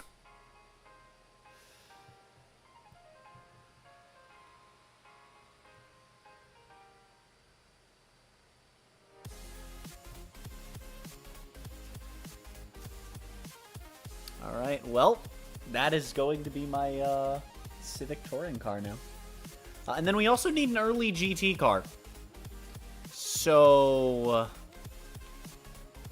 sort by division. Alright, the division's not just in alphabetical order. I still don't have an early factory race car. But now that I have all the money in the world, right? Early factory race car, perfect. Like, I'm gonna have so many Lambos to choose from. To be fair, I also have a few McLarens that I want to get. But also, like, it's the McLaren F1. I've gotta go with it. The Diablo's probably better. But I'm gonna be driving this thing stock.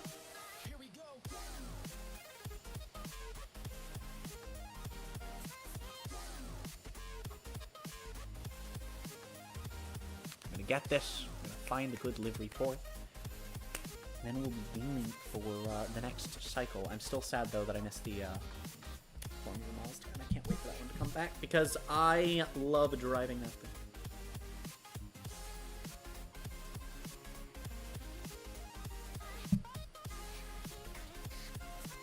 Okay.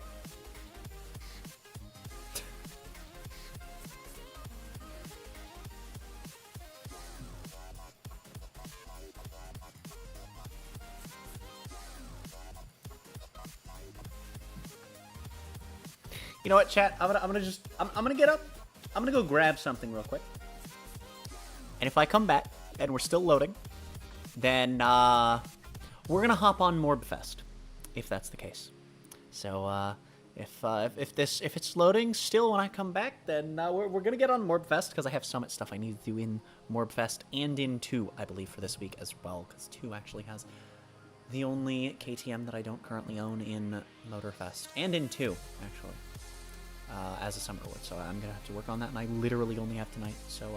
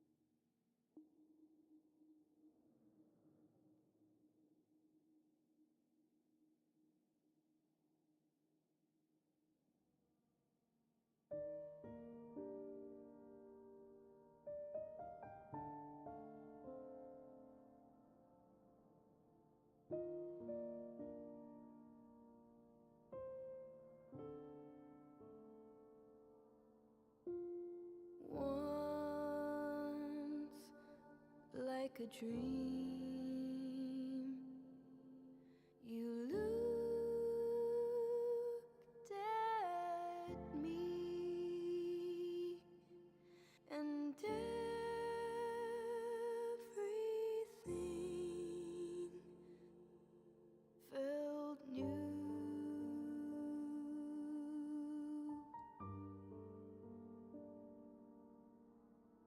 Time slipped away. The past seemed to fade. My hope restored by you.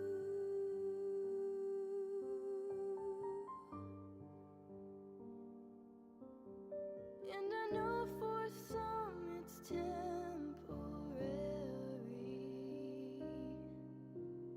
like a shooting star soon out of view. But this will always be, it's my destiny to be in love with you.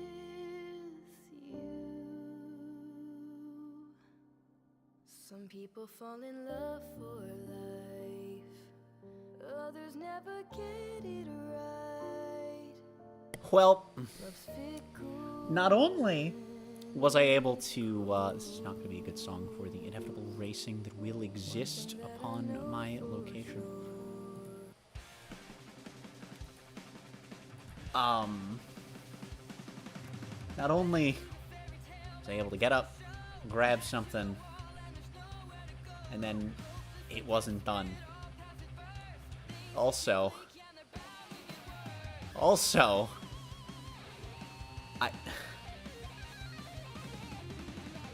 an entire song went by. An entire song played during this loading. I'm gonna give it a tiny bit of extra time here. Give it a little bit of a benefit of the doubt. Maybe it's a long load, right? Maybe we're just GTA 5. Randomly, something takes 12 years to load for no fucking reason. Alright, it's possible. It's possible. I'm being pointlessly optimistic for no reason. Let me give it just a minute. I just want to give it just a tiny microscopic amount. Just a little bit. Tiny little bit. Tiny bit. Maybe. Maybe. Just maybe. Possibly. Possibly. Possibly. Perhaps. Perhaps.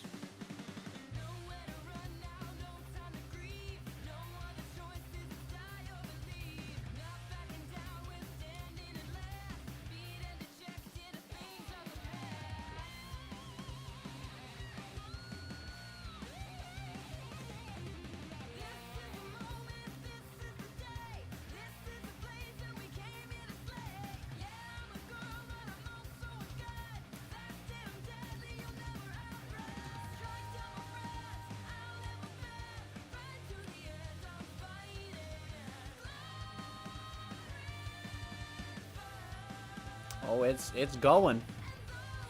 It's spinning, chat. Look at it spin. It's spinning.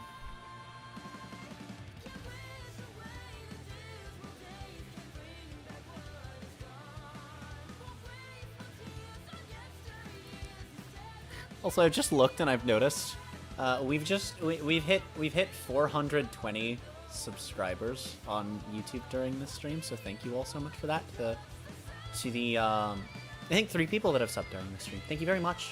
You are super heckin' awesome. All right.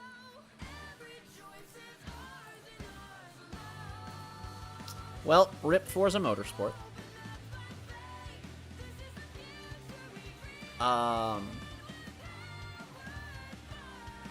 So I actually, the real reason for all of that extra time just now is because why is this so fucking big? Why is my Ubisoft Connect window so massive? What the fuck? Is everything in it's like scaled for if the window is... And now Connect has just... Okay. It randomly just popped up at massive size.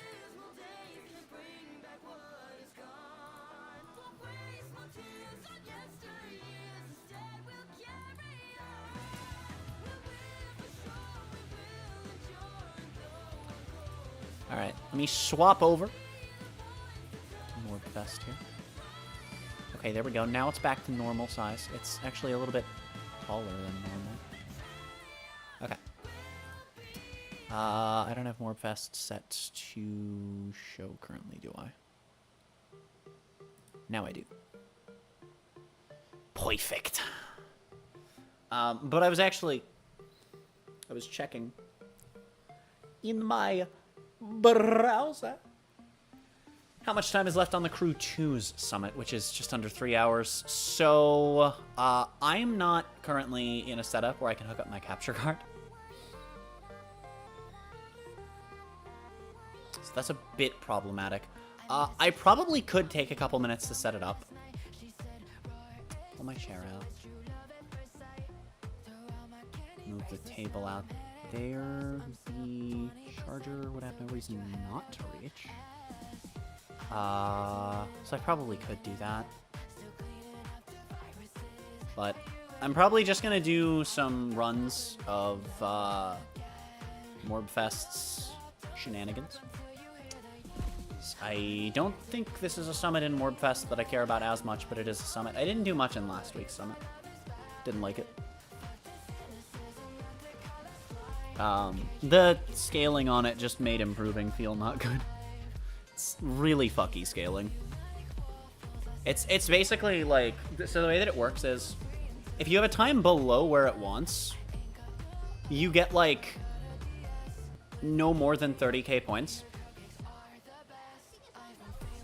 But as soon as you start improving from that baseline, you get like every 10th is like 1,000+ points. Like it's between 1 and 3,000 points. It feels bad though, because the mark that it sets for those high scores is just bad. I don't even think I ended up running every event. I'm gonna be honest. I'm sad because I could have gotten silver for sure.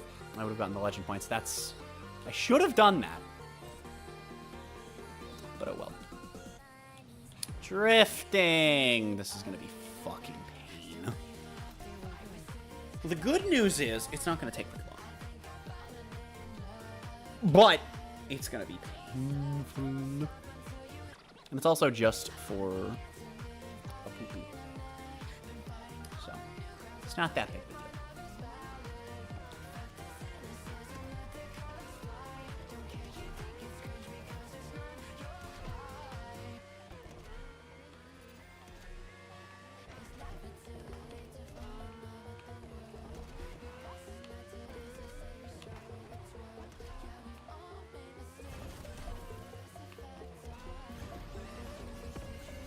Well, damn. Oh. 119. Just keep them rolling in. Watch this, though. So, there are two kinds of... Here's the thing. Here's the thing about drifting in the Crew Summits, right? So, yeah, we're probably going to be on Motorfest here for no more than an hour. But, here's the thing about drift events in the Crew Summits. They are either insanely easy to score high on, or if you do not grind the shit out of them, impossible. So, even if the drift handling doesn't feel very good in this game, I'm not very practiced in it, and there also aren't many courses, although actually it might be races in the drift cars. That I did not factor in, actually, to my calculations. If they're just races, I do have the no sex in the Agera, so pretty good in that regard. All right, and then we just get a crispy 120.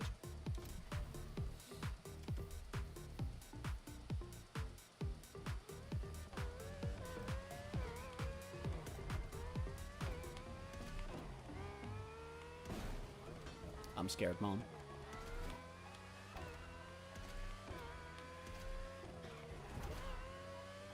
I kept trying to do this one on a bike and it kept breaking. I would get to the end and it would just fail me.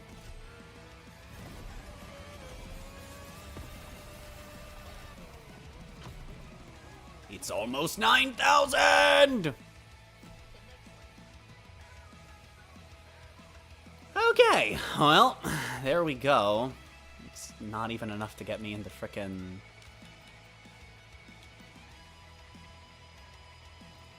Let me actually check. Can I check? Did I even? No, I can't check. But I can check next week's events. NSX versus NSX. I see, I see. Double no sex Civic. No, I don't. Nope. Interesting. What do we have for rewards here? Two street parts, but 750. So 2 street 2 parts. Low poly smoke. I already have that, don't I? And 50k. Oh well. Nothing interesting there. And then what the fuck is the car? An S2000. What else do we have for this here? Is that 5,000 scrap? Oof. And then 1 legendary drift part. Dude, the rewards are so shit. When you got parts for rewards in the crew too from summits, fucking... Oh wait, it has to be Japanese though, so I guess I'm driving the no sex. I don't actually have leveled part. Oh right, the no sex is an Acura, so it's American. Right, because I'm thinking that because it's a Japanese company, but Acura is... Okay. 370 and the RX-7 seem pretty consistent. And Forsberg 370 also seems pretty up there. I'm gonna go with the Forsberg 370. Ugh, my upgrades are on... Whatever. We're just gonna roll with it for now. We're just gonna roll with it for now. We'll see how terrible my time/score gets. Surely one of these is the big spirally drift event.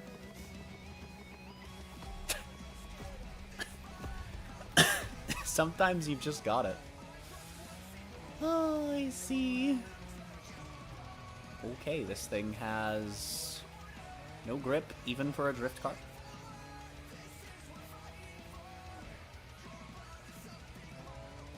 So I need enough power down to keep the car sideways, but I also need to not thwack the wall. So with no upgrades, that's going to be insanely difficult to do. Oh no, never mind. This isn't the big spiral, is it? Oh, balls. Damn it. Heck! Frick!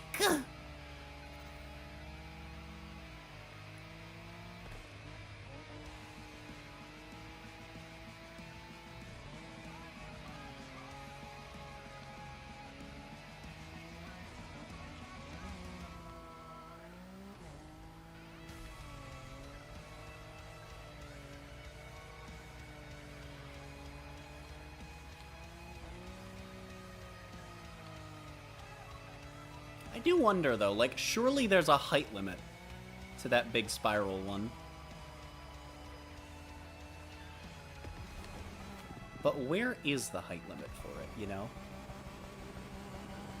Let's just keep it going slideways across the way up the spiral.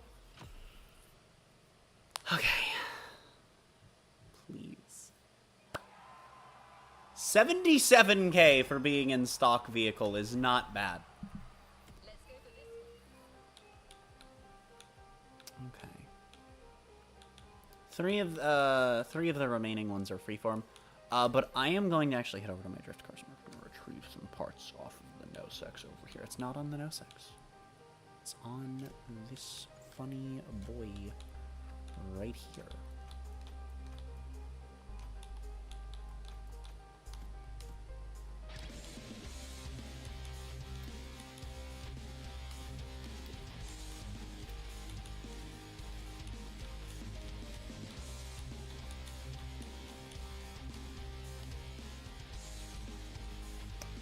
Do I need to reallocate my legend points right now? 40 in skilled, but I don't think that actually does anything in the drift events, so we're gonna not do that. And instead, we're gonna do that. Grab these. Goes into you. And then do that. I would have almost maxed if I had actually finished the full event pool of last summer. I did not, because it felt bad.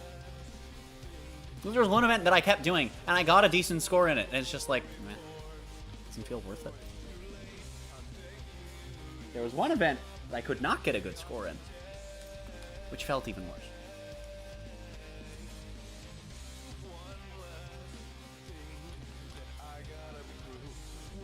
I just don't like the summits that scale like that. Because if you're below the baseline, everything before the baseline just isn't. Okay, we have an actual race now. Of course we do. Okay, okay. Let's knock out all of the ones that are drifting first, right? Okay, so that's drifting. That's a race. That's a race. That's a race. All right, let me redo this one. Let's redo this one. I've actually barely played for this main stage. I wanted to play more in the bike summit, but some of the races were kind of annoying with how the AI was, but then turning down the difficulty fixed most of my problems, so it's like whatever. Anyway, then.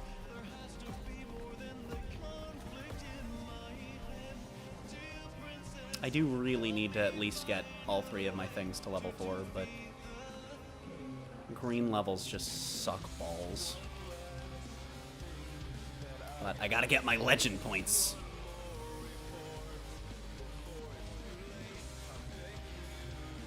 I've got a week left to get them.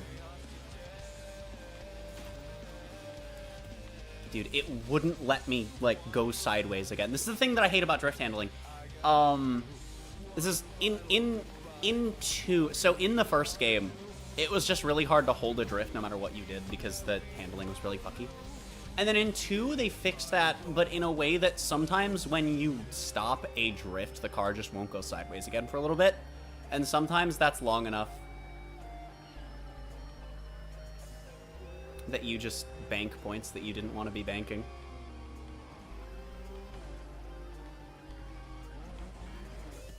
God. And now we're gonna deal with this shit where it's gonna... Yep, and now it's gonna be really fucking annoying because the drift handling in these games is never fun. Like, the ones that are raceable, they're a really interesting challenge to race, but that's about as far as it goes.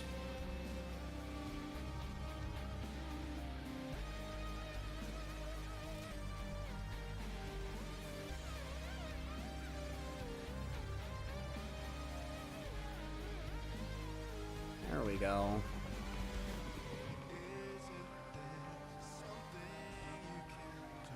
Like, why did I stop drifting there? God fucking damn it.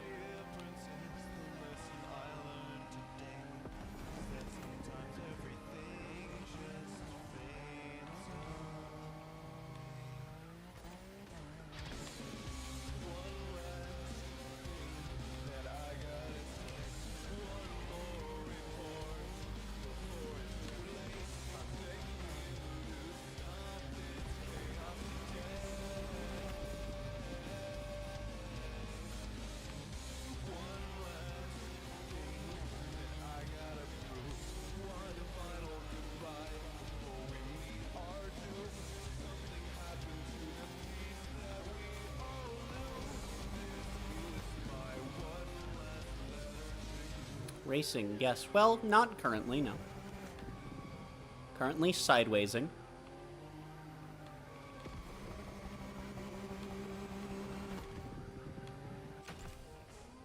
That is still a better score than my first one, so whatever. We'll take it.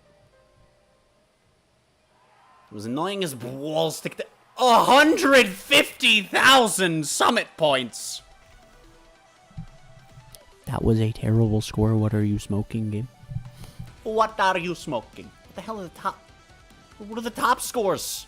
156. Okay. I know I just complained about, like, the low-end scaling being, like, really annoying with the high-end scale. But I don't mind it on drifts because drifts are, like, a really specific thing that not everyone wants to do. So putting them in and being fine is, like, kind of makes sense. How's life going? Fine. I think I've been sick for, like, a week and I'm not getting better, and I really don't know what to do about it. But, you know, other than that, everything's fine. It's not that bad either. I only feel slightly worse than usual. Which is a problem because I actually feel like I'm, like, moderately sick. I think I've just gotten used to just feeling like shit all the time.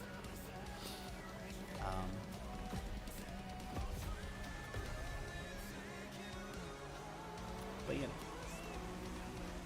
Oh, God.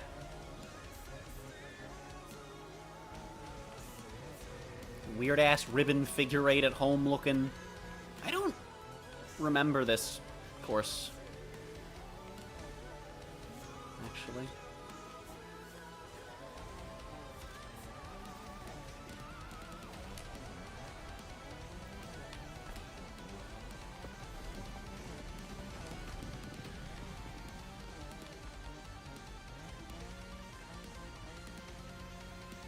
Why is that taking so long to bank? Okay. Game's being forgiving. Or is it because I was using my nitrous, right?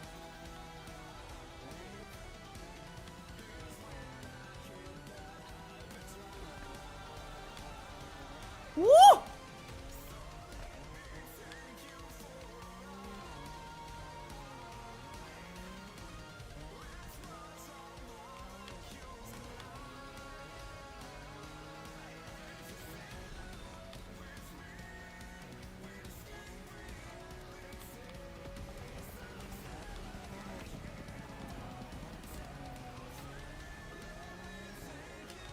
Got more noodliness in me than the spaghetti code of Siege and all of Valve's library combined squared. Oh.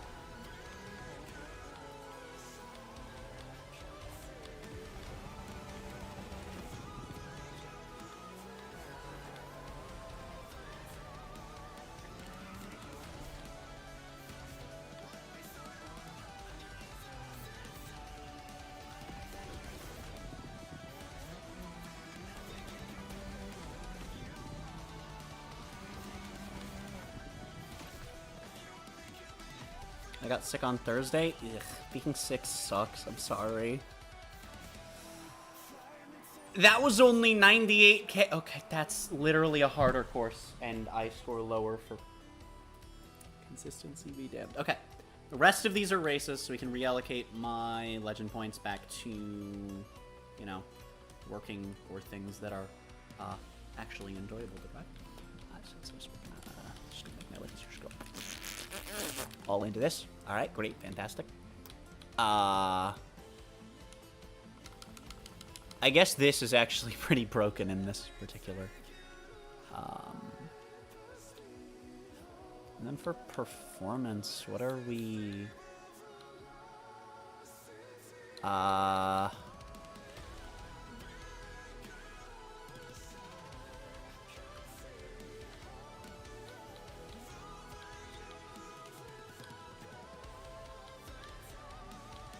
I guess frenetic.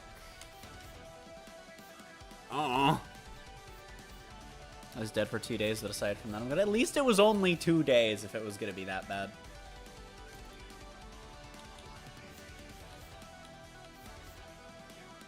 You know, at least you weren't like dead sick for like a week. That would have been awful.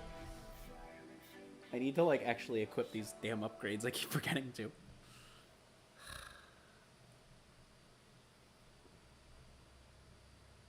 Local Catgirl does a galaxy, Brian, and forgets literally everything that they need to do. It's, you know, very smart. All right, bye guys.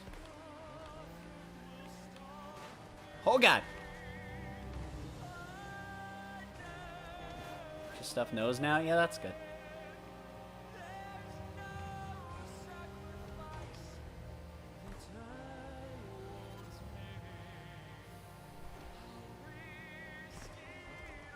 I've actually drank Red Bull 3 of the 8-ish days that I've been sick, and while the caffeine's been in my system, I've actually felt significantly better as far as congestion goes.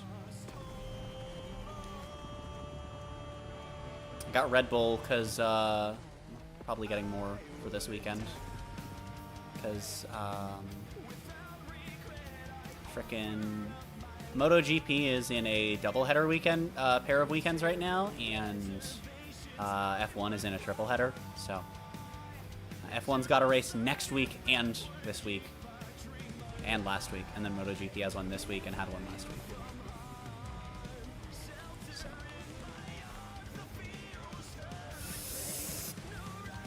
I'm a gamer, and I always drink Red Bull on double race days.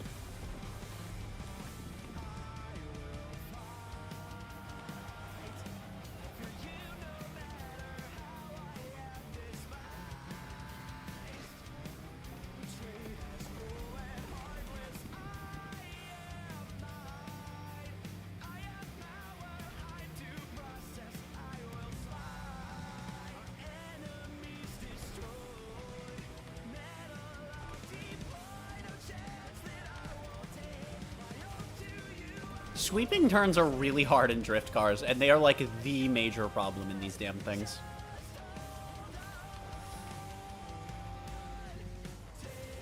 Tighter ones are easier because you already have to slow down, so you don't have a lot of power going into it to drift unless you're like screwing it up. But the sweepers are really hard because you have so much power that the handling model for the drift cars wants to slide. And just fully letting off the throttle helps, but it doesn't fix it.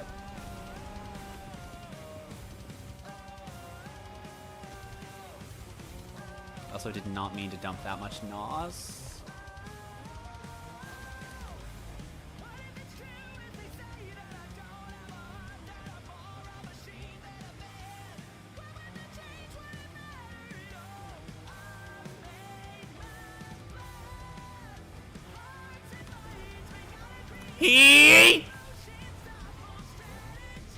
How bad was yours? I mean, I haven't been dead at all, but I've definitely been less, no, I haven't been feeling great. I've been, at its worst, I've been, like, really badly stuffed up, but nothing terrible, but like I said, only slightly worse than how I've been feeling from probably mold for the, well, there is definitely mold. Presumably, hopefully, it's the only problem that's been going on with my health for the past 8 months. Holy shit.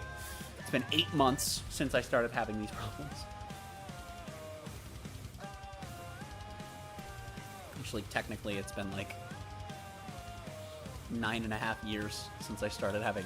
Oh my god, it's giving me all shit here. Alright, well, I mean...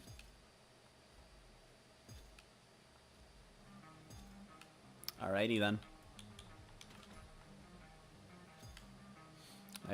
We have our first maxed out drift part. Oh, the Green Devil. I'm gonna keep both of those because they are going to be helpful for grinding drift parts if I want to. But yeah, mine wasn't too bad, I think.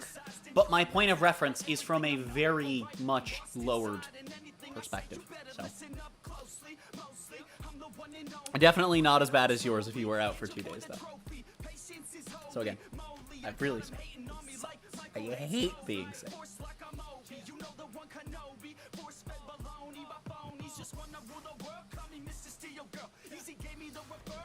First time I heard this song, I thought he said, "Call me Mr. Steel Girl," and I was like, Mr. Steel Girl. Also, that line, "'cause I rap like I've got rabies." Do people with rabies rap? Is that a thing? Hurry up, BT, and stop being sick. True. Simply don't. Simply do not sick. Oh, frick!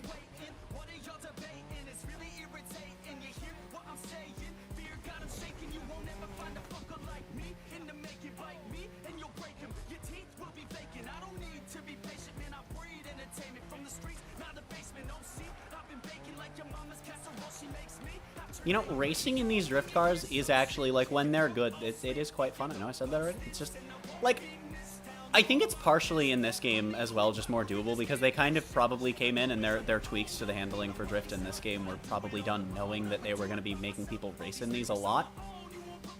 But I think it's neat. Well, it's not technically forcing you to, so you just not play Summit and Grand races when drifts are raced, but as long as they don't make me drive some complete shitbox, we'll be totally fine.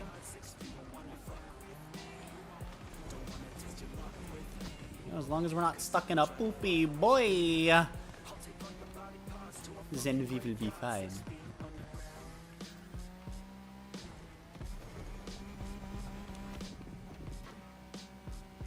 I am not even gonna try and go around those. That's not remotely worth it in a drift car. I will lose way more time than what little time I lose thwacking them. No, no turn left and right-hander, please. I am not the George Russell. We are not in Singapore. Plus, even if we were, well, Mick Schumacher isn't to my right, so it doesn't work. Or left in that case, it would be. That's a right-hander that I was trying to take. I like how I was trying to kick the car sideways there, and it just refused.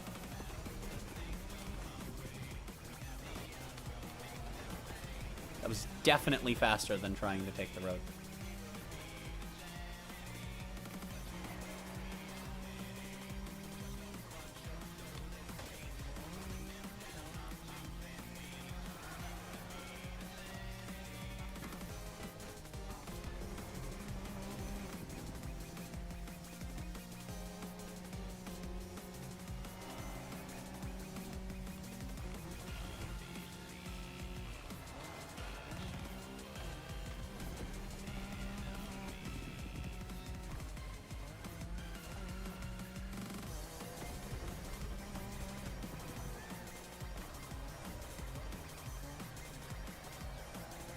Oh shit, it's there. I could have... Okay.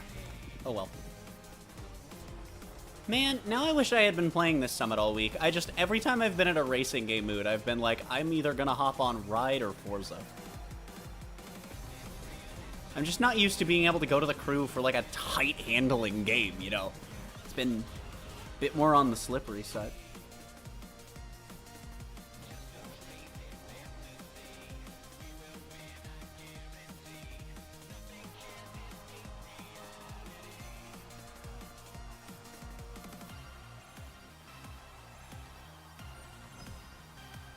I especially would not have expected drift cars to just have such a fun racing experience.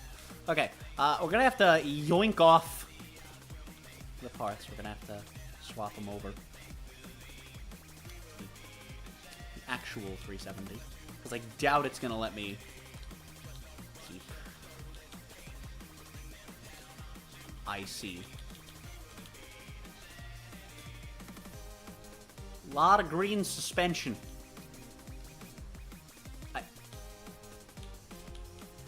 I'm very smart. Also, I did press A on the tires. I don't know why it didn't click in. Game drunk.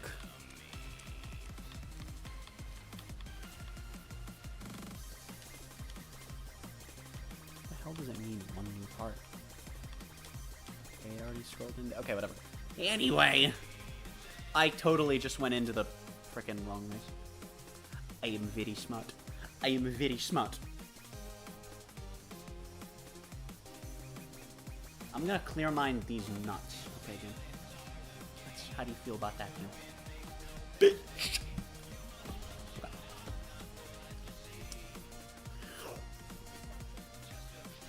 Okay. Right on it. Right on it. Let us go into this one. I am still only in silver. I am still only in silver. To be fair, though, I will get 100,000 points. Not that I can see what the fucking... That's the thing they need to bring back from 2 is what's the... And 1 had it as well, is what's the points divider for each fucking medal rank. Not that I care about Platinum Summit. I didn't care that much in next Summit, but the S2000 is cool and it is an exclusive car. So. Would be nice.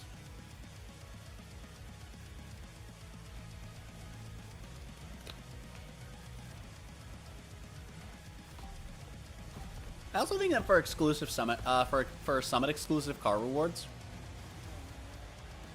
like if the Summit is the only place you can get a car, you shouldn't be able to block people from getting it.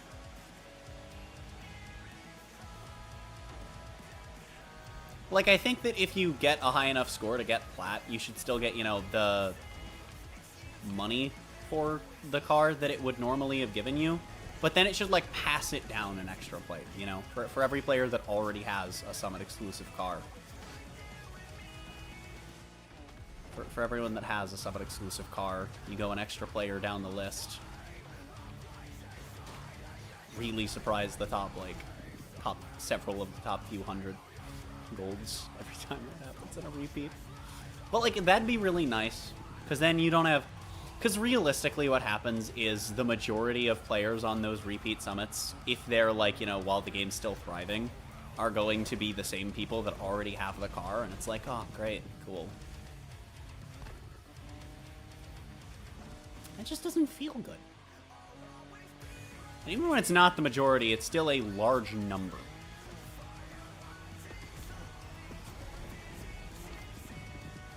With several digits. Especially in Morbfest's fucking stupid-ass leaderboards that are literally smaller margins than a deader game on one platform. Despite the fact that these are cross-platform leaderboards.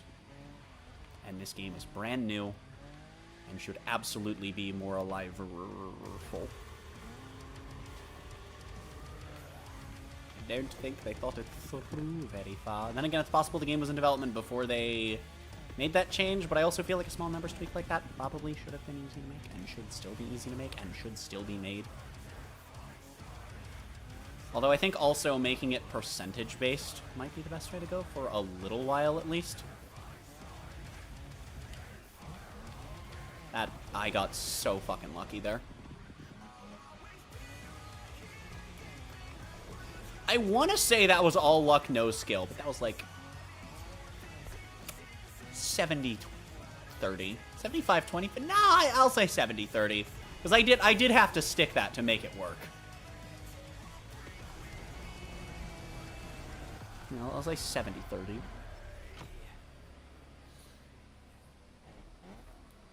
$238. Honestly, that feels like a terrible time. I'm gonna get like 40k points. Nope, 75. I'm just getting like these mid points across the board. They're definitely lower than you want them, but I don't really care that much.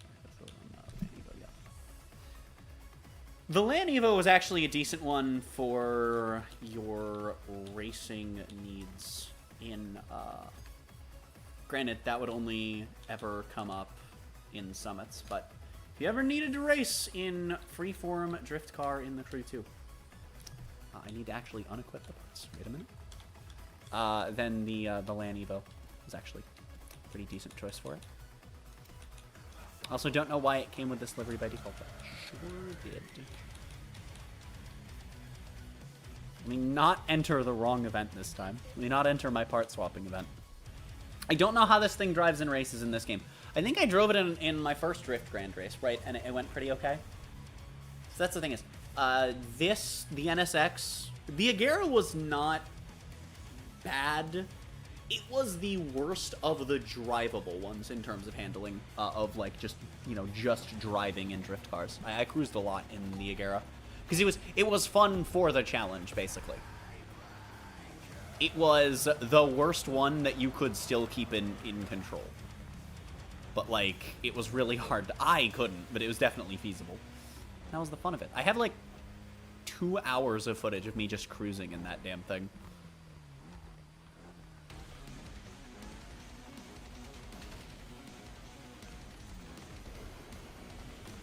I literally just drove around one day, and I think I drove around with my fucking HUD off in that recording as well.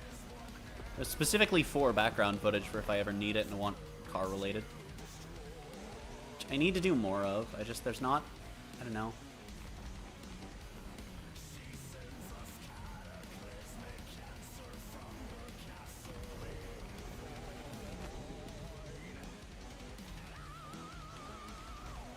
You remember the braking lines are not designed for drift cars.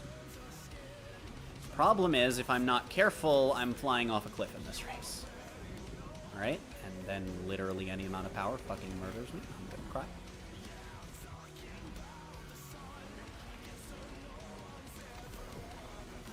God, we get back nitrous stupid fast in this setup of my legend points in a drift car. It's almost like there's a reason I jumped all of my fucking points that I could into drifty.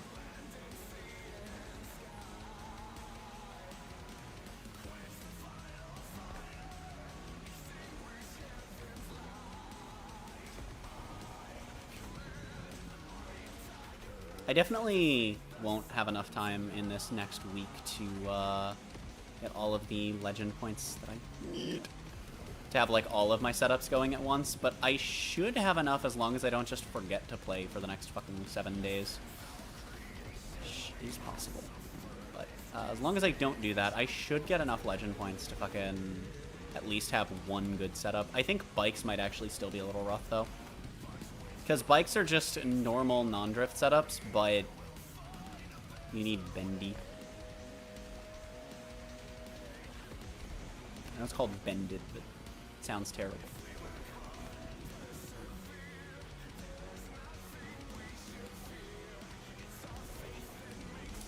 Fuck. I see.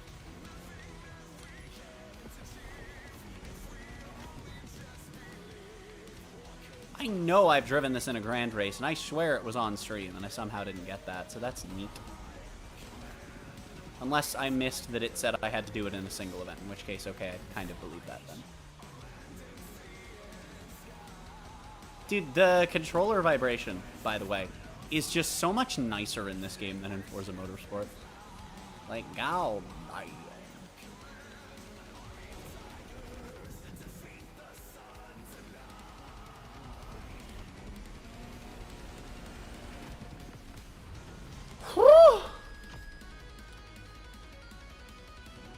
What a tunnel turn drift. What?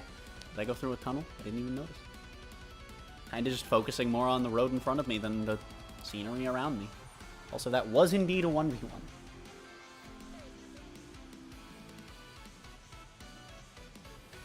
Alright, I'm not platinum. How close am I to platinum?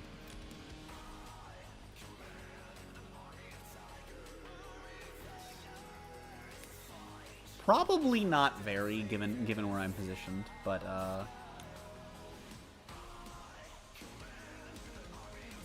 damn! First try on all three. I'm stealing your mod? What? What mod?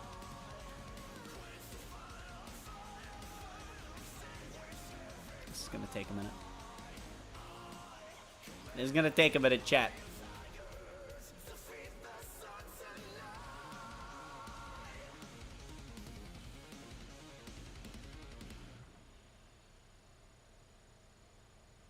I wouldn't have to do this in either other game in this series.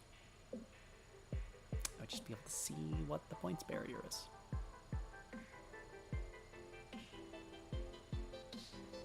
Let's just see what 17,000 does compared to where I am at roughly 19,000.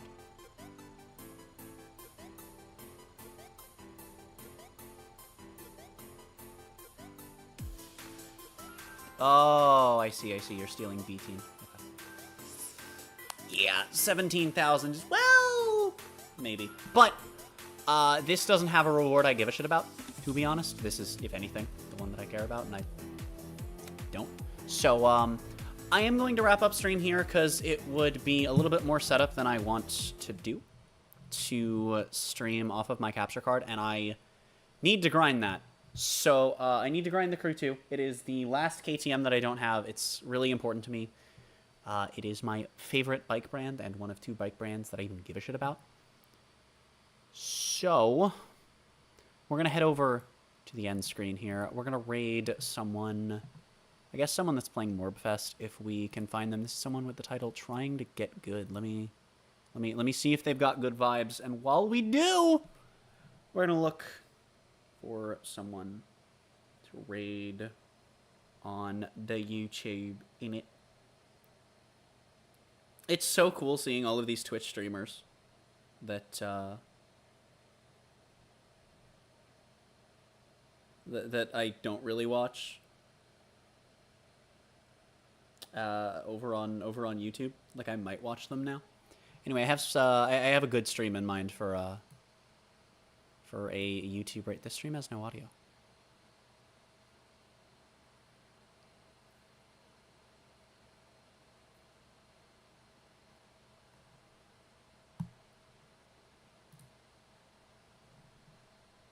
All right, I have one on YouTube. Let me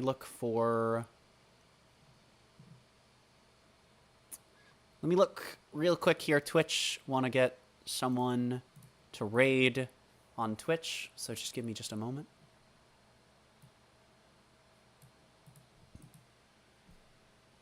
First person I tried had no game audio and just did not sound like good vibes. This person has game audio. Isn't talking. Don't know if they're,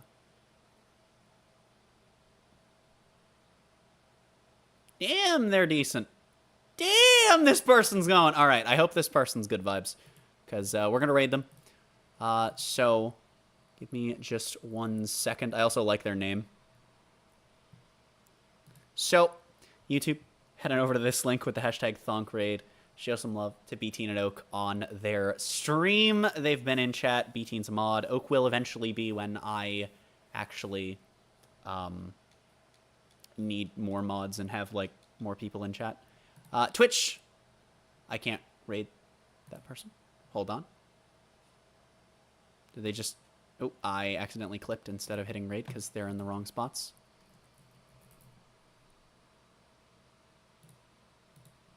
Nope, I just can't raid that person. I'm gonna cry. Alright, well, Twitch, I'm sorry, we're not raiding. Because I've already sent out the YouTube raid. But maybe we will next time. YouTube, head on over to that link with the hashtag ThonkRaid. And on both platforms, as always, thank you so much for coming out, showing support on the stream. And I will see you all in whatever the heck word you watch of mine next, gamers.